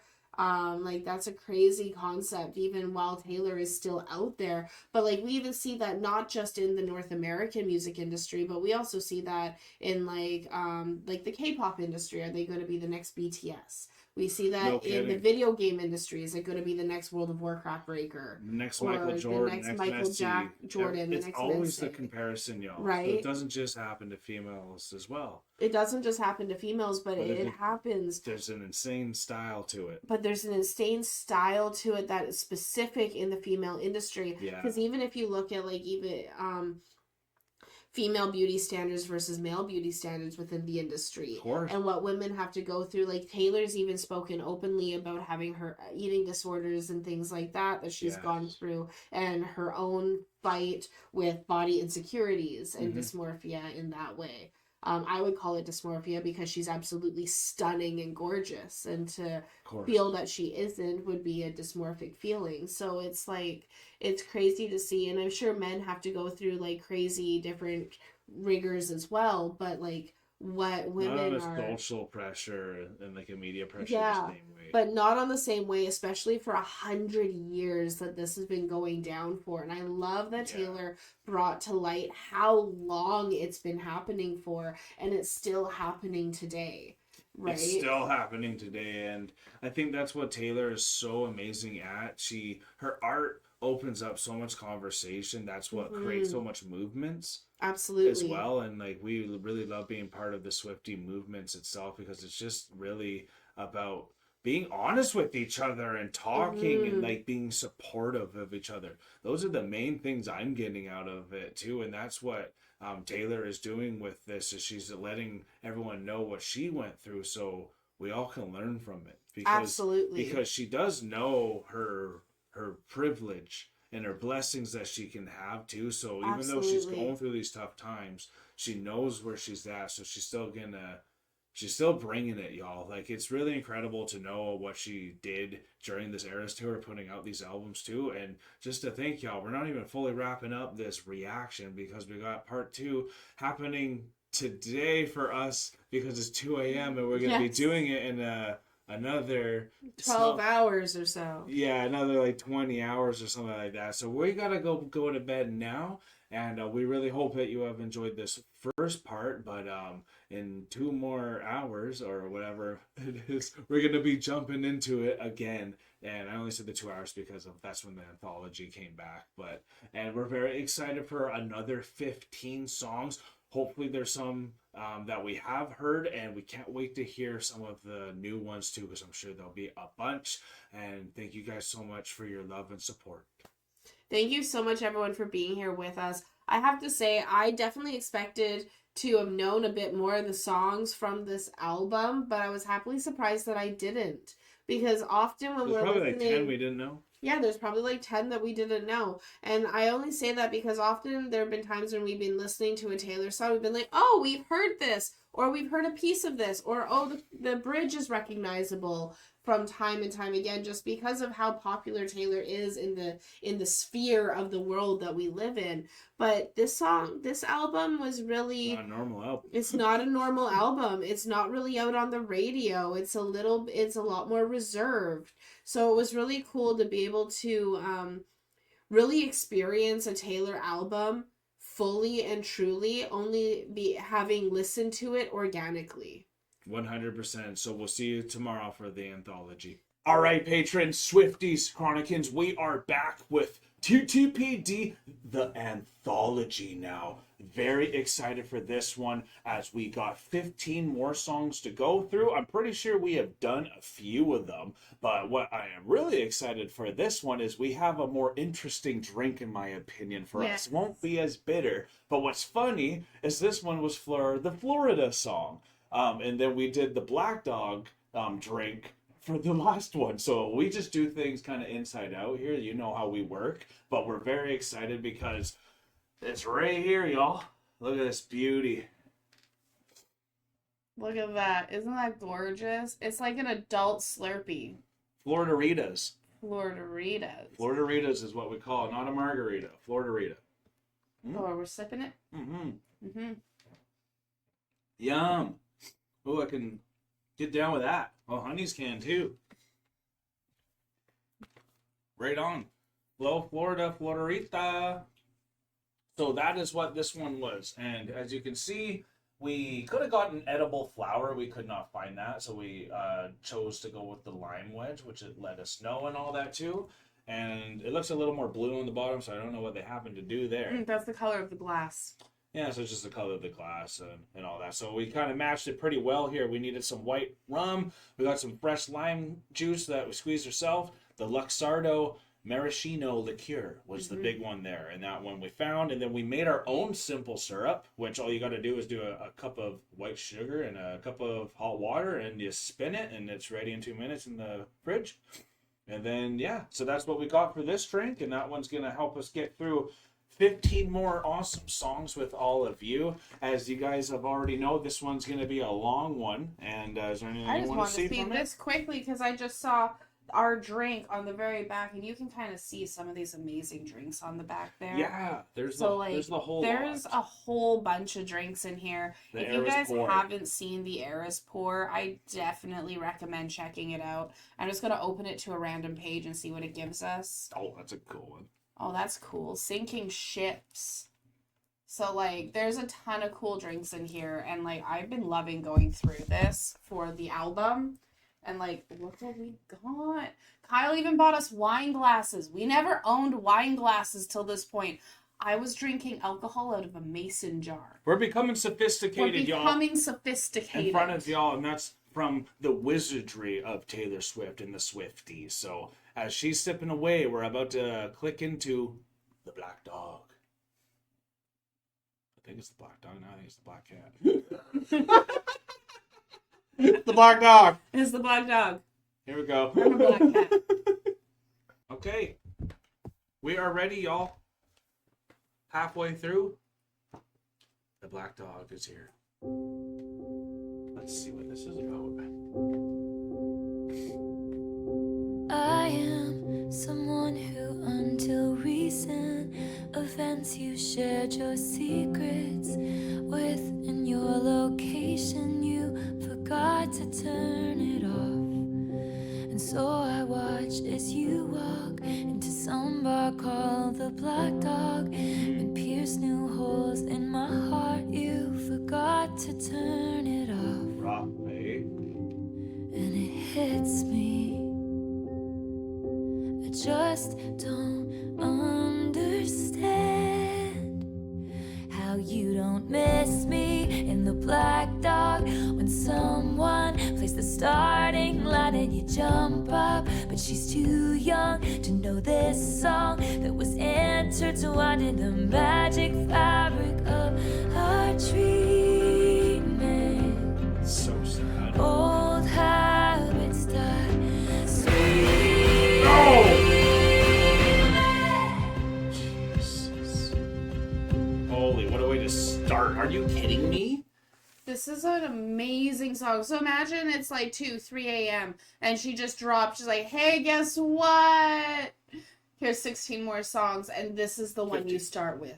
15 more songs. You start with this one. Absolutely. I'm thinking even the lyrics here, just like Yeah. what is actually going on. Could you imagine if someone started cheating on you? They've got to put off their location, and then all of a sudden they walk into a pub. You're like, oh no, like, what is my partner doing? What are they doing? Yeah. Exactly. I definitely took it as they had already broken up and he had left I guess. the location still on, and it made me think like okay, yeah, maybe even after the breakup, Even having to see after. the pain still, and then having to regardless, see seeing that the pain still of them moving on without you. And it's Right. like, how can you not think of me anymore? Very true. I get you. Right? Yeah. So like that's how I was taking it.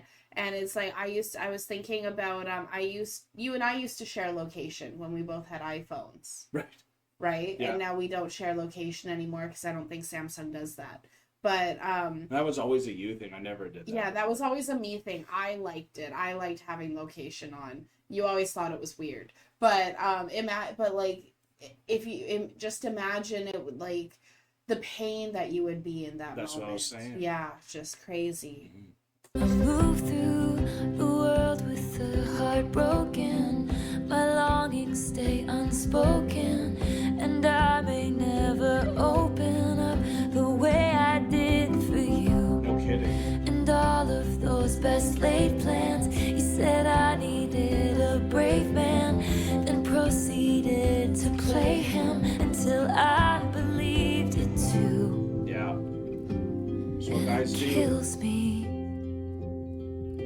I just don't understand Oh, I love her voice here. how you don't miss me in the shower and remember how my rain-soaked body was shaking. Do you hate me? Was it hazing for a cruel fraternity I pledged and I still mean it? Old habits die. Scream. 6 weeks of breathing clean air. I still She brought miss the the clean air back. smoke. Were Exactly. you making fun of me with some esoteric joke? Now I wanna sell my house and set fire to all my clothes and hire a priest to come and exorcise my demons. Even if I die screaming.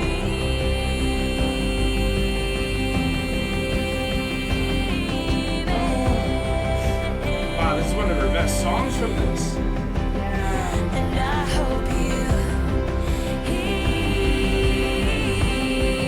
Love her vocal performance.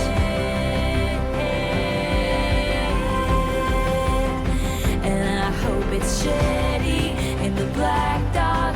When someone plays the starting line and you jump up, but she's too young to know this song that was intertwined in the tragic fabric of our dreaming. 'Cause tail between your legs, you're leaving. I still can't believe it, 'cause old habits die, scream. Oh wow, she's frail there. I And love the fragility of that final screaming. It's like this when your voice gives out that silent scream because you know no one can help. no kidding. God, and like, man, what was the line? I'm sorry. What do you think? Like, what habit do you think Taylor needs to break? I think it would be the location, having that location turned on. Right. Right. So just know, So, like, like- trying to play tags on people after they're gone.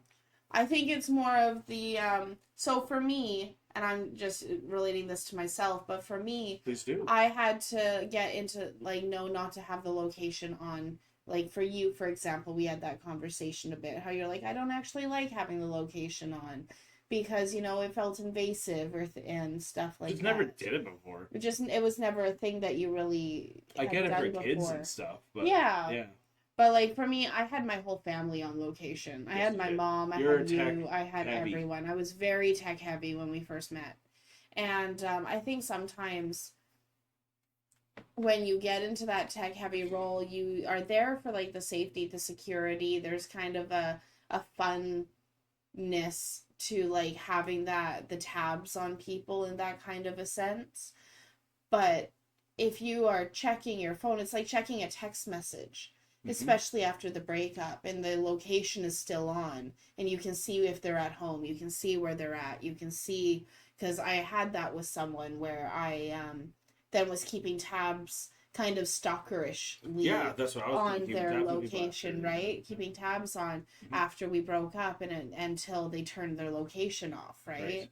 And it wasn't even like I was trying to stalk them or anything, but you'd miss them and your heart would ache. Hard to let and go too. It's hard to let go. Yeah. And then like you could Especially when one of delete the them, person moved on quicker. especially when the other person moved on quicker. Yeah. And you could delete them from your location. You could delete their location. You could relinquish them from that. Yeah. But you also don't want to give that You wanna up. hold it a bit. Because you want to hold it because if they're still there, there's still a chance to get back to it. Yeah. Right? So, and I think that's been a common thread throughout Taylor's songs, at least that I've been hearing, is she holds on to hope. And I feel like the location in this song is the physical embodiment, like the personification of holding on to hope. Yeah. That eventually they would come back together. Maybe he'd miss her while he's at the Of course, especially when you hear dog. a song that only you guys dance to, that you can Right. reminisce to, where these younger girls don't even know these classics that we love. Exactly. Right? Right. It's totally related to that one. And even for me, when my big relationship ended, when she moved on quicker, it was like, how are you doing this? Like, we Yeah. were together so long. Like, how are you even able to move on this quick? Absolutely. Like, how quick did you move on before? To be able to Yeah. then move on that quick after. Absolutely. Even if it was your own choice, like that was tough. And for me, that was an old habit I had too, was not being able to like drop the Facebook lurking and all that stuff, just to see what they're orbiting. doing, and all that orbiting too. So that really Yeah. felt personal, and this song felt personal. It for felt Taylor. very personal for Yeah. Taylor. So I feel like this is something that she goes through is like, or went through specifically with someone, was them. It sounds like Joe to me. Sounds like a Sounds Joe. like Joe. If yeah, we'll see. We'll see if there's anything that gets alluded into here. And again, y'all, anytime after a song we miss something or you want to just let us know, please let us know in the comments below. We love Absolutely. the comments and how you keep the video alive with it. Originally with the title Old Habits Die Screaming, Okay. as in the last line of each chorus, The Black Dog is the first song on the Tortured Poets Department, the Anthology. It is also included as a bonus track on one of the physical versions of the Standard Edition. Interesting. Good, cool. Inspired by the turmoil of her personal life, Taylor Swift plays a heartbroken character who, in a fit of desperation, follows her ex-boyfriend, thanks to the shared geolocation of their phones, to a London pub. The place which actually exists and where the singer and her ex-boyfriend Joe used to hang out is called the Black Dog. Oh, wow. Oh, it's personal. It's very personal. Damn. Okay. There she observes her ex flirting with a much younger woman, but struggles to understand why he does not miss her presence when they have lived and shared so much together. In the chorus, Swift mentions the American alternative rock band, The Starting Line, for which her former boyfriend is a fan, but which with her new girlfriend is unfamiliar because of her young age. Wow. That's I love how well her lyrics can explain the song, and it really helps you get it first time if you're paying attention. And it does help to know more what's going on. You guys have given us, I think, a really good amount of context where we can make some pretty good educated guesses. But also on the musical side and just her vocal performance on this one, she had many moments that really stood out, and I think this is one of my favorite ones. I can't believe it didn't make it on the first album as well too. Yeah. So like you said, when this one came out, you're like, we got more, and then this is the starting. Like, we got 14 more. Let's go. Exactly. Like, what a way to start, like, a double album. And, like, the Swifties were even letting me know that this isn't the first time she's come out with, like, a double album like this. Right, yeah. Right? So, like, this is actually kind of... Her style. Like, her style is to come out and be like, hey, bitches, I got more! Right? So, like, It makes you, as a Swiftie, almost assume more's coming all the time for anything. So it keeps you awake at night because you're like, is there going to be something else? When's the next one? Every 10 minutes I've got an alarm going off. Is there a secondary part to it? Like, what's the catch? You know? So, like, it really keeps you animated to see what she's going to do next. What Easter eggs is she dropping? What albums is she dropping? Is she doing something extra? Right? So, like, because she's so extra. She definitely is. So let's see what the next song is, y'all. Loving how this is starting.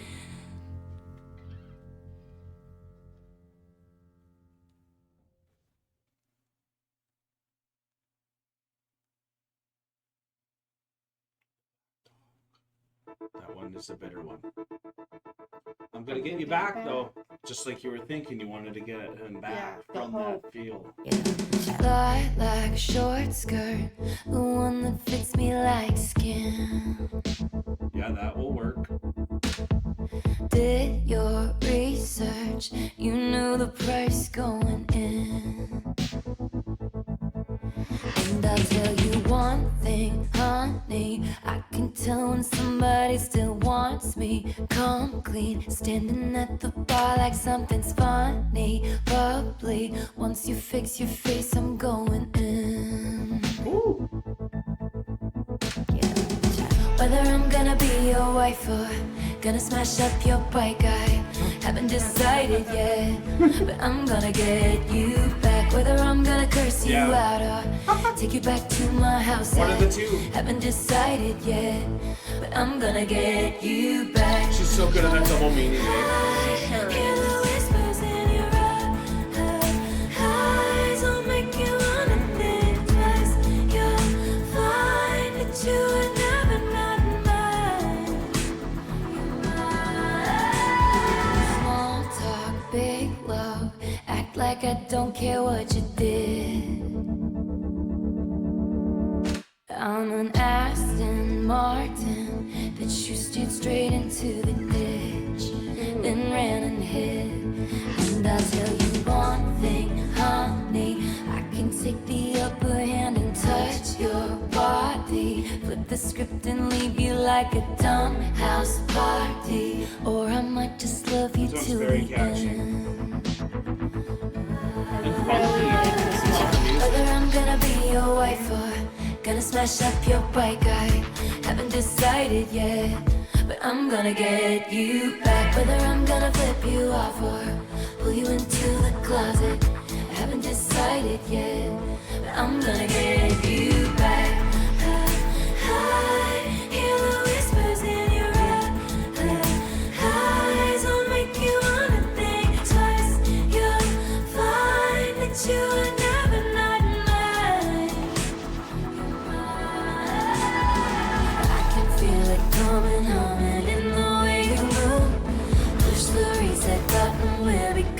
something new. Say you got somebody, I'll say I got someone too. Even if it's handcuffed, I'm leaving here with you. Bygones will be bygone, eras fading into vain. Grab up all the pieces, but still wanna play the game. Told my friends I hate you, but I love you just the same. Pick your poison, babe, I'm poison either way.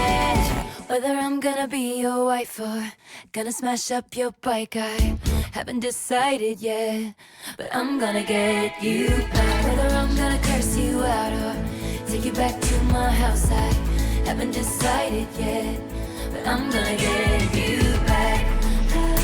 I hear the whispers in your eyes, will make you wanna think twice. You'll find that you were never not mine. I'm gonna get you back. Well, Taylor might be a little possessive, I guess. A little bit. Just a little bit. Just a little bit. I mean, she loves hard, so she gets hurt hard, and there's a bit of a revenge that you want to get back in a sense, and even just playing that fantasy of like, what do I do? Do I get her back, or do I get that revenge? Like, even if you're not acting it out, I think a lot of people after they go through a shitty breakup and go through those moments have those thoughts.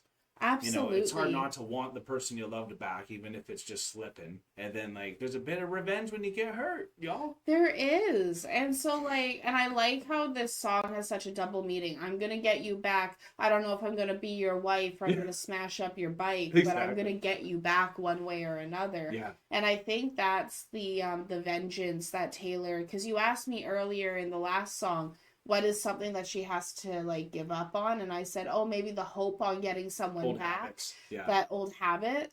Yeah. Maybe the old habit is revenge. Totally. Right. It sounds like it.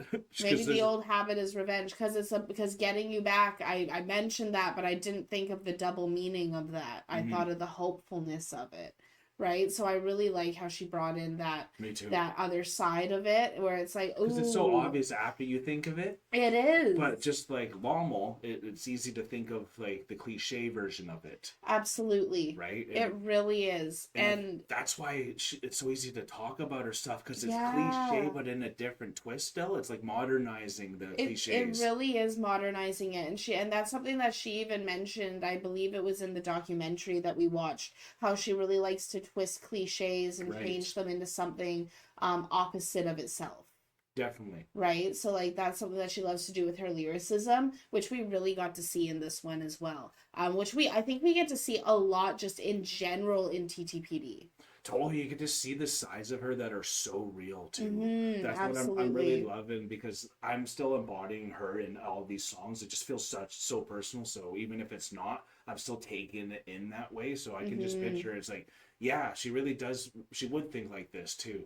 Absolutely, she would. Like it makes sense. We've seen the evidence from it as well. So let's see if there's anything else that we missed from our first interpretation as well. I really like the waviness of the music in this one. Yeah, too. this one had kind of a poppy, electronic even kind of feel to it. Yeah, very alternative. Very alternative style. Yeah. I really liked it. Very upbeat. Very upbeat. So we are on I'm Gonna Get You Back in all one word too, which was pretty interesting. I wonder why that was all with its title of words strung together. I'm Gonna Get You Back evokes a coded message.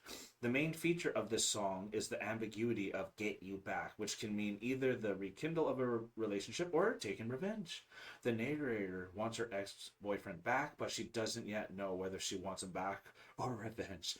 Whether I'm going to be your wife or going to smash up your bike, I haven't decided yet, but I'm going to get you back. The lack of breathing space in the title could also serve to underline the narrator's determination.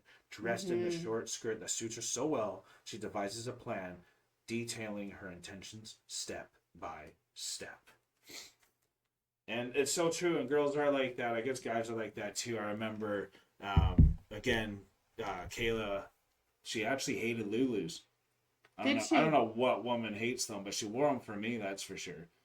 Just to make sure you're setting up. So even Taylor, when you're trying to get someone back, you got to put on that thing, even if it's so tight on your legs, it's maybe not comfortable, it's going to get something back. And you know what she's all for, where she wears those awesome boots, the Louis Vuittons. The Louis Vuittons, I love those. Which is just like, that's just her character. So I love seeing the spicy side of her, 'cause she's such a sweetheart, actually. Absolutely. So it's nice to see she's just like so well rounded as well. And I think that's after seeing the life of a showgirl come into TTPD, because I know already, I think like a lot of the popular albums will be more of my favorites still. Absolutely. So, and I'm not in at all of depressive mode at all recently. So hitting this right now, I'm really taking it in. There's been a couple songs that got me pretty close though, but it's very I'm just very open to find out what we're gonna learn from each song, even for ourselves. That's what's been so great. And I've been really loving getting into this one, being in a happier mindset going into it. I was even talking to one of the Swifties about how cool it is going from like the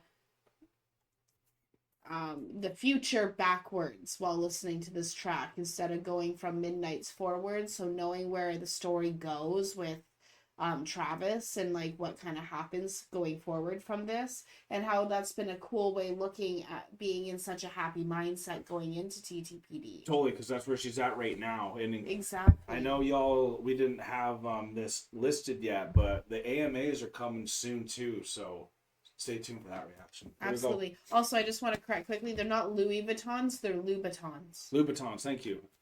Because we do need that. And that's why I stuck to just boots at first, and I just went for it.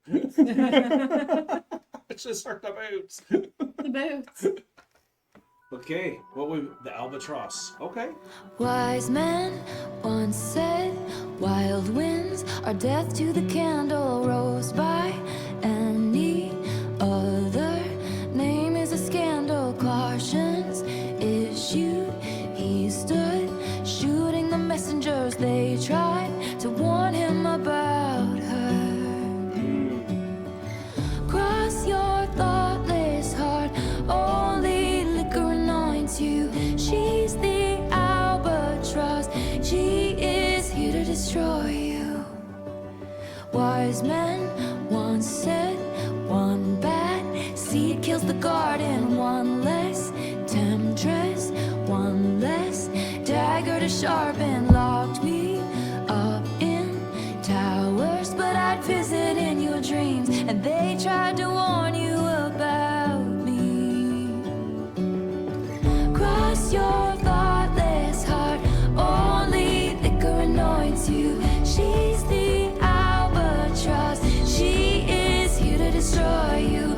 Devils that you know raise worse hell than a stranger. She's the death you chose, you're in terrible danger. And when that sky rains fire on you, and your persona non grata, I'll tell you how I've been there too, and that none of it matters. Wise men once read fake news, and they believed it. Jackals raised their hackles, you couldn't conceive it. You were sleeping soundly when they dragged you from your bed, and I tried to warn you about them. So I crossed my thoughtless heart, spread my wings like a parachute. I'm the albatross, I swept in at the rescue. The devil that you know looks now more like an angel. I'm the life you chose, and all this terrible danger. This terrible danger.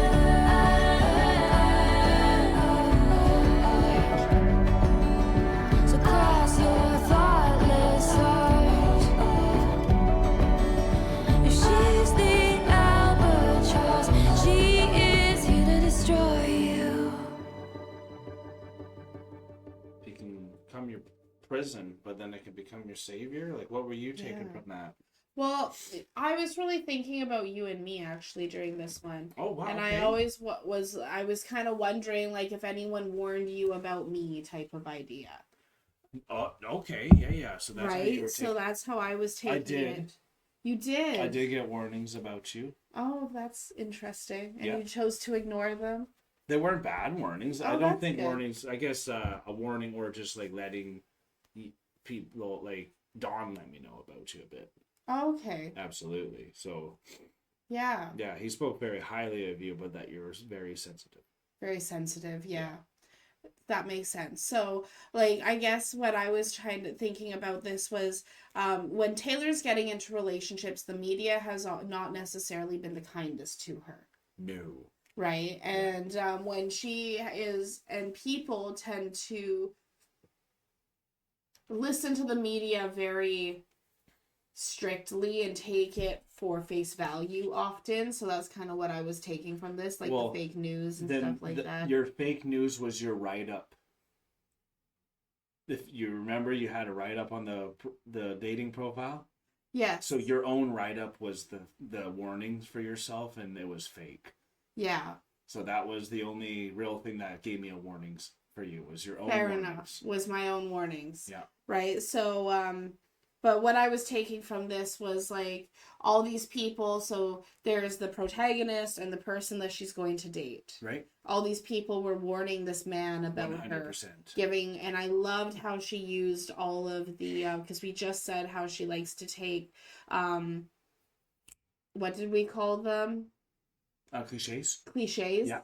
And take cliches and then turn Modernize them them, on flip their them. head, modernize them, flip them, however it is, which she did like time after time after time in this song. Yeah, she did. Right? So right after we said it, she just went like, littered us with them. Exactly. So like we have this guy who's being given all these cliches as warnings against her. Yeah. And then she comes in and she's trying to protect him from all the fake news, which are the lies about her and the lies about him and them and everything else. So then it becomes a cliche flipped on its head, the whole song, the whole story of it. Yeah. Because she went from being the devil to then being the angel. The angel as well. Trying to protect from this news and this media. Yeah, so that's I love how that I took it. interpretation. And it even could have been a reoccurring relationship too that always kept coming back, and then it's like, don't come back to this, come on. And it's like, well, eventually I'll turn into the angel as well. But this one went by quick.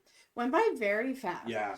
So what was the song title about this one again? Is Albatross. Albatross. Which is the prison, I'm pretty sure, isn't it? Or no? Albatross, that's no, albatross is a bird. Oh, well there you go. And that is why we should always look up. It's a very big bird. It's a very big seabird. Yeah, maybe it will say it in here. Yeah, I think it's gonna say it in here. So let's see what it says. The albatross, not a prison, it's a bird. Thanks, honey. I'm glad you knew that. Thank you. The albatross could almost be classified as a quill pen song, assuming the guise of a doomsday oracle. Taylor uses the metaphor of the threatening arrival of the albatross to evoke the ambivalence of amorous feelings. The bird symbolizes both the beauty and fragility of true love. It is only in the final chorus, in the first person, that the singer reveals the identity of the bird, enabling the listener to understand that the dreaded danger, which everything seems to point to, is herself. Mm-hmm. The albatross is a poetic response to rumors, rarely benevolent. And like you were saying, always talking about the rumors, all that fake news and all that stuff too. So I think you nailed that, honey. Thank you. Now we are on to Chloe, or Sam, or Sophia, or Marcus. It's Chloe, or Sam, or Sophia, or Marcus. I love the title. And honey, I'm just going to ask, I notice you're not drinking. Is it because it's too cold for your teeth? It's very sour. Too sour for you? I think I need more sugar in it. I'm very sweet. Oh yeah, we could have given you something.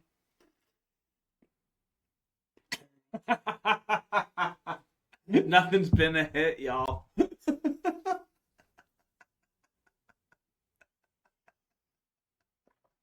So, Kyle loves sour gummies. I do. He loves sour things, sour gummies, sour... Sweet tooth. His sour sweet tooth is insane.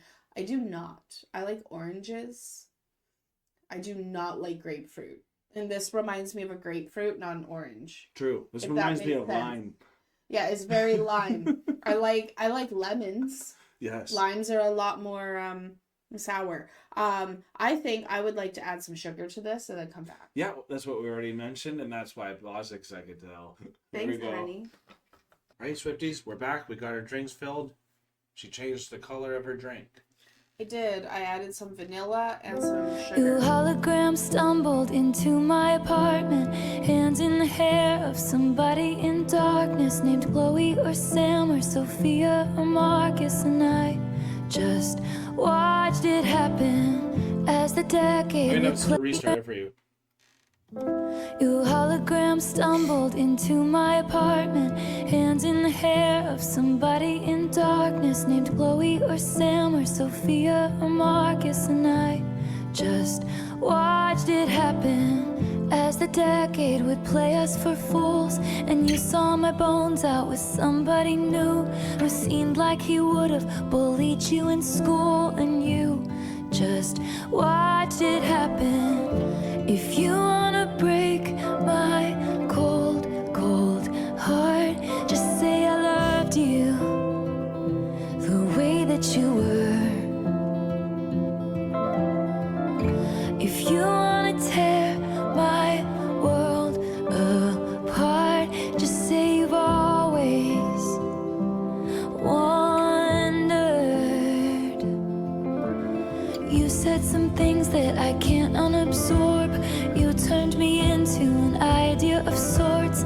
You needed me, but you needed drugs more, and I couldn't watch it happen. I changed into goddesses, villains and fools, changed plans and lovers and outfits and rules, all to outrun my desertion of you, and you just watched it. If you wanna break my cold, cold heart, just say I loved you the way that you were. If you wanna tear my world apart, just say you've always I need to go back there, because I don't want to the way lose that it. you were. If you want to break my cold, cold heart, just say I loved you the way that you were. And for me, if like he had broken up with her, and then to just say, but I loved you just who you were, you didn't need to change. So we're still done though. Yeah.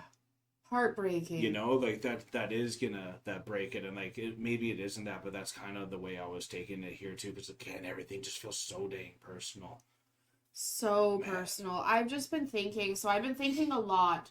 I have been thinking a lot about Joe and Maddie. Like they should start paying rent, because they're like taking up a lot of time and space in my head recently.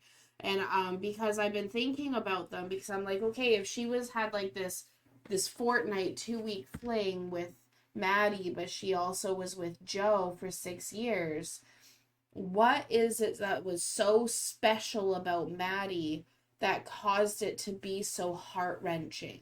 And then I've heard that Maddie wasn't just 2 weeks, it was actually 10 years on and off. Exactly, right. Right? Yeah. It was a long time. It was a long haul relationship that may only look small because of the spurts that it had, but it actually was a lot longer lasting than people really than realized, because there's just so new into the Taylor Swift tea and everything like that. And someone who goes in as hard as Taylor, it doesn't really matter how much time No. you spend, because that it's gonna hurt regardless. I was actually talking to Keaton about that. Yeah. Because I was talking about actually Paul with him a little bit, and he was asking how long you knew him.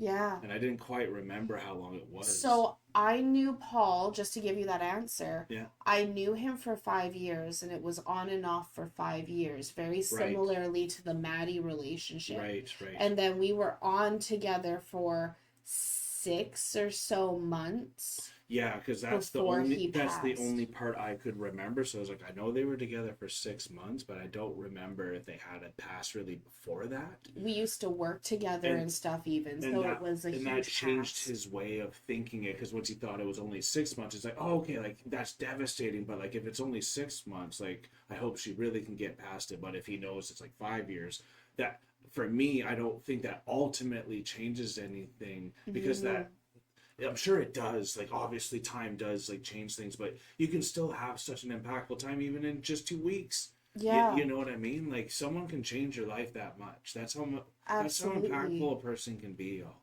Absolutely. And like it's so crazy because there's gonna be different reasons why it was on and off again. They both had this lifestyle that is so unique and different from the rest of the world. But she didn't do drugs. She doesn't do drugs, and that is like the biggest thing. Yeah. And like as somebody who has dated people who do drugs but doesn't do drugs and partake in that myself, I had to think for a second because weed's legal in Canada, right? So like, I smoke weed with you. But you smoke not weed. like we're not doing it.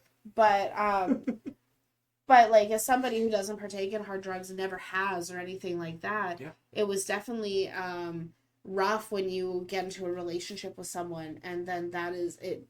Like the lyric said, you cared more about drugs than you did about me. Yeah. Right, and that is such a tough pill to swallow. It sure is. My sister said that about my dad, our dad. Yeah. Yeah. Here we go. If you wanna tear my world apart, just say you've always wondered if the glint in my eye traced the depths of your side down that passage in time, back to the moment I crashed into, like so many wrecks do, too impaired by my youth to know what to do. So if I sell my apartment and you have some kids with an internet starlet, will that make your memory fade from this scarlet maroon? Like it never happened, could it be enough to just float in your orbit? Can we watch our phantoms like watching wild horses? Cooler in theory, but not if you force it to be. It just didn't happen. So if you wanna break my cold, cold heart, say you loved me.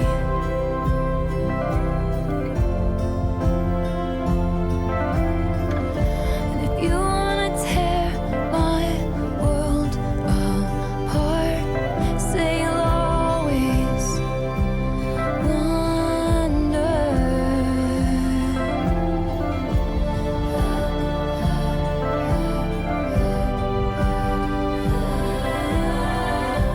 I love the picture she chose for Cause I this. wonder. No eyes. Because I wonder. Will I always wonder?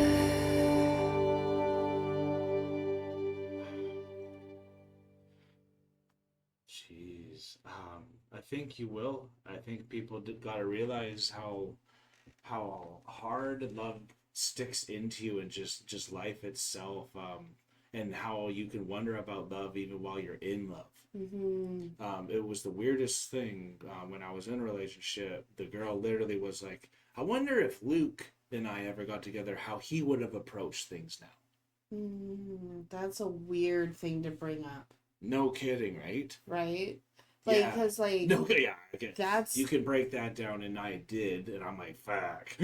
Right? That's like, what am I? Yeah, anyways, but that is where people can be at. So, like, Yeah. I know that can happen. That's why this hits me so hard, y'all. Like, it's insane, actually. Like, it's crazy how multi-layered a damaging relationship could be that you hold on to. Absolutely. So, like, for me, when I was single, I used to wonder, what if I had actually decided to make it work with Josh? Of course. That was one, because I had a kid with him, right? So Yeah, that was a wonder that I have had for a very long time. Mm-hmm. And that I had even wondered for a long time, because I put a stop to it, and then he even came back multiple times. Yes. And I said no.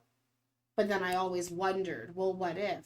But then I had to think back to the past, just like she would have to do with Maddie, and be like, well, in her case, I don't do drugs. I can't handle this lifestyle.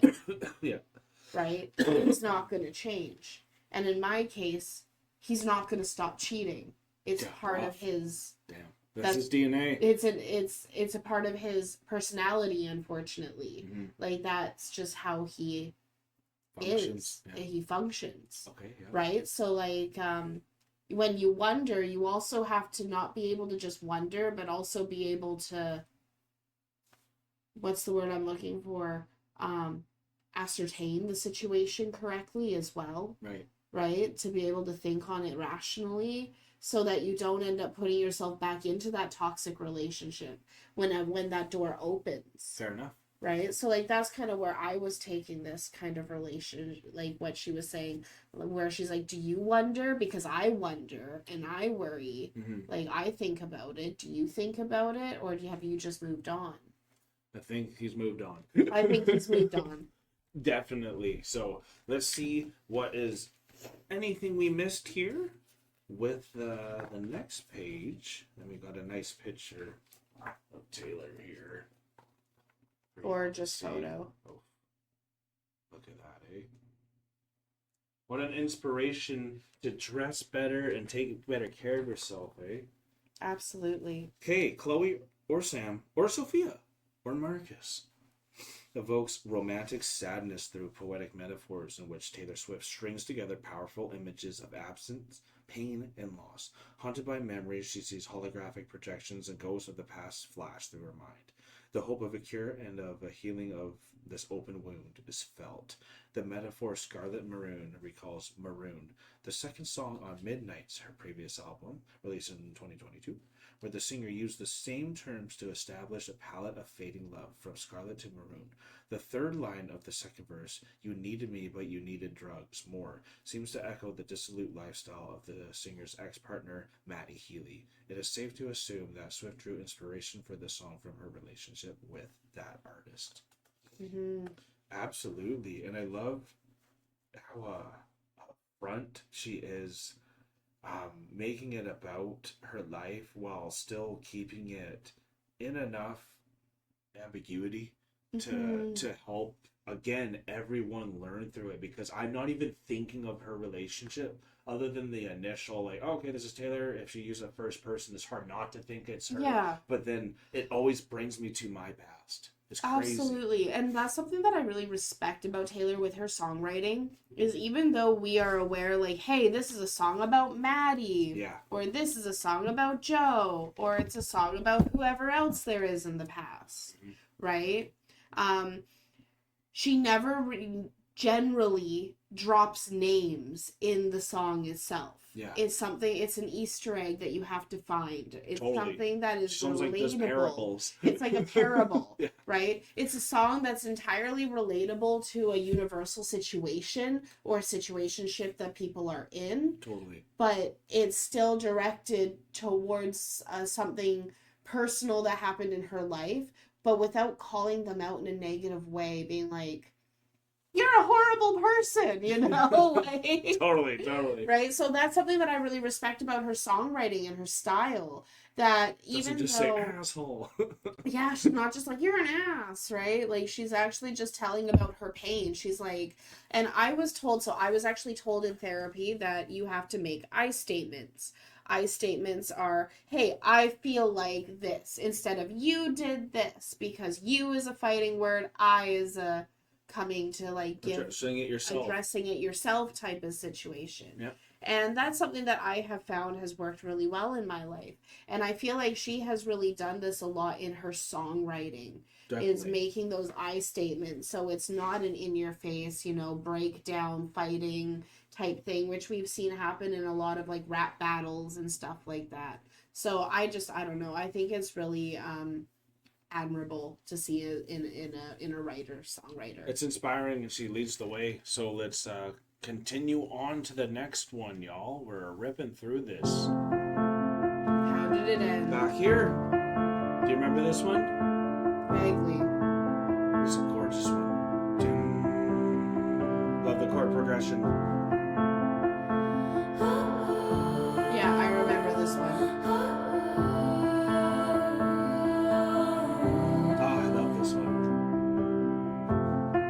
We hereby conduct this post-mortem.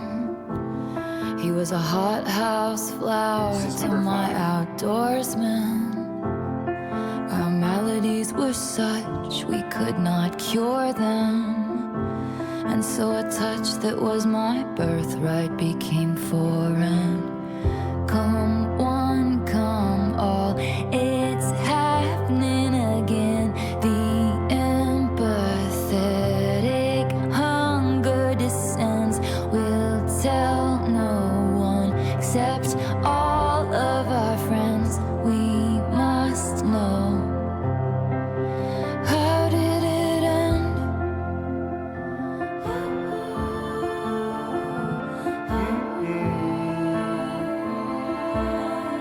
Best piano so far. Yeah, absolutely. We were blind to Incredible. unforeseen circumstances. We learned the right steps to different dances and good. fell victim to interlopers' glances. Lost the game of chance, what are the chances? Soon they'll go home to their husbands, smug cause they know they can trust him, then feverishly calling their cousins. Guess who we ran into at the shops, walking in circles like she was lost. Didn't you hear? They called it all off. One gasp and then how did it end?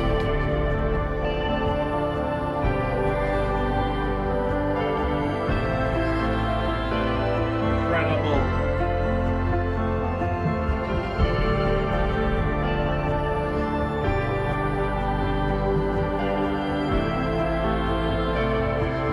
Where's number 5? Say it once again with feeling, how the death rattle breathing silenced as the soul was leaving. The deflation of our dreaming, leaving me bereft and reeling. My beloved ghost and me, sitting in a tree. DYING. It's happening again. How did it end? I can't pretend like I understand. How did it end? Come one, come all, it's happening again. The empathetic hunger descends. We'll tell no one except all of our friends, but I still don't know. How did it end? I always wanted that one to go longer. Right? Yeah, that's That just one would be so good longer. Like, it already is so good, but because it's so good, you want it to keep going. it needs that 10-minute treatment. The 10-minute treatment, exactly. Yeah, and what did you take from this one again, Rum, a second time? Coming back to this one, it really is just like the moment after the chaos when everyone finds out that it's over. That's the question. How did it end? Having to explain that? Over and over and over Oh my again. god, yeah. Especially if you've gone through the ringer a bunch, right? Yeah. I couldn't handle it one time. Even just to let you know, again, Kayla never wanted to put it Facebook official because she didn't want to explain how it ended. Wow. Thinking that far ahead into it, she was already thinking about the How end dumb of the am I? relationship before it even started. I went 3 years after school knowing that. Wow. But you know what's crazy is, like, I did the same thing with Tashar. Yeah, we're all guilty. Right? So we're all guilty for that. He didn't want it Facebook official because he was embarrassed about me because he had another girlfriend. Oh, jeez. Yeah. Right? So, like, I was the hidden, right? So, like, it's, shows how people work differently. It shows how people work differently, and like how often there's the cliche that love is blind. And it's so crazy because when 100%. you're blind in it, like you just said 3 years with Kayla, but never wanted to go Facebook official because she was already thinking about how it would end. Just knew it wouldn't ever work fully. Yeah. I didn't want to go Facebook official because there was something hidden, something that needed to be kept secret. Yeah. Right? So... Which is the secret. She was holding the secret there. She was never holding a go... secret there, never going to go anywhere. Yeah. So it was just wasting time. Yeah. On both sides, regardless of the reasoning. I'm so upset about it still because of losing my... I could have went pro. I could have made the NBA, y'all. I'm not going to lie. You could have. I honestly could have. Absolutely. If I was that good, y'all. So I could have graduated college and wouldn't have gone through all of 2016 to 2018.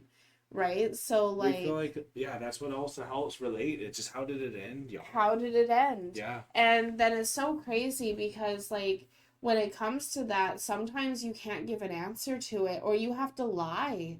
The amount of times you have to say just something like, how did it end? Oh, it ended amicably. No, it didn't. Yeah, but that's the easier one. But it's the easiest way to say it. Yeah. Right? And so, like, that's such a... No wonder it's a track 5 because, like... If you just ended a relationship and this came out, you'd be bawling. Yeah, and the first time we heard this, I'm pretty sure one of us cried. Yeah, I'm pretty sure. I can't remember off the top of my head. Yeah. But, like, I'm pretty sure one of us did. But here we go, y'all. So we're now moving on to the genesis of this one. And this one's also doing the no bold on the production, but I saw it. So How Did It End deals with Taylor Swift's separation of Joe.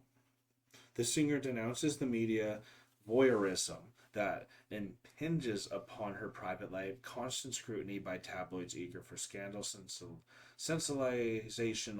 sensational headlines and tears. While exploring the personal pain of this breakup, the song also questions the role of the media in constructing a distorted reality where intimacy becomes a spectacle to be consumed, which is really what I think social media has done just for everyone. Everyone now has that paparazzi feel and can't get away from it. We were even talking to Avery where, like, if you go to a club and you make a move, you're going to get a video recorded of your failed attempt and be made a fool. Yeah. You know, just like little things like that. Nothing is hidden now. So that's the extra scrutiny, especially someone at a Taylor level where, look at us, we're talking 24 hours a day about her. So we like, are. And we're the good ones. Yeah. And we're like thinking about Taylor all the time. I'm literally like, it's insane. I still have voice messages waiting from Swifties that I have to get to, right? So, like... We love y'all. We love y'all. If you want to message me, I have Instagram, right? So, like, definitely. So, it's been such a crazy time getting into, like, Taylor and, like, everything that she's gone through. And, 100%. With this thing, How Did It End? I just want to say, like, I don't think that even, like, relates to, like, just, like, social media with relationships and everything like that. No. But, like, it goes so deep on such an extreme level to the way, like, even everyone just wants to know about your life in that way. And we all kind of become, like, almost like a sitcom to all of our friends in a way. Yeah, it starts with the people you know first. Starts into with the the people paparazzi, you know, then into social the... media. Exactly. Okay, here we go. We're moving on to the next one. So High School. Oh yeah. High School Rock. Graduation, Taylor. I feel so high school every time I look at you. Me too. I wanna find you in a crowd just to hide from you. And in the blink of a crinkling eye, I'm thinking our fingers entwined, cheeks pink in the twinkling lights. Tell me about the first time you saw me. I'll drink what you're thinking. I'm high from smoking your jokes all day night. The brink of a wrinkle in time. Bittersweet 16 suddenly. I'm watching American Pie with you on a Saturday night. Your friends are around, so be quiet. I'm trying to stifle my sighs, 'cause I So High feel School. so high school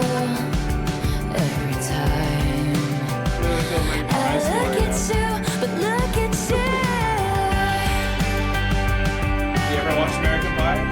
I refuse. What was that?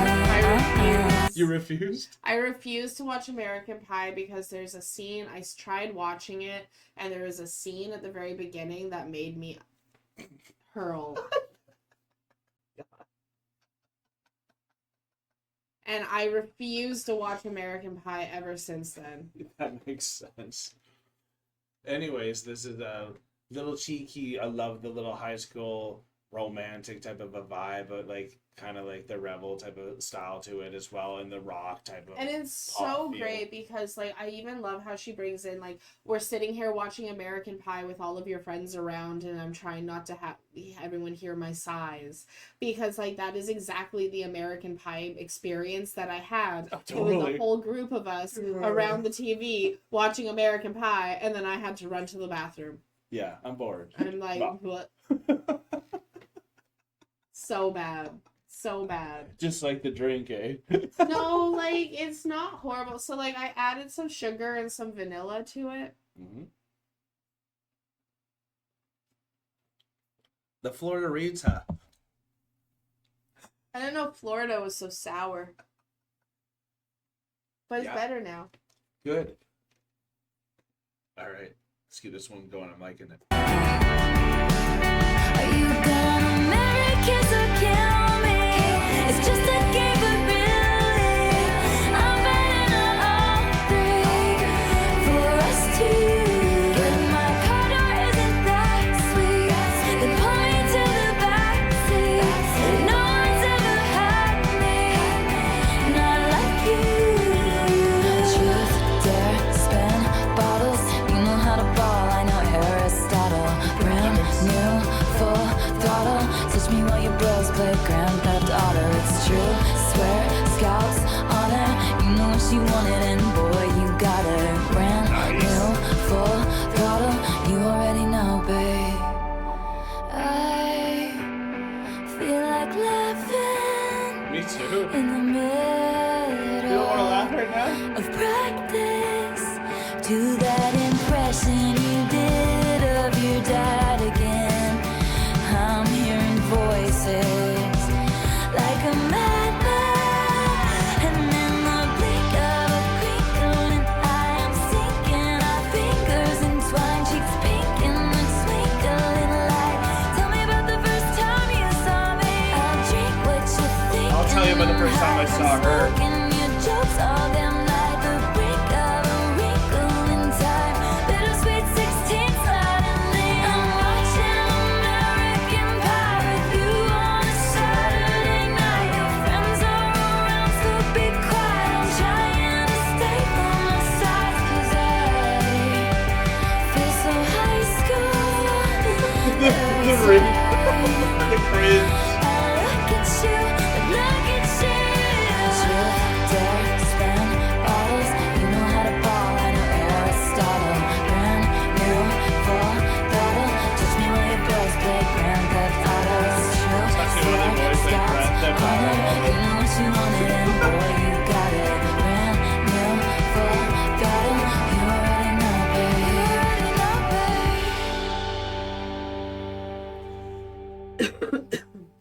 babe. Anytime you hear American Pie, you're just gonna cringe. Every time. Good to know. Won't ever bring that one up again.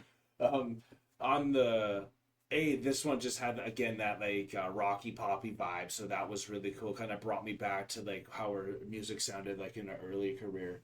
Definitely like Speak Now and her self-titled type of feel, and It was very high school, very early Taylor, very reminiscent of the music we grew up on. hell yeah. So like I really liked the song. I think it's a great song.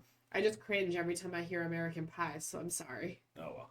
But I thought the best line there was tell me how the first time you saw me. Mm-hmm. And that's like the high school feel I felt when I first saw you again. Like, Aw. because don't you know in school when you like first see someone for the first time, you're like, whoa, like Yeah. this is someone you get to interact with. Okay, so like when I first saw you, I remember because the funny thing is she came and drove down to me, but then couldn't find where I live, so then she parked in a His house was parking so lot. hard to find.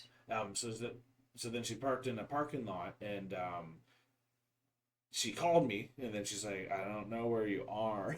So I'm like, no I'm worries. lost. I got this. I'm going to come find you. I know where you are. You have to come to grocery? And she's like, yeah. And then I came out, and she was kind of fumbling some things around her car. So I could see her, but I still was walking. And then I looked, and all of a sudden, she, like, kind of went up with her hair, like, flinging and all that. And she was in a really nice crop top and, like, these tight little short jeans. Yes. And it was like, boom, like feeling high school. Yep. You know what I mean? And it was just incredible. And then the funny thing is she had spilt a drink right after and then like threw it. And then it was the funniest scene. And then it was like, oh my God, like this is the most exciting I've ever felt in my life.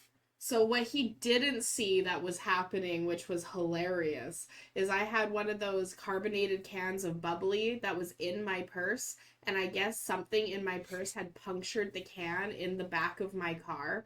So my jacket was soaked, my car was soaked, my purse was soaked, and I had this can exploding in the back of my car, and I pulled it took out the layers out for me. and I pulled it out of my car, and I was like, oh my God, and like that's why the hair was flinging everywhere. And then I see him coming around the corner, and I have this exploding can in my hand. Like, it was like a grenade. I didn't know what to do with it. And I saw him coming, and I hucked it. I didn't know what to do.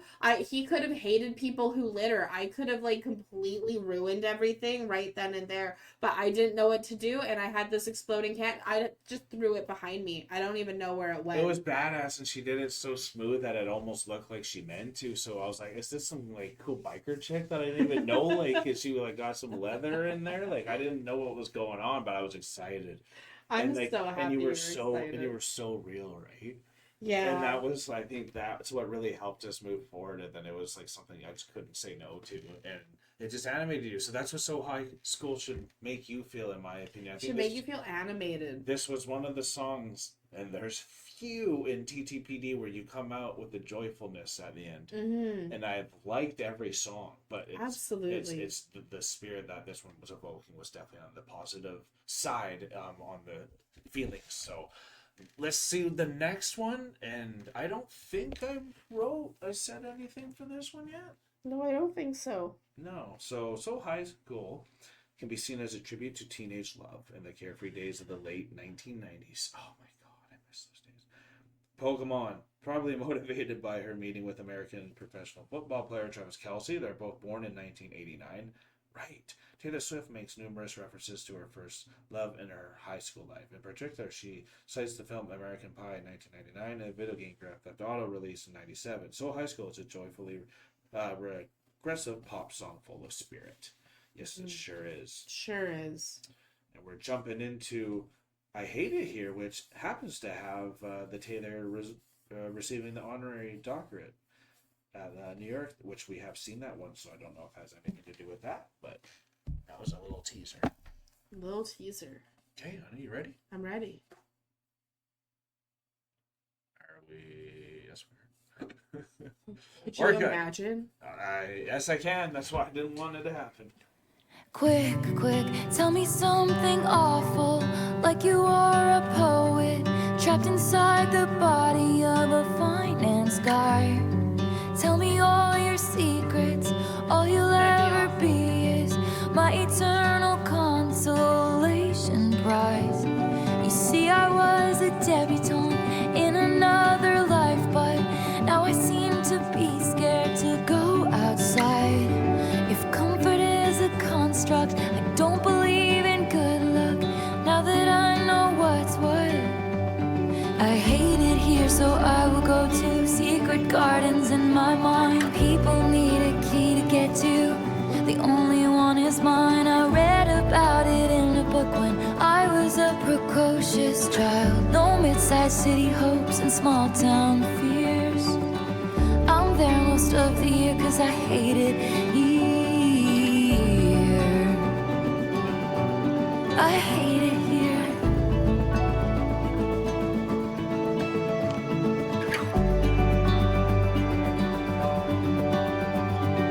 My friends used to play a game where we would pick a decade we wish we could live in instead of this.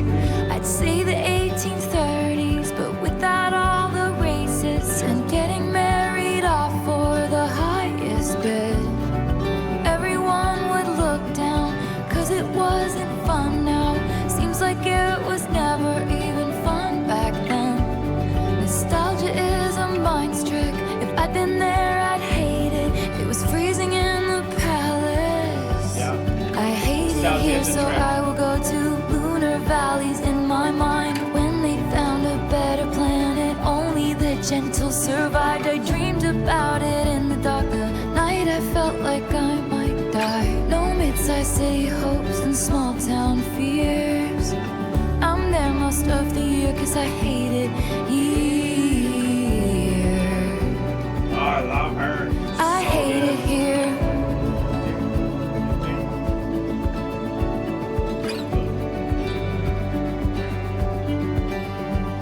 I'm lonely, but I'm good.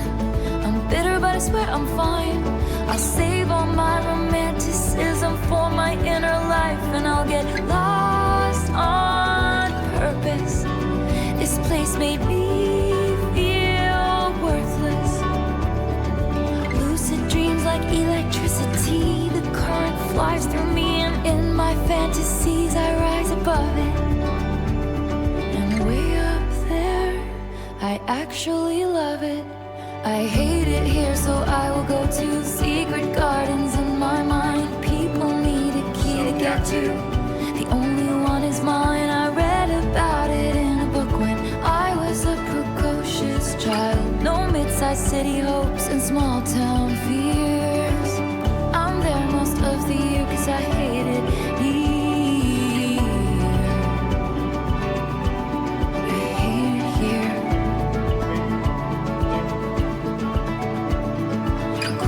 Quick, tell me something awful, like you are a poet, trapped inside the body of a finance guy.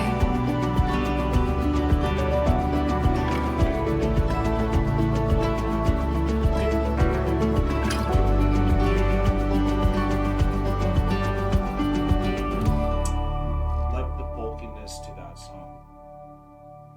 I loved that song. What did you take from that one? So that one really felt like she was in her own mind. Like, you know, when you daydream a lot, you spend the time in like the gardens in your mind, Oh, yes. right? So like Mhm. that's where she is, and that's where she's spending her time, because the reality of life is so distraught and not what she's looking for, that the going into the recesses of her mind, the place where she has the only key, is her solitude, her sanctuary. And like I relate to that a lot, because when I was younger, I used to daydream a lot. I don't daydream as much anymore, but No, I it's used because the to. scrolling steals that. The scrolling steals that, exactly. Yeah.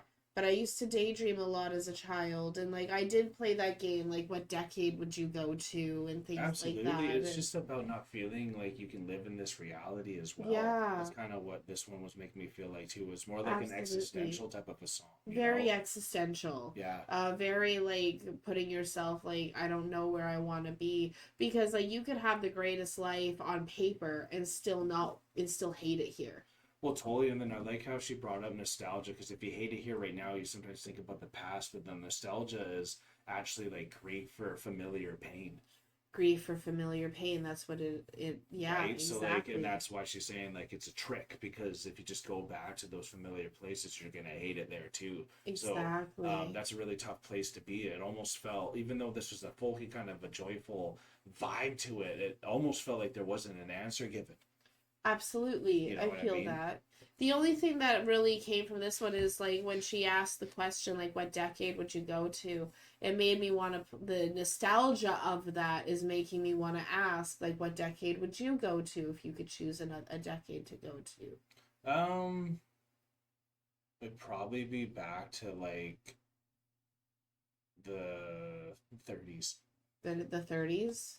And I mean like 1930? 30. Oh, like Like 30, that like, decade. Like the 30 to the 40. I think that's so much pinnacle stuff happening there. Year for 30 me. to year 40. Yeah. That's fair.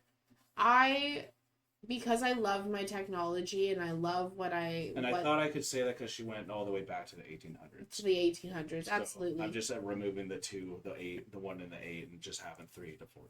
That makes sense. Yeah. I see. For me, I'd love to go back to like the 80s and 90s type idea, relive that childhood dream, but still have the technologies and the things that we have today. Fair enough. But like be able to still live back before social medias and things like that. So like, because I like the technology. So then what do you want from that time that's different from now? A simplicity to it. I don't know. Like, I just remember like my childhood and stuff like that. And there's a simplicity to that nostalgic pain of like.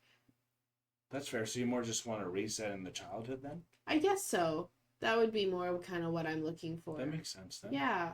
Right. And that's a great question because I think that's most of the time when you're frustrated, that's what you're frustrated about. I think so. And I think that manifests in the present a lot. I think it does. Absolutely. So look at how this just makes you think I hate it here. And it's a tough place because when you hate it here, it's hard to find places because even what Taylor was saying there is like, I want to go back to the 1830s. But then again, I could be sold off to the best bidder, this racism. So like, I don't even know if I'd like it there. So I'd like it if it didn't have this. But then you could just say that about right now.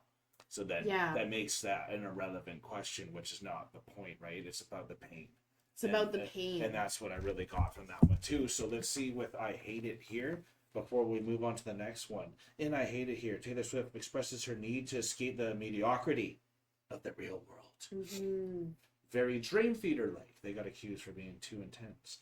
The singer plunges into a daydream, escaping into an idolized past, the 1930s. Her secret garden, the imaginary moon valleys, as well as a planet where only the good souls survived. But she knows that nostalgia is a trap. Nostalgia is a mind trick. If I'd been there, I'd hate it. There you go. Mm-hmm. Gotta stick in reality, y'all. It sure helps you, even though it can sometimes be painful. Absolutely. But I'm really looking forward to this one. Thank you, Amy. Thank you, Amy. Boom. Alright. And we're just gonna take 1 second here to say goodnight to our son, Avery. Okay, everyone, we're back at it. Avery has gone to bed. He had a good day. Our drinks are half full. We hope y'all are still full of energy and ready to continue this. Thank you for still being here. If you've been here from the beginning, this has been a few hours with us, so we appreciate all of you for giving us your time. Here we go. On to the next one. Thank you, Amy.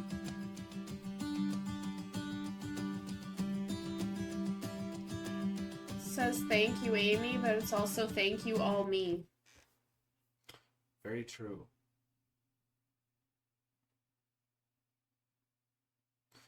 Also, I wonder if Kim is anyone because it's Kim, that's capitals. Thank you, Kim.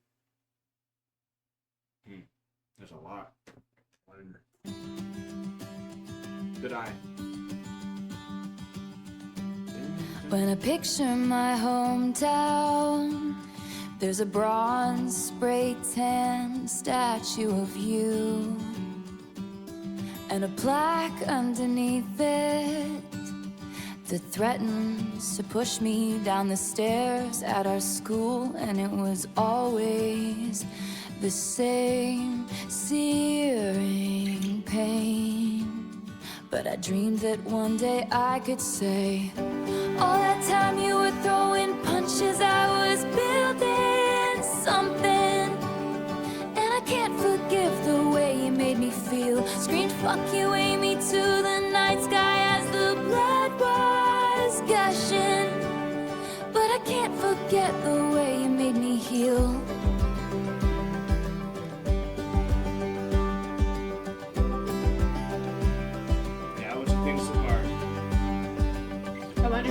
And it wasn't a fair fight or a clean kill each time that Amy stomped across my grave. And then she wrote headlines in the local paper, laughing at each baby step I take. And it was always the same searing pain. But I prayed that one day I could say, all that time you were throwing punches, I was building something. And I couldn't wait to show you it was real. Scream fuck you, Amy, to the night sky as the blood was gushing. But I can't forget the way you made me heal. Everyone knows that my mother is a saintly woman. Very true. But she used to say she wished that she were dead. I push each boulder up the hill. Wow. Your words You know are you did something still bad. just ringing in my head, ringing in my head. I wrote 1,000 songs that you find uncool. I built a legacy which you can't undo. But when I count the scars, there's a moment of truth that there wouldn't be this if there hadn't been you.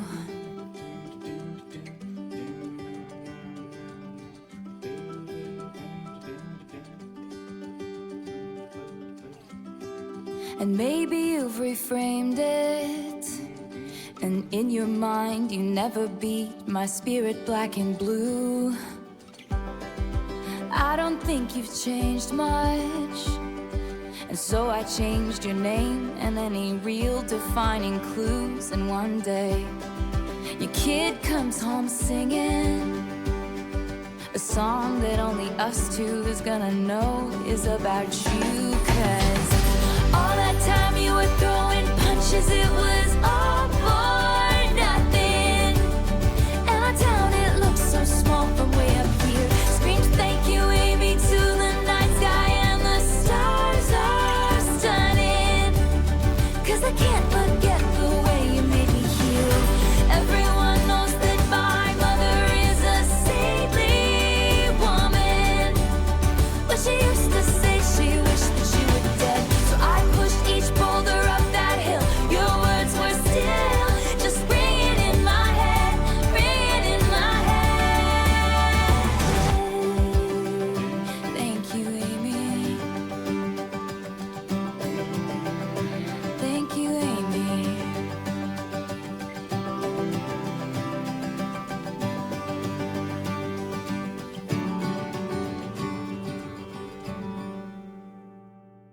Wow.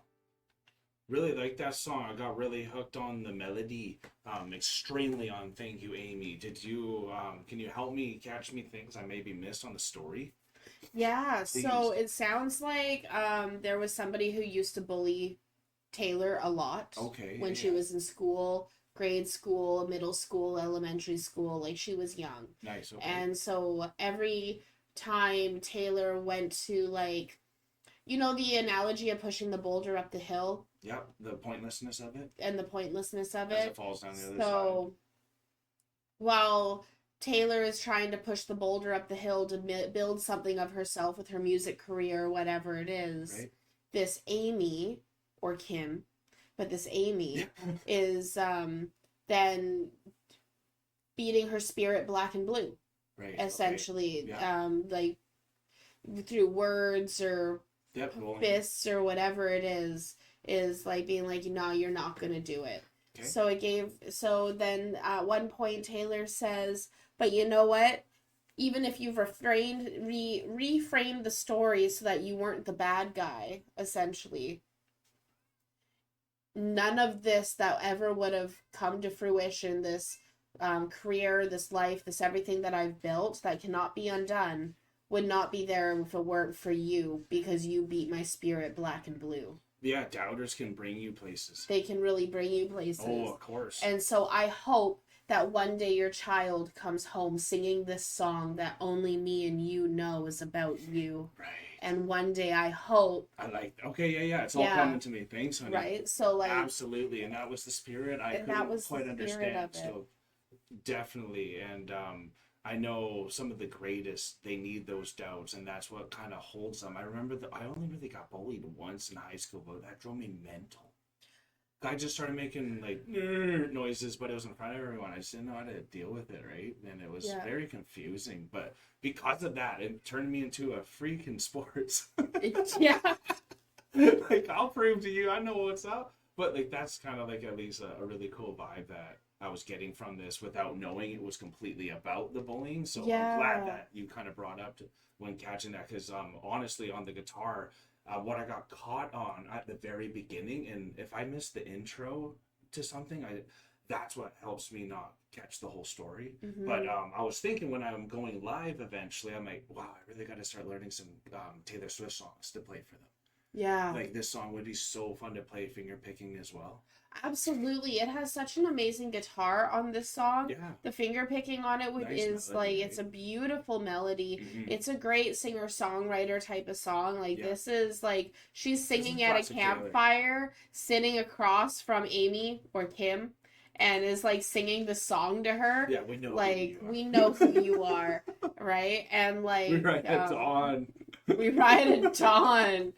Right? So, like, and Taylor's just sitting across the campfire, like, you know this song is about you, but your kids don't, right? And it's like, and so I'm getting, like, I am really loving the, like, petty vengefulness of it. There's still sprinkled in this, which is great, because there wasn't much of that other than the introspective thoughts of it and a more somber, sadder tone. So this one was nice and more playful, creative one. Very playful, very creative, a ton of fun. Even in the title, it was a ton of fun. So before reading this, I'm going to let the kitty in. Pebby hears Taylor, so as you know, he's eventually going to come in. Maybe you want to open and start reading it for them? Yeah, I can definitely read it. Oh, she's hefty. I know, you get the honors. You get the honors. Ooh, and it's lilac inside, like her skirt. So because of its 3 capital letters forming the name Kim, this track is widely considered a diss track against Kim Kardashian. Oh! Born in the ashes of a 2009 MTV Video Music Awards scandal, the dispute between Taylor Swift and Kim Kardashian dates back to 2016 when Kanye West, married to Kardashian, released the single Famous, in which he claimed to have made the singer famous, not without reason. Taylor Swift considers the Famous lyrics to be misogynistic. In her song Thank You, Amy, she uses the characters Amy to symbolize a bully in high school, marked by the playful experience that emerges all the stronger from it. Amy could also be a reference to Britney Spears' song If You Seek Amy, circa 2008, which plays on a sexual innuendo. Hell yeah, and that's Britney. And that's Britney. Let's show Britney. Britney, bitch. Woo! Britney. She's great. Yeah. I love Britney. I love the Circus album. I had it. I like bought the deluxe edition of it. Yeah. And it was amazing. I'm so glad I don't have to hide from my love for this stuff now. I know. Like, Toxic was my jam. I dropped 48 points getting hyped to Toxic. Right? Couldn't even tell people.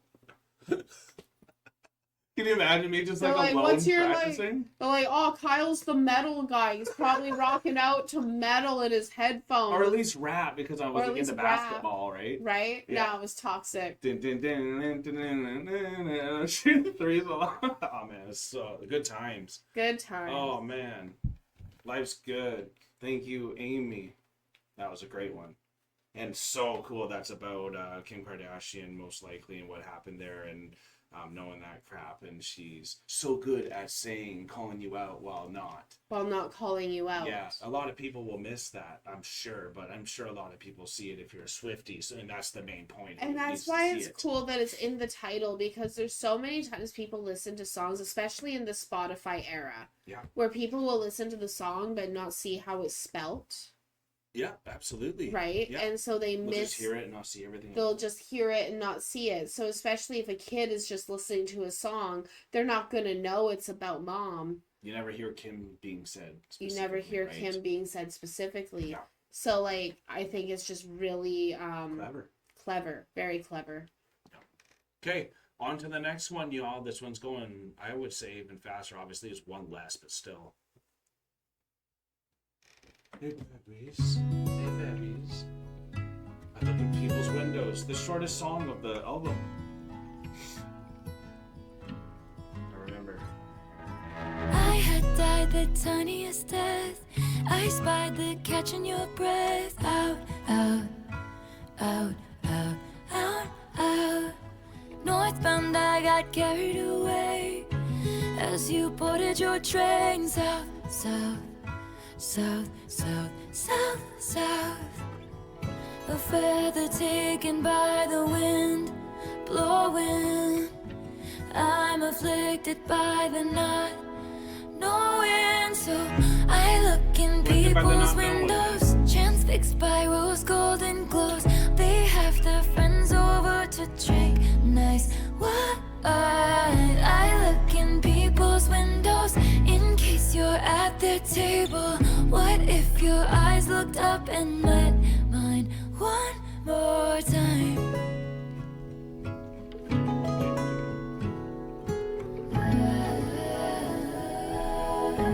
This is such a non-negative way. Like, I really admire the stalker Taylor.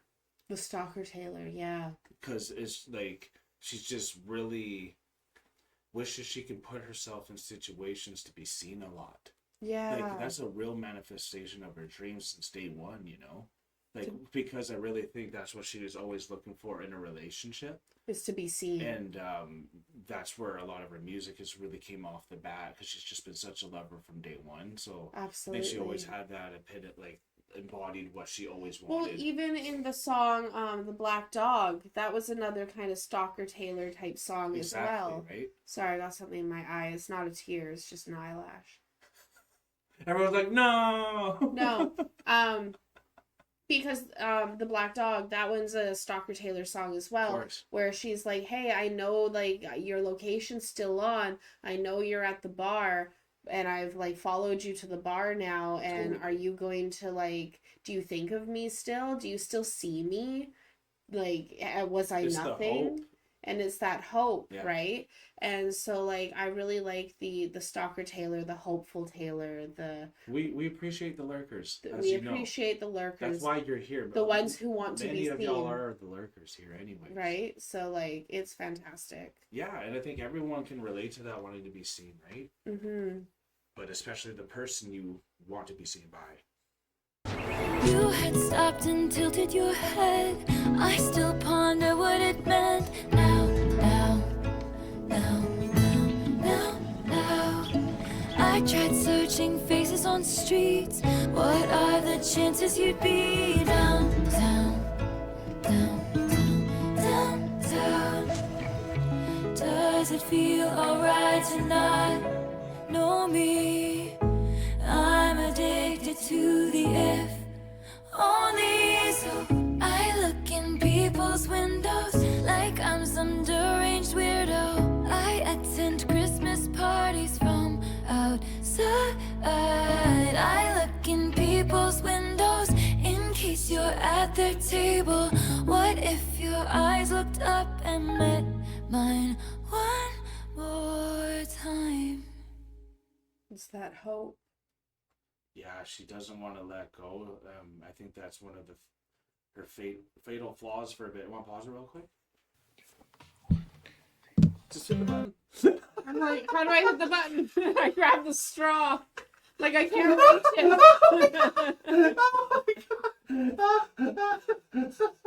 Oh, well, look, Femi's off. I can hit the pause button. Oh, my God.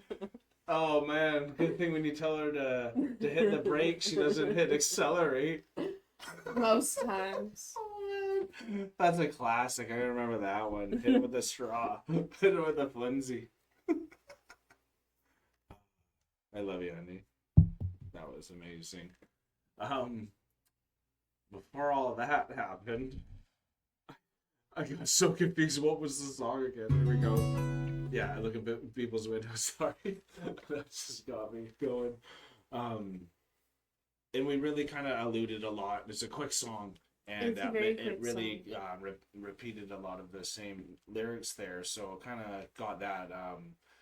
But it's nice to have these transition pieces in the albums as well. Absolutely. And this one really was relatable still. And I think for me, that's something I have a hard time dropping anytime, is when when you need to drop something, it's about dropping it and like going on. That's something we always have struggles with. We've sometimes. had many conversations about like And it's when to drop it, when to put a pin in it, when to come back to it later type of moments. And I think it comes from that passion to want to be seen still. Yes, I think absolutely. that's actually where so if you can learn to control that, which you should feel seen when you're loved. Yeah. Right? So that's something you need to start realizing a bit better too, and that's what's really helped me during these times. Absolutely. Yeah. I was really thinking, I was actually thinking about Europe when we went to Europe while listening to this. Because in Canada, window coverings are a big thing. Yes. Keeping your windows covered is like huge. Decency that way. It's decency that way. Mm-hmm.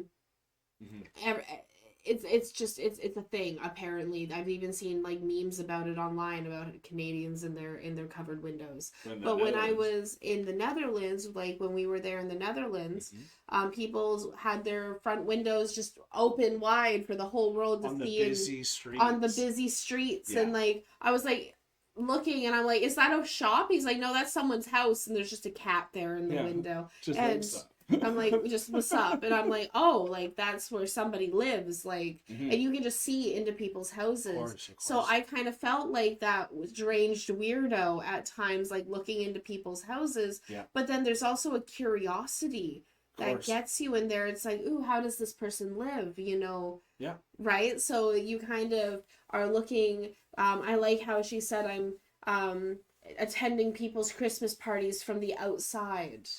Right, and so I really felt that. Yeah, and I even feel it in the meta way when you're again like spiraling and looking through people, like what they're doing in their profile and all that too, which is the through window orbiting to and stuff like that. The new age window, orbiting on Facebook. 100%, right? Absolutely. All right, so I think we haven't done this one yet as well.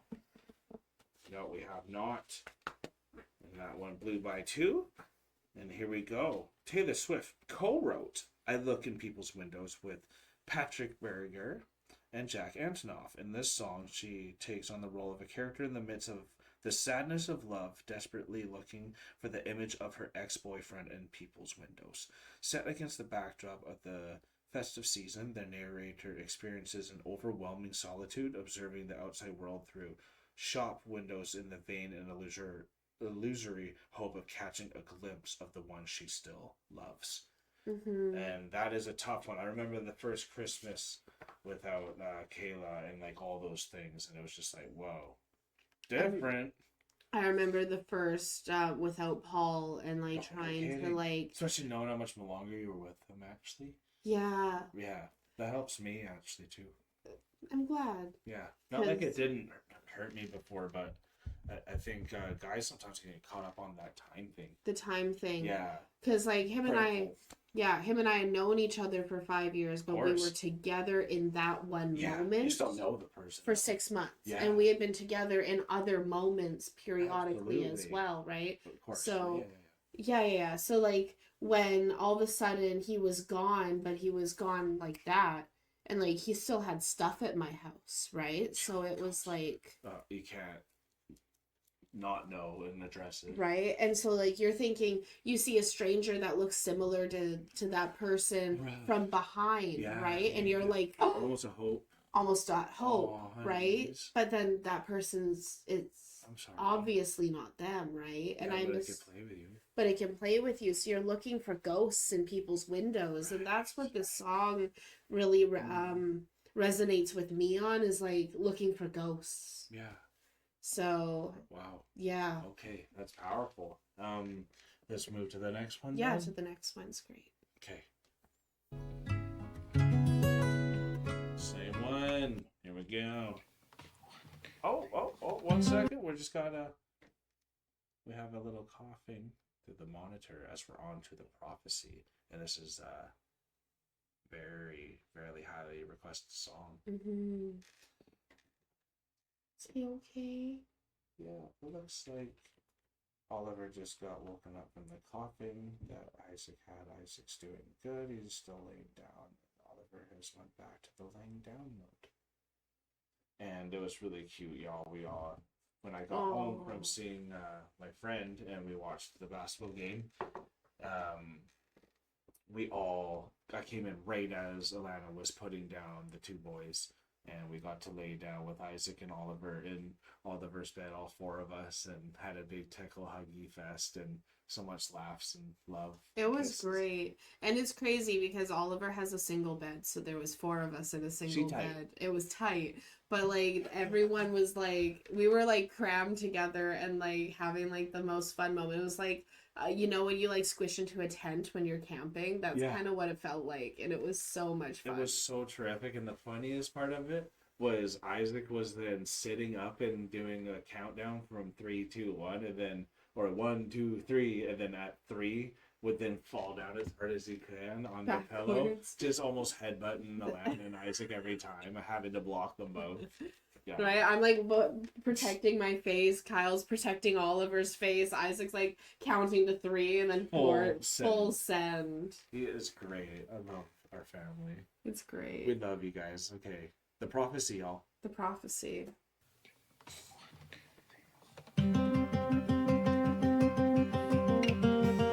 This is the best guitar. This might be the one to learn. Hand on the throttle, thought I caught lightning in a bottle. Oh, but it's gone again. That's tough. And it was written, I got cursed like Eve got bitten. Oh, was it punishment? Loving this flow so far. Pat around when I get home. I guess a lesser woman would have lost hope. A greater woman wouldn't beg.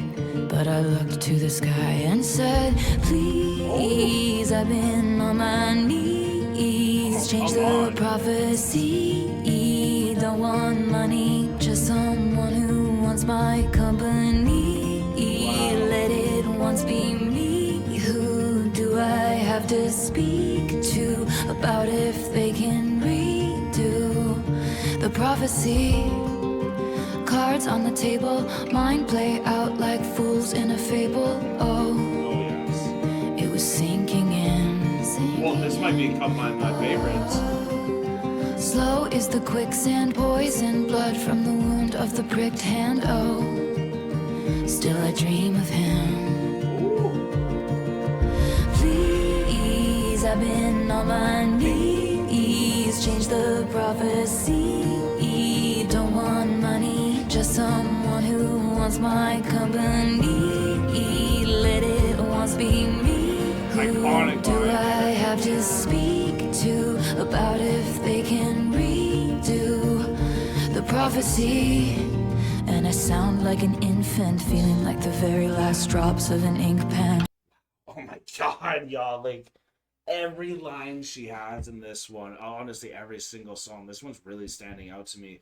The guitar itself is like astonishing, so like that helps really get you invested to the storytelling that comes out here. But like just the thought of knowing the fate that you're in is like, if this really is my prophecy that's gonna come out, like, can this change? Who do I gotta talk to get this off? Like, I am still thinking about this person. I've moved on again from someone. When someone actually just gonna want my company, I don't care how successful I am. I would give it all up just to be loved.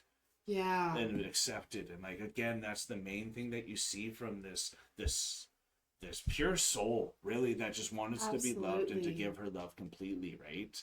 And doesn't really want the games and has only learned to play the games because that's like what she's in now. But I really love this chorus, and just like that's probably some of the most iconic lines that I think she's written. And I remember when you guys were talking about the prophecy in the comments when after we did the Eras tour, just like how much you wanted us to do this, and somehow it slipped through the cracks. We never got to it. So I'm really happy we finally got to this one, because I almost thought we had done it before.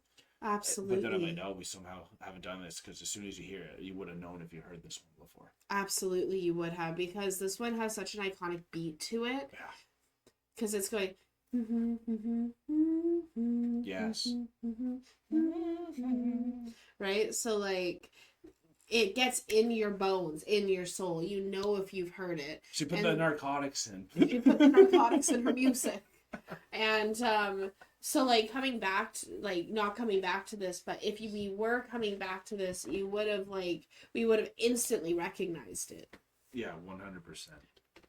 You good? But yeah, I think so. I was just gonna say one more. I just really like how this song is written like a prayer. Of course, yeah, that's what I mean. Like, she's literally praying. It's like, I don't really want to be the one to do this, but I'm gonna pray now because, like, I need this intervention. And who am I gonna talk to? Give me an intervention. Yeah.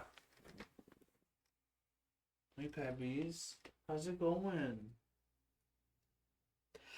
Pabby came. That's a good Pabbies. I gave you space if you wanted. Hey. He's like, no, I'm ready to be on the arm of the chair now. That's a good boy. Okay. If you don't want on, we're gonna hit. And I sound like an infant, feeling like the very last drops of an ink pen. A greater woman stays cool, but I howl like a wolf at the moon. And I look unstable, gathered with a coven round a sorceress table. A greater woman has faith, but even statues crumble if they're made to wait. I'm so afraid I sealed my fate, no sign of soulmates. I'm just a paperweight in shades of grayish, spending my last coin so someone will tell me it'll be okay. Sorry, this is the first time I've had to actually search something up here. Grayish? Yeah. It's a gray beige. Is it? Thank you. Beige. Oh, right on. Pretty sure it's a gray beige. It is. Okay.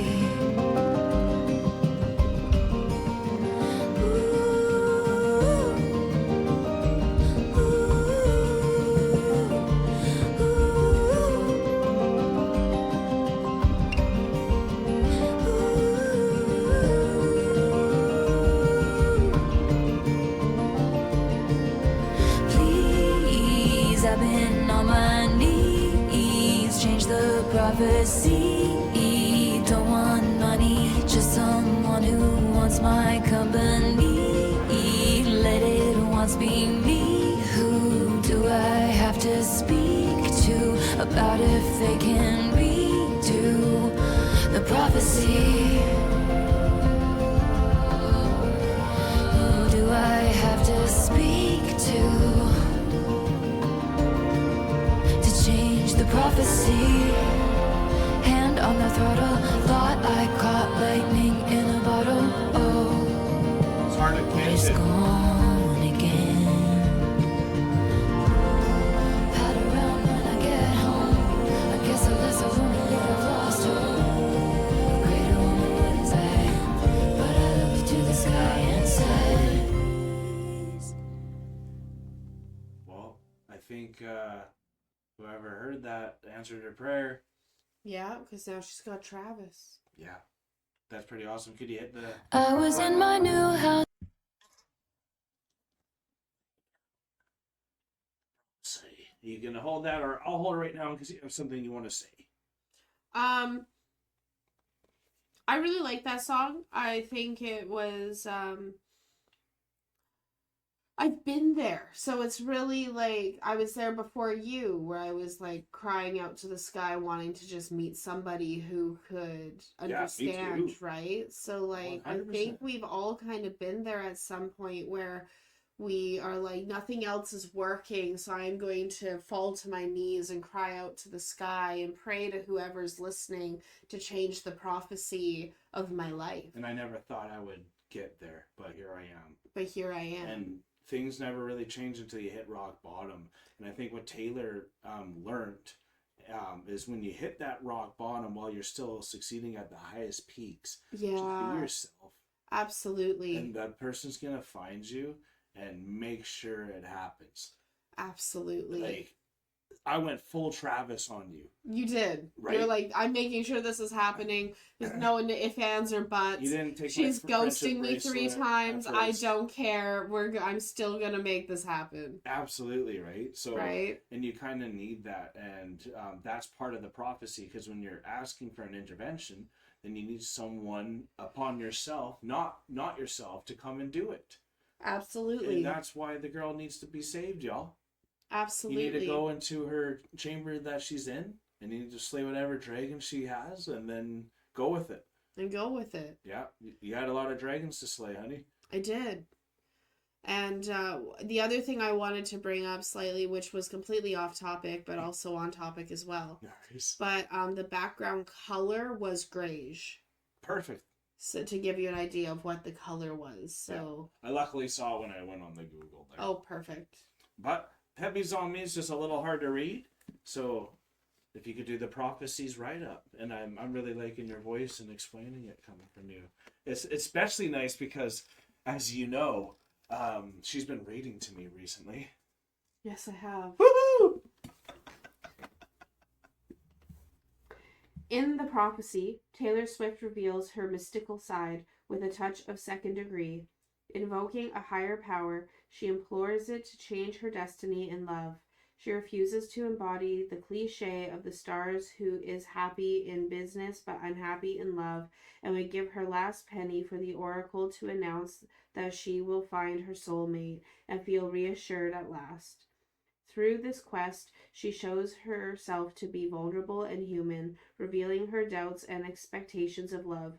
Far from fame, she seeks genuine comfort and promise of lasting happiness. Beautiful then. And the one she's talking to is the Oracle, and that's something I should have thought of too. Yeah, I was thinking who she would have been talking to. The Oracle definitely seems more up her alley, right? absolutely. I like that thought, to be honest. I usually call Google the oracle. Yeah, it's true, because that's more of the Western wisdom thought, you know? The Western wisdom is the oracle. Yeah, faith is more the God thought, but the wisdom's more on the Oracle thought. You And know? she even made that comment, a greater woman would have had faith, but I'm not. Yeah, and I mean, greater, whichever way you guys want to see it too. I think everyone has a little bit of wisdom and faith. Like, you kind of have to for some things, right? Like, you have faith the sun's going to rise up in the morning every day, right? Right? Like, there's faith that we have. Like, you even have to have a faith in science and a faith in a goal and a faith in many different things. So I feel like faith is often, people forget how much faith we have in our day-to-day life just on... Doesn't just apply to God worship. Doesn't just apply to God worship. Yeah. Exactly. Yeah. All right, so we're on Cassandra now. I like how there's just like some real titles that are just name-based. Yeah, here, absolutely. you know? Who is Cassandra? The crack in the I wall. was in my new house placing daydreams, Oh, placing the daydream. patching up the crack along the wall. You noticed that right away. I pass it and lose track of what I'm saying, 'cause that's where I was when I got the call. When the first stone's thrown, they're screaming. In the streets, there's a raging riot. When it's burn the bitch, they're shrieking. When the truth comes out, it's quiet. So they killed Cassandra first, 'cause she feared the worst and tried to tell the town. So they filled my cell with snakes, I regret to say. Do you believe me now? I was in my tower weaving nightmares, twisting all my smiles into snarls. They say what doesn't kill you makes you aware. Very true. What happens if it becomes who you are? So they killed Cassandra first, 'cause she feared the worst and tried to tell the town.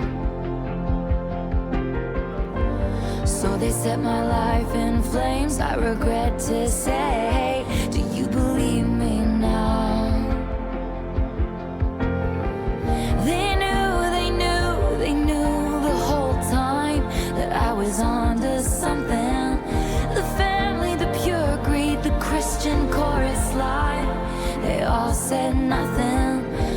blood's thick, but nothing like a payroll.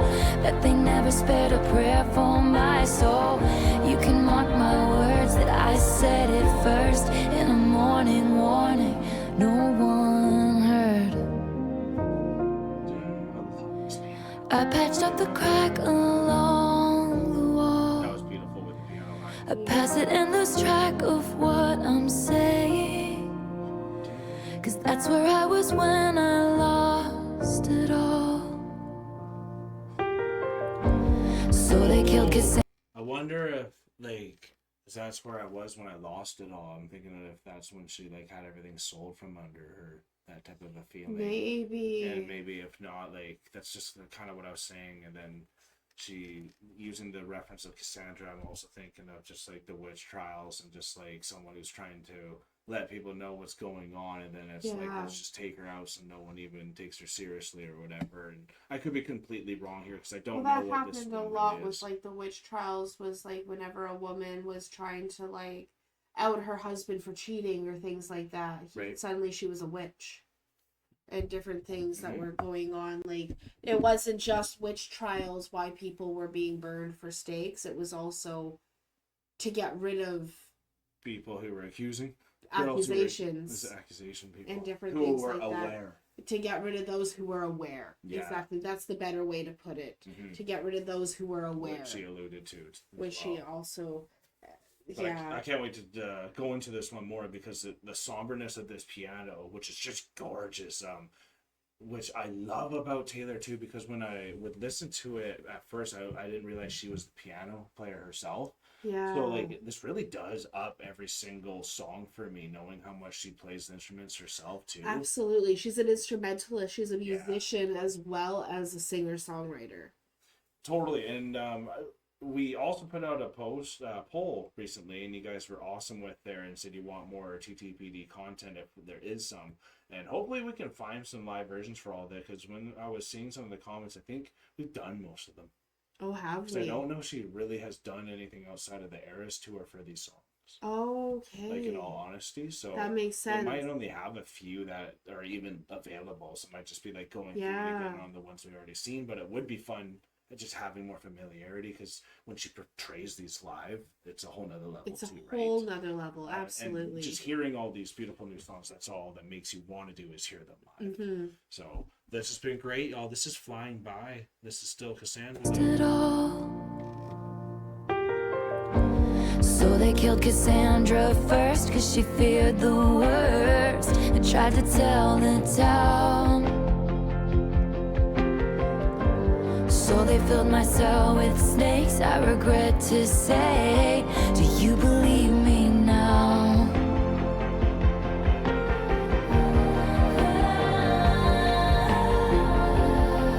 I was on to something. They all said nothing. Blood's thick, but nothing like a payroll. Bet they never spared a prayer for my soul. You can mark my words that I said it first. In a morning warning, no one heard.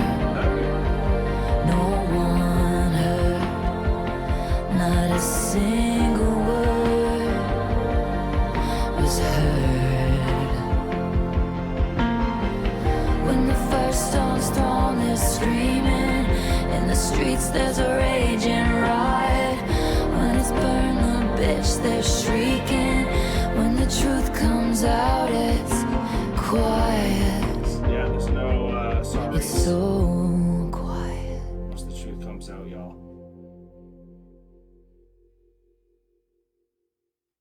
Jeez. Cassandra. Really like that one, to be honest. Nice. Now we're on to Peter. Okay. So, what do you think? Anything you wanted to add before going into the Genesis there? I don't think so. I think the song is very much like just talking about like being taken out. You just got taken out. That sure hit my toe. Toe. Heavy. Heavy is attacking you.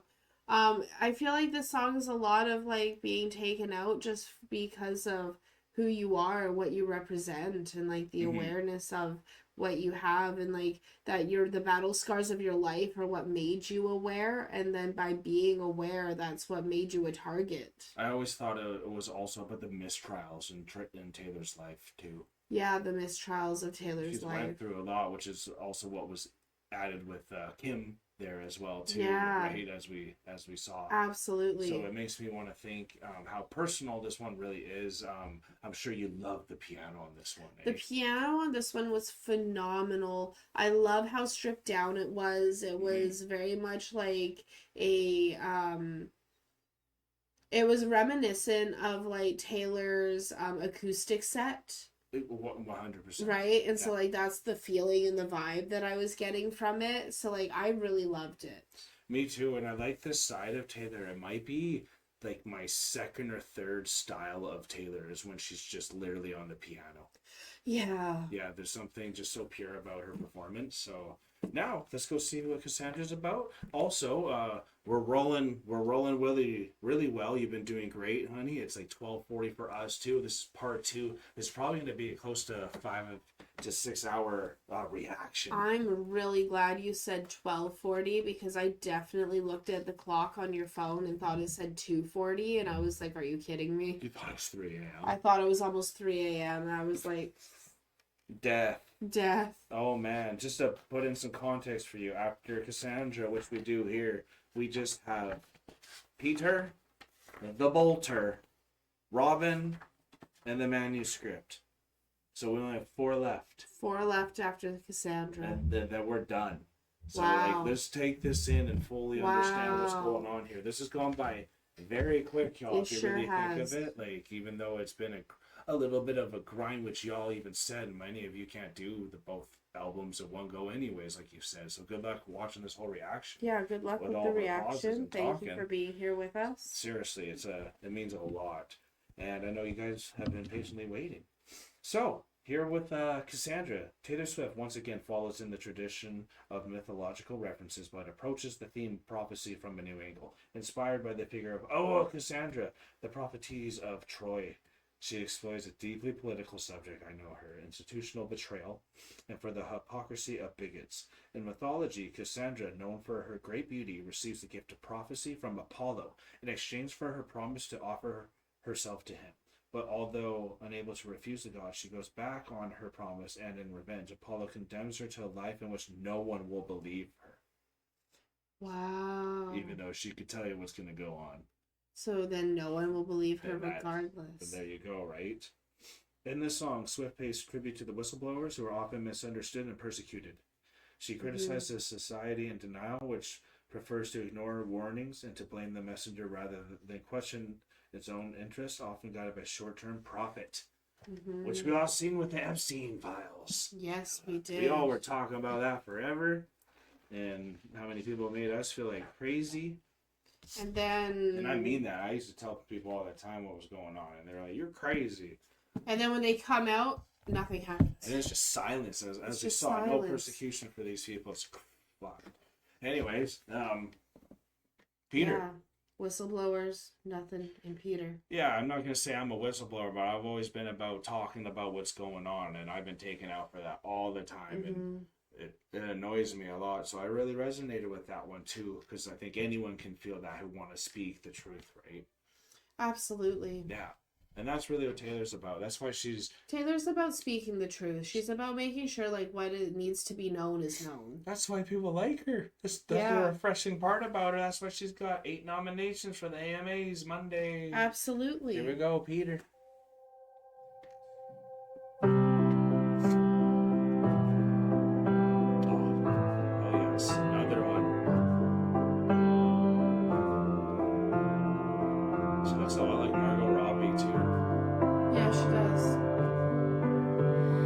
Forgive me, Peter, my lost fearless leader, in closets like cedar, preserved from when we were just kids.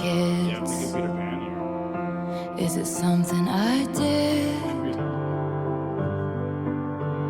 The goddess of timing once found us beguiling. She said she was trying. Peter, was she lying? My ribs get the feeling she did. I didn't wanna calm down. I thought it was just goodbye for now.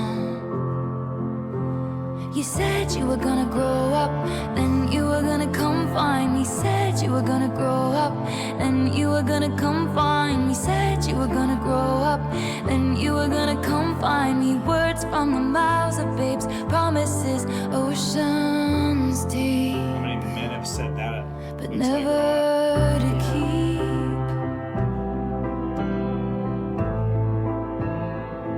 sounds like a baddie. Never to keep. I'm gonna give you. My honeys loves to take in music with her eyes closed, and even in a time like this, like even though we're doing the lyric videos and it's gorgeous, anytime you need to take it in, like you can understand her. You can take it in anytime you need to. Okay. Thank you, honey. Just wanted to give you that freedom in case you ever need to go in those moments. Because Thank we you. always allow people to close their eyes for like guitar solos and stuff like that. So why can't you, when like a line's coming out, you need to hear better? Thank you. I appreciate that. Are you still a mind reader, a natural scene stealer? I've heard great things, Peter, but life was always easier on you than it was on me. And sometimes it gets me when crossing your jet stream. We both did the best we could do underneath the same moon in different galaxies. And I didn't wanna hang It's a around. contradiction. Yeah. We said it was just goodbye for now. Yeah. You said you were gonna grow up, then you were gonna come find me. Said you were gonna grow up, then you were gonna come find me. Said you were gonna grow up, then you were gonna come find me. Words from the mouths of babes, promises, oceans deep, but never to keep. Promises so deep. Never but to never to keep.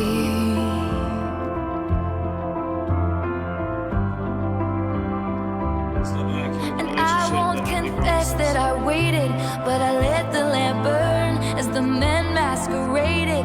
I hoped you'd return with your feet on the ground. Tell me all that you've learned, 'cause love's never lost when perspective is earned. And you said you'd come and get me, but you were 25, and the shelf life of those fantasies has expired. Lost to the lost boys chapter of your life. Forgive me, Peter.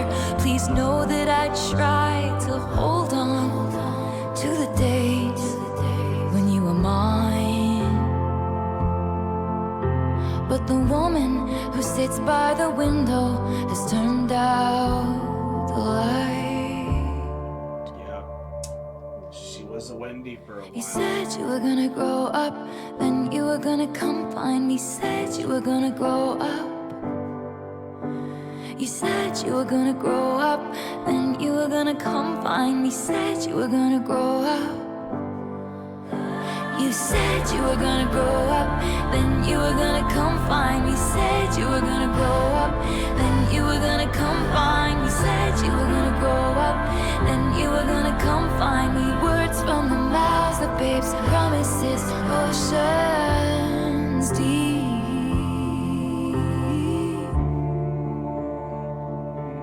but never to keep.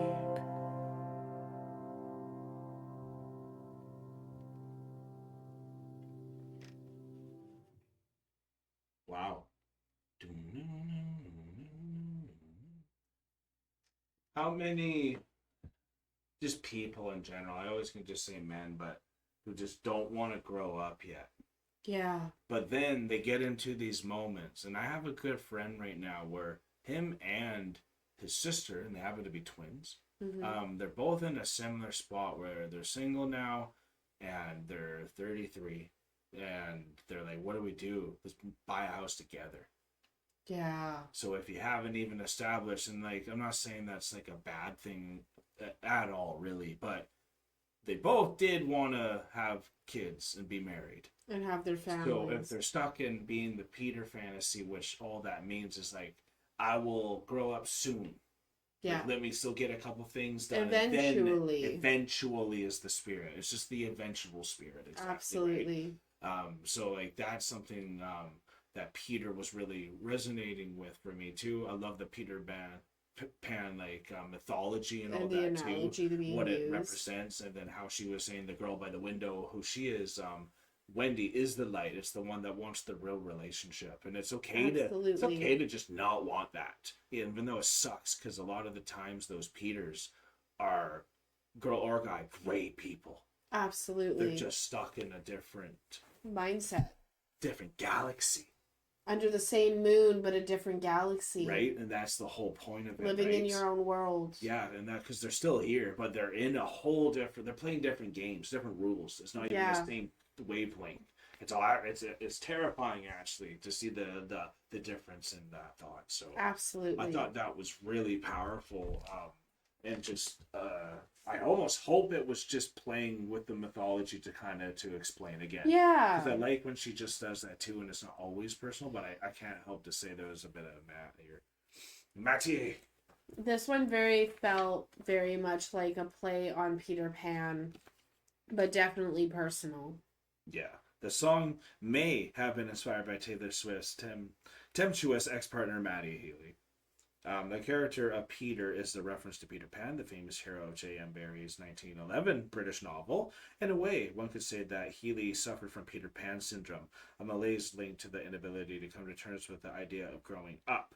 Swift, on the other hand, fully accepts this transition. She wants to thrive in the adult world and has no choice but to bid Peter farewell. The woman who sits by the window has turned out the light. Yep. I really respect those people too. And I felt like when I got married, how many women came and told me, I'm glad you took that route. Really? It really made me feel like I left the Peter Pan world. Yeah. You know? And that like, makes sense. Everyone saw from a thing. It's like, yeah, we don't see you like looking and playing at your own shadow and being scared of it and like flying and on the seat of your own whim. You know? Yeah. Like, so it really... Yeah, so I hope everyone has those moments if that's what they want. Absolutely. Because at the end of the day, if Maddie didn't want it and he was just playing her, then that sucks as well. But it's okay if he only wanted that and wasn't playing with her, to just have the fun life as well. Absolutely. Because some people are allowed to do that. Not everyone needs to have a family and all that. And if you want to just have fun, make sure you're also being upfront about it with the person you're having fun with. And I think that's the biggest thing. Because, like, I had this with a friend of mine who she just wanted to have fun and wasn't ready to settle down. And she actually broke a couple of guys who were looking for a wife. They were looking for more. They wanted to have a family. And then anytime they wanted to talk to her about having a family or moving forward, she would blow them off. Tinkerbell mode. Right? Tinkerbell mode. And so I definitely, and so that ended up wasting a lot of people's time, unfortunately. Of course, and I think that's where the people get upset with it the most. It's not even eventually you. It's just like, man, I wasted my time. Why didn't I see this? I thought I could change the person again. Absolutely. Right? So that's why I think, like, in these, like, Peter Pan moments is just to make sure you're being upfront and honest with the person about what it is that you're looking for, even if it might hurt. Yeah, and I love the way she just uses psychology through all this stuff too. She's Absolutely. such a brilliant thinker too. And again, we only got 3 songs left now. That's crazy. Someone's like, look at this amazing missionary. That's like the book I showed you earlier. And then you're like, hey, look, I got BDSM. Can I use that as a cold open? No. Yes, please. This is for the patrons only. Okay, fine. We're talking about the book. Book here.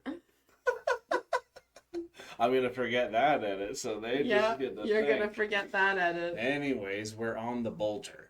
We're having a good time, even though we were tired. We took a tiny second there. We had 3 songs left. We're trying to make sure we get through this. There's no we're not going to come back just for 3 songs. We're going to get it done while it's in the soul. That's what it's really good to take it all in, even though it's a long take. What we noticed from the first album is from song to song, it really tells a good story, and this one really has told a good story as well. It really has. Because let's think how it all started. Is from that thought of they have moved on before I have, which also, as an intelligent person, that's confusing within itself alone. Absolutely, it is. And I know that's like said from day one, but like I think that's the underlying foundation for this whole the anthology. Absolutely, where this comes from, it's like they moved on without me. Yeah, and that's a tough feeling. It's a tough feeling. It's a tough pill. It's like you don't want to be there. Mm-hmm. It's hard to go through that. Yeah.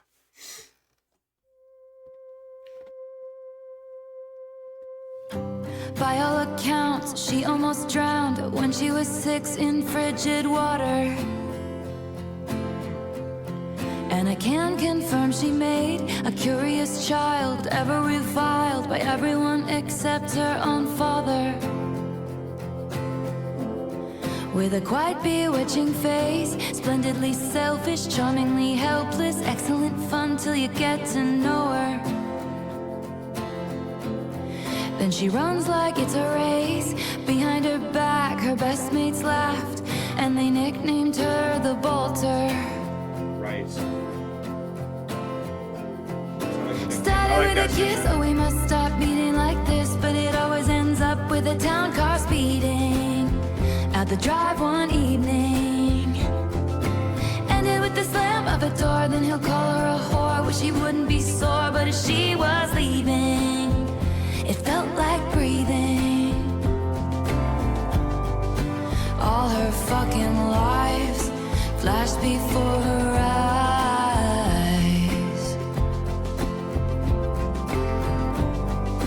It feels like the time she fell through the ice, then came out alive.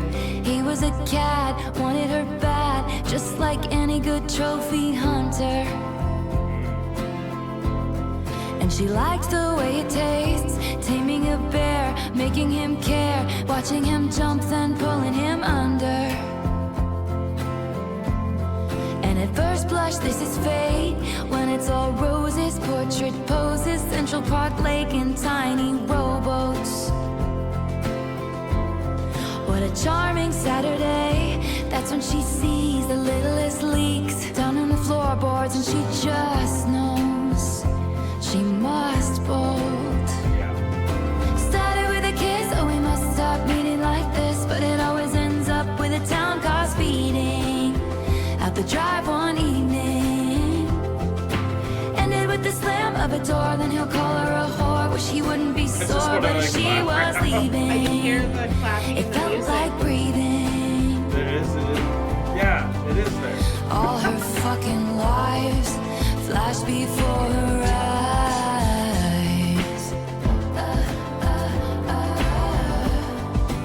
It feels like the time she fell through the ice, then came out alive. She's been many places with men of many faces. First they're off to the races, then came. I just wanted to get a little bit of infection here for you guys too, and I've only really felt like the Bolter once.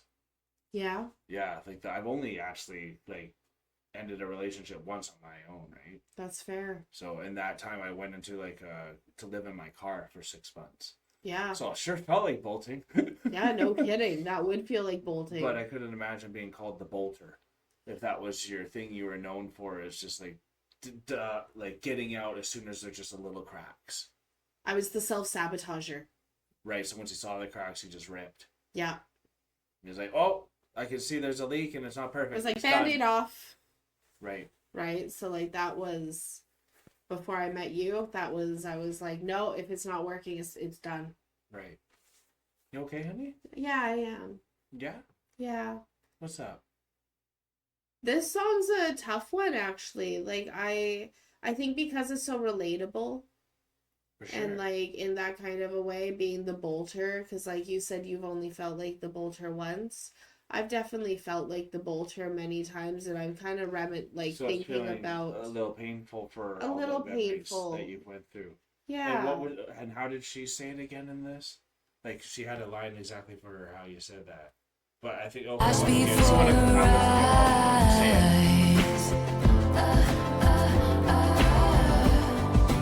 It feels like the time she fell through the ice, then came out alive. She's been many places with men of many faces. First they're off to the races, and she's laughing, drawing aces, but none of it is changing. That the chariot is waiting, hearts are hers for the breaking. There's escape and escaping.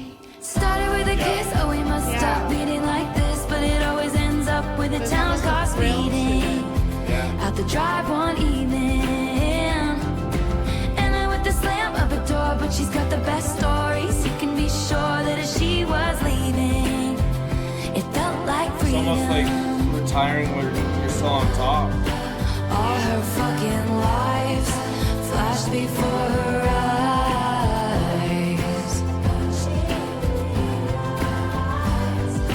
It feels like the time she fell through the ice, then came out alive. That was a gorgeous one. Mm-hmm.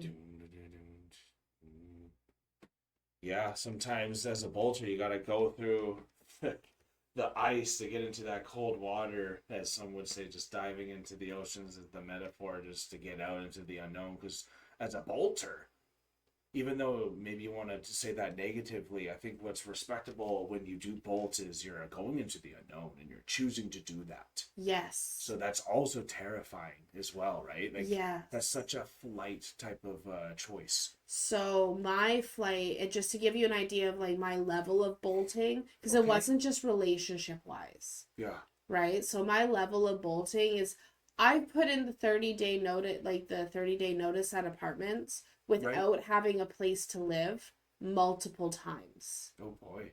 Right? And then figuring it out within happens. 30 days as it happens in the moment. Yeah. Right? Better with the So fire like on ya. better with the fire. Yeah. So like I lived in that fire for a very long time, with like moving from place to place, even within the same city, moving from relationship, moving from job, different Any crack, things. just keep going. Any crack, I need to just find keep something going. I trust. I can't trust it. It's broken. I gotta go. And you somehow have trusted my cracks. Yeah, it's been surprising for myself to like be able to trust someone, and also very like nurturing and exciting, and That's good. like it's been such a new phenomenal experience that I've been going through, is being able to trust someone and even trust their cracks and know that thanks. um I'm glad you do. yeah, Because so everyone it's- has cracks, and I think that's something you realize as a bolter you have to take into account. Like, eventually you find out no one's perfect, right? yeah, exactly. Because I'm sure Travis got cracks. I'm sure he does. I'm sure they'll find it before the wedding too. That's the goal. Is That's to the find some goal. cracks, so then you don't find them all and past the wedding. But some people think it's better to find the cracks after the wedding, so that you have that as the protection. Absolutely. But like I think that because Taylor and Travis have such similar but different lives that they live, they're both in the spotlight, they both have the withering lights on them, but they both don't wither under those bright lights.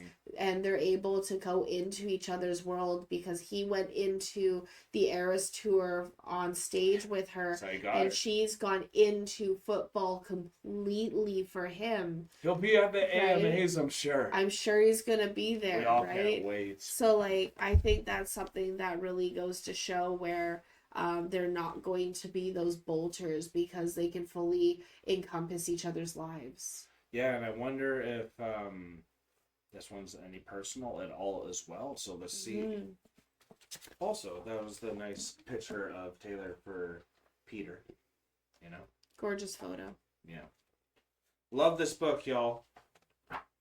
Okay, The Bolter. Oh, here we go. So we could be completely off, which is nice.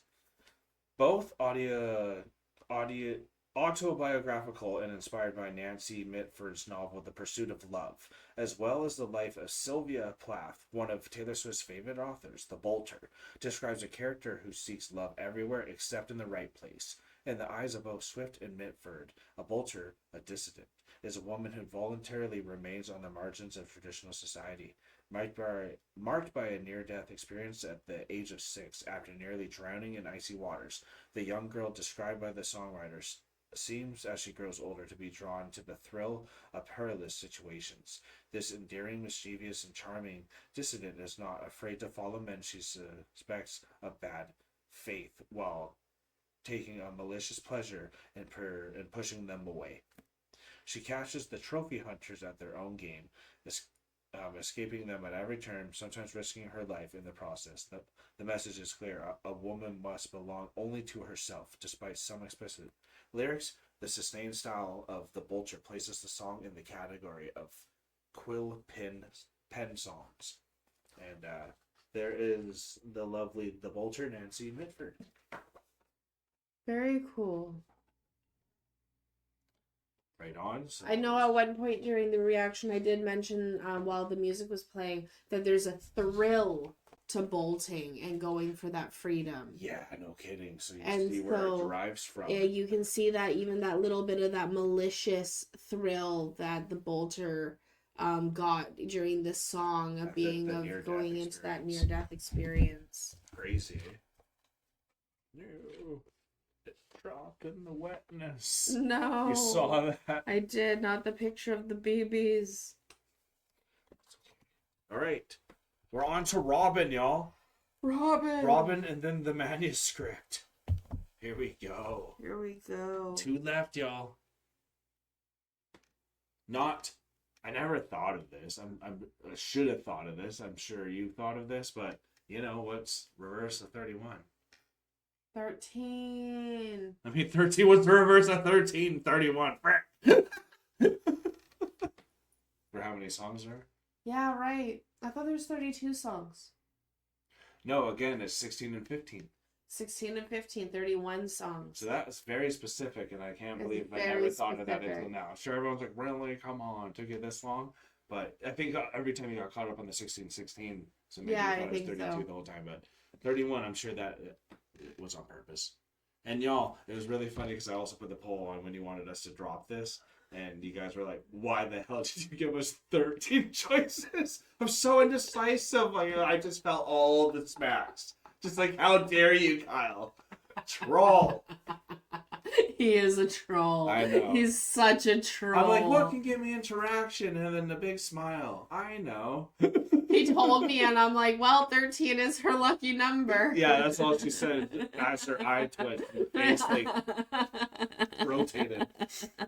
I'm like, walk away, close Don't the say door. anything. Blow up. I'm like, she loves it. Let's click enter. Oh, I hit my straw. I swear the alcohol's not kicking in. It's kicking in. We're not bolting though. Here we go. I can't help think of Bolton when I think of the Bolter. From Yeah, from Game of Thrones, Bolton. Robin's there. Here we go. Robin.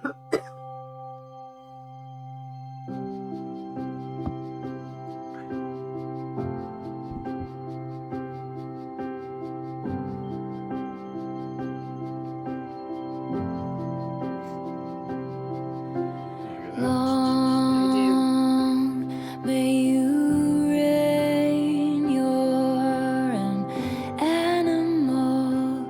You are bloodthirsty. What juxtaposition? Out window panes, Beautiful music. talking utter nonsense. Bloodthirsty. You have no idea. Strings tied Very to impactful. levers, slowed down clocks, tethered. All this showmanship to keep it for you in sweetness. Oh, catch the nose, honey. Way to go, tiger. Way to go, Tiger. Higher and higher, wilder and lighter for you.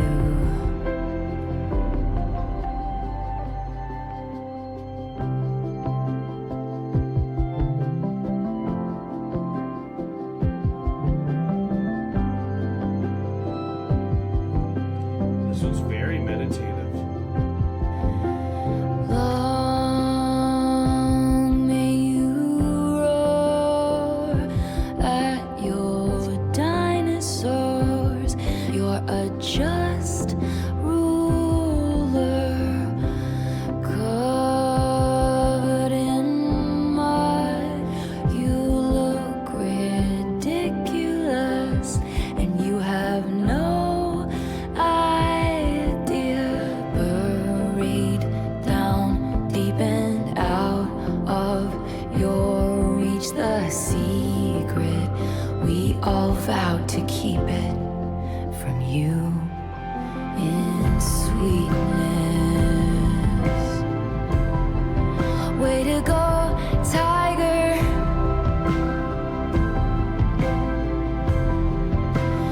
Higher and higher, wilder and lighter for you. You got the dragonflies above your bed. You have a favorite spot on the swing set. You have no room in your dreams for regrets. No idea. The time will arrive for the cruel and the mean. You learn to bounce back just like your trampoline. But now we'll curtail your curiosity. It's sweetness. Way to go, tiger.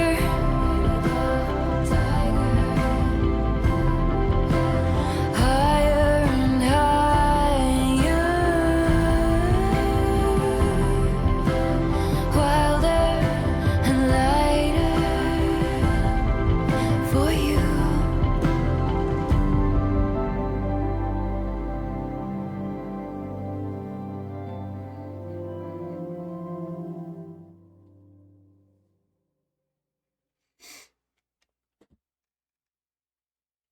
Wow, that, like I said, that one was so meditative on, for some reason that was getting me almost to a trance. Like I know it's also late too, so like that helps with the trance for sure. I get that too. But what did you kind of take from the lyrics here? It felt to me, and like I could be way off on this one, but it felt to me like she was talking to a child, like Okay, yeah, of course. That's what I was trying to getting. protect the child from like a bloodthirsty world, from a place where things are difficult. Felt like So Auntie Tay even- right now. Like Auntie Tay is trying to take care of this little boy Mhm. who's jumping on his trampoline, having the Life best lessons. time of his life, and she's trying to like let him know to be careful, but do it with sweetness, Mm-hmm. because the world itself is already so bloodthirsty. So we're gonna do this Right. with sweetness. It's good to be bold, but do it with kindness. Yeah, good to be bold, but don't be cold. Do it with kindness. Yeah. Wise as a And- certain serpent, gentle as a dove. Exactly. Yeah. So it felt like life lessons being given to a young boy and trying to protect that young child from like. Fair enough. And the reason it really gave me is there's a line there's like, "Way to go, tiger," but Mhm. it's like, "Wait, I can't sing it. I'm not good at singing." But the saying is "Way to go, tiger," and you'd Mhm. like say that to your son or daughter as they're going off to play baseball, right? Absolutely. It's like An attaboy. an attaboy Yeah. type saying, right? Mhm. And so like with that saying in there, that's what really solidified for me, like this is like a Auntie Tay coming down to protect a child. Yeah, I like that And take. I could be completely off on it, but that's what I was getting. What about musically? This one felt like another. I think because of how many songs we've now heard, this is the first time it has taken to the 30th song that I really feel like a repeat type of style of a song here.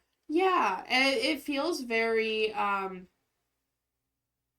like commonly Taylor Swift, if that makes sense, where it doesn't feel like it's really pushed any boundaries in any sort of sense of a way. Fair. It's definitely not like a Reputation or like a this like kind of the first song that came, or like a Elizabeth Taylor or something like that. Like it's not like knocking down walls in any kind of a sense, but it's coming in a very therapeutic, very meditative, very traditionally Taylor type of a way, where it's like to end the album, so like to end a double album with it, I think is perfect. Yeah, it's almost the ending. We got one more. Oh, we got one more after this one. We got the manuscript. Oh, I thought this was the manuscript. No. That's where I was off as well. Nope, this was Robin. Robin. Right? Conceived as a galvanizing speech populated with references to the childlike imagination, which we were referring to, the song Robin is probably addressed to Robin Desner, Aaron Desner's son, born in 2015. Taylor Swift and Desner have composed an ode to the innocence, playfulness, and boundless imagination of children. The song invites us to celebrate the creativity and wonder that childhood inspires, while offering a gentle reflection on the passage of time and the gradual loss of that carefree spirit. And the reason why I'm laughing is I love Oliver right now, because he literally will grab a piece of paper, has like a pencil crayon, will do a circle, and then he'll be like, do another circle. Do another circle. And I just love it because it's just that, like, look, I did a circle. I did a circle, Dad. Look, Dad, it's a again. And now he's doing spirals. Oh, it's great. So, like, you just see that child, like, awe. Okay, so here's a childlike awe moment. You were out. Okay. And Ollie, I was giving him the pencil crayons and everything like that. And he kept pointing to the page, and everywhere he pointed at the page, I either drew a heart or a star. Aw. And he was pumped. He's like, I wanted that. Right? Yeah. I'm like, it's just a heart. It's just a star. As an adult, you don't really think much of it. But to a kid, you're like, Yeah. And they're like, oh. You can make that? You could do that quickly? Well, think of the power of shapes and symbols. Right? Yeah, there's a true power of that. That's why, because there is true power. It tells a story within itself. It really does. So that's what he sees. He's like, oh, story. What's that mean? What's that mean? I want to articulate that. So that was a really fun, like, childlike innocence moment that I had with Ollie. Never lose that, y'all. And if you, I mean, the blessing of having a kid or finding people in your lives that have kids that you can find that spirit from. Like, what do you think primates are doing in the jungle when they're bored? They're like, let's have another kid. We need something fun. Yeah. You just see a dumb chimp just like try to figure out life again and watch him fail, and then figures it out. Now we can go like, yay, like figured out life. That's what life is, right? So, and if you have a good spirit behind it, everyone can make it through. So yeah, again, checking out the Tortured Poets department. Now coming into the last song as we have the endings of some of our drinks. Which that has gone funny for the first two tries we have tried from the Eras Port, which has been an awesome gift for us too, which we really love. We're jumping into this, and it's just been a great time. We really thank you all. It's probably been about 6 hours for this whole reaction. Yeah, this is gonna be a long reaction. This is gonna be a long edit. No, honestly, this is not gonna be too bad because there's a lot of big gaps. Yeah, that's true. Yeah, and I'm pretty good spirit. I knew what I signed up for. As long as you count your breaks, y'all, you shouldn't get too nervous.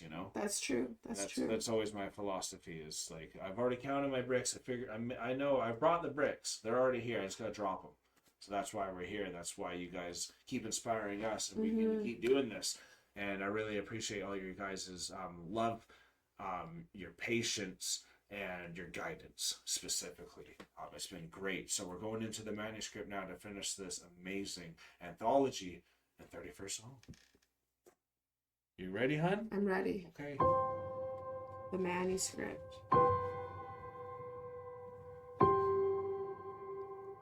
This already feels like the last statement. This kind of gives the Fortnite feel. Fade in.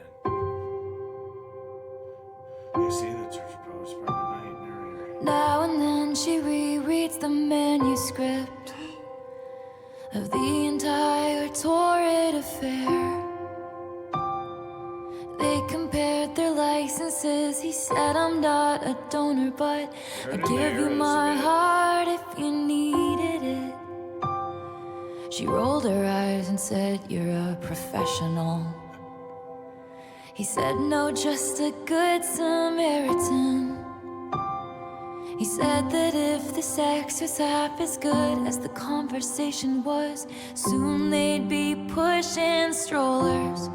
But soon it was over. Thought I knew it, but I just knew what I knew from the Eras Tour documentary.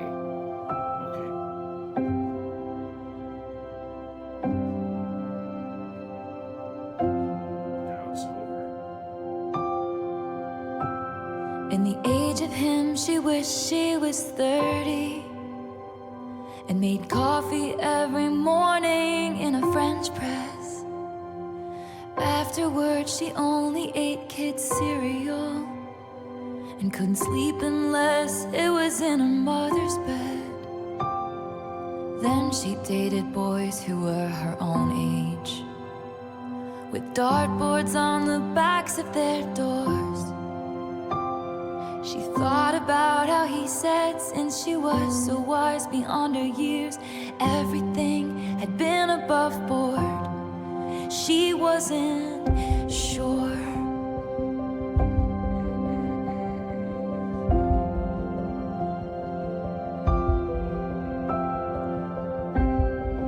You liking this one? Yeah, I like this one. Yeah, do you want to reflect anything so far? Are you good?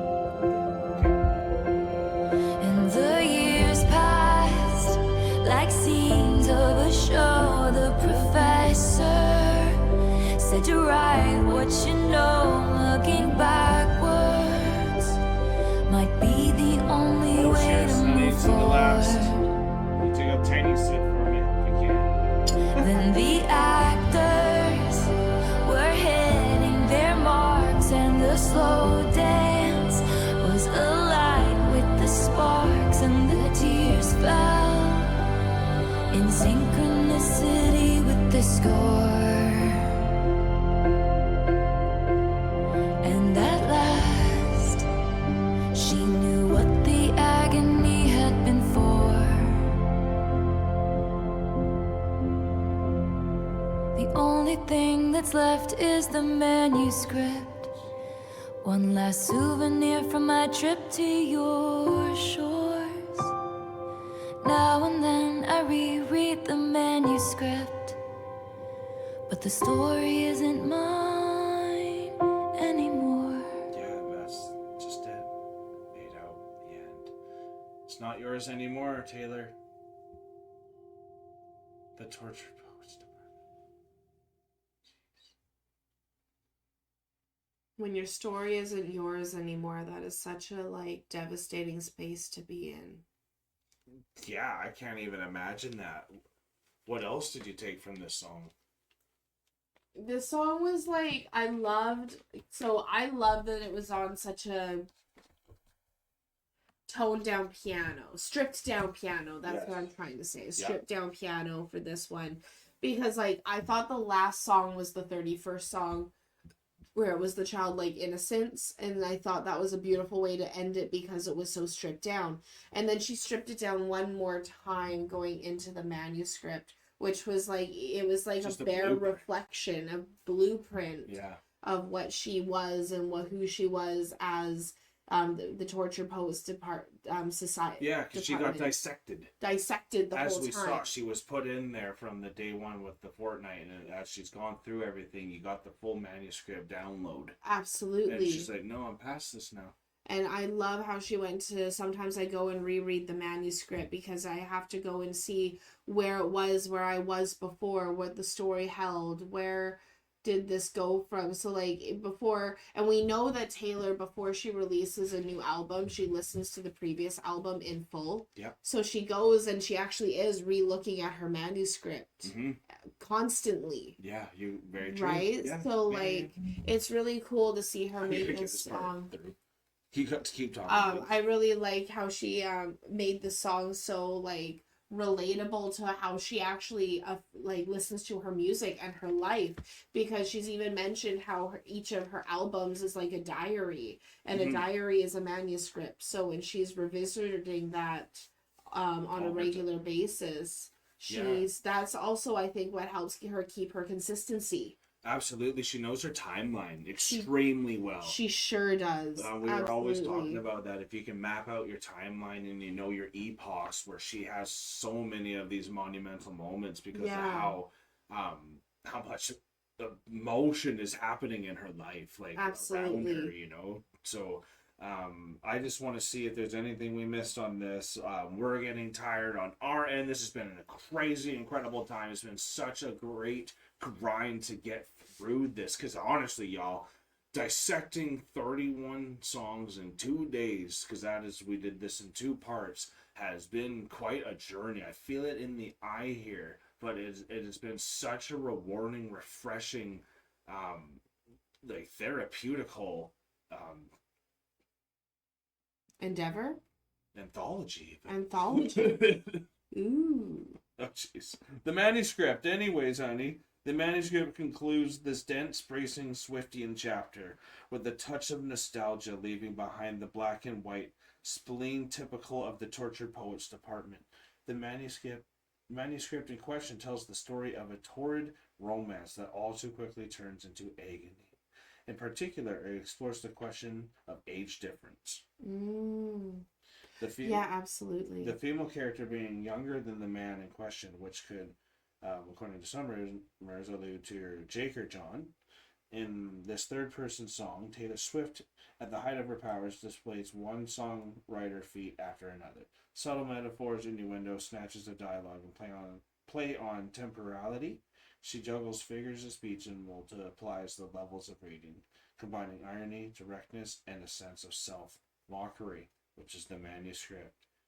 And that's a very good self-awareness to kind of end, because she knows who she is too. Absolutely. And I think that's something that's really impressive about her through all of this, is her ability to know all sides of her. And even though you lose part of that manuscript and you move on from it, you still got to encode it correctly.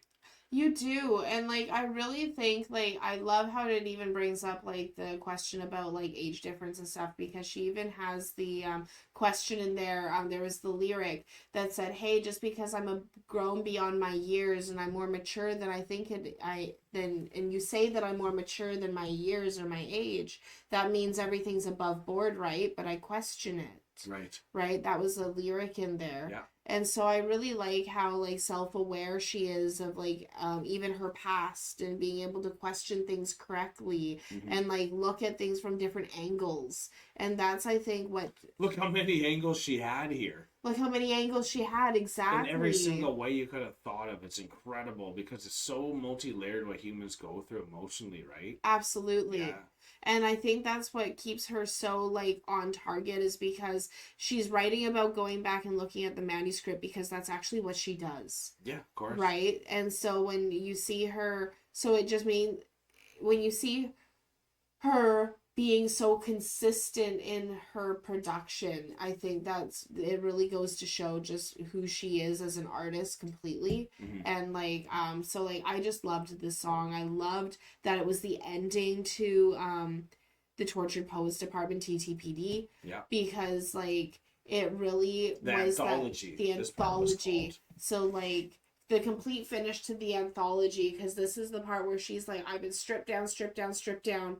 There's something new in my life now, but let's be stripped down to all these cracks that I am afraid of, because there's something new in my life now. Yeah, and it's a blessing to get to know an artist this deeply through her work. I can see why there's so many Swifties that were excited to see us react to this, so we thank you for spending your time with us. Absolutely. B, got so affected by this when it came out. Secondhand Swiftie high, too. There's a crazy secondhand Swiftie high, which we've been even feeling getting even more high ourselves. But anyways, this is late for us, so we're going to wrap this up now. We're really thankful, though, that you guys are a part of this journey with us. We have a lot more in store, from patron requests for our Swifties, Taylor Swift songs as well. You guys also know that next time we do the albums, we're going to be doing more drinks from this too. So I'm very excited. Hopefully we can find one that we like. Yes. Completely. Absolutely. We'll go through it together.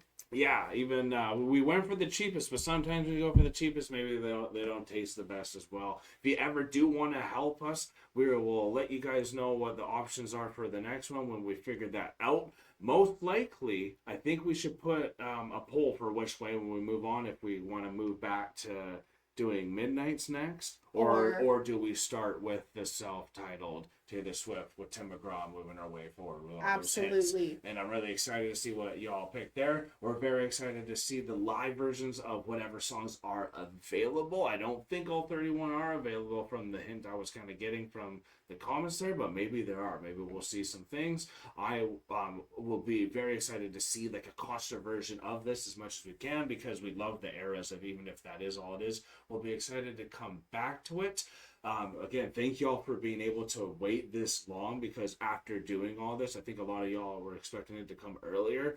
And as you saw, we need to have an ability to carve out the time to do it, which you guys have allowed us to do. And we thank you so much for that. If you guys ever want to help us anymore, just keep hitting those like buttons, comment down below if there was any context that we missed. If this eventually does make it onto YouTube, which was never the plan, then I guess you could also hit the subscribe button as well. But we thank you so much, patrons, for being here. You guys are just incredible to us, and we thank you so much. Can't wait for you guys to keep engaging with the polls that are out currently right now, and for everything coming out for the rest of May. And we hope you guys have had a great month with us and with all your friends and family. But we are now exiting the rabbit hole, folks. Thank you so much, everyone, for being here with us, Swifties, Chronicans. This was amazing. I am so excited that we finally got to listen to TTPD and TTPD the Anthology. We have completed it. We now have a new CD that we get to listen to in the car. That's what we have achieved now. So we have so 3 in total Taylor Swift CDs that we can now listen to. Hell yeah, that's so great. Like, this is great. 2 down. I'm super excited, and I can't wait to see where you guys are going to lead us with the next poll, if we're going to be doing Midnights or we're going to be doing the self-titled track by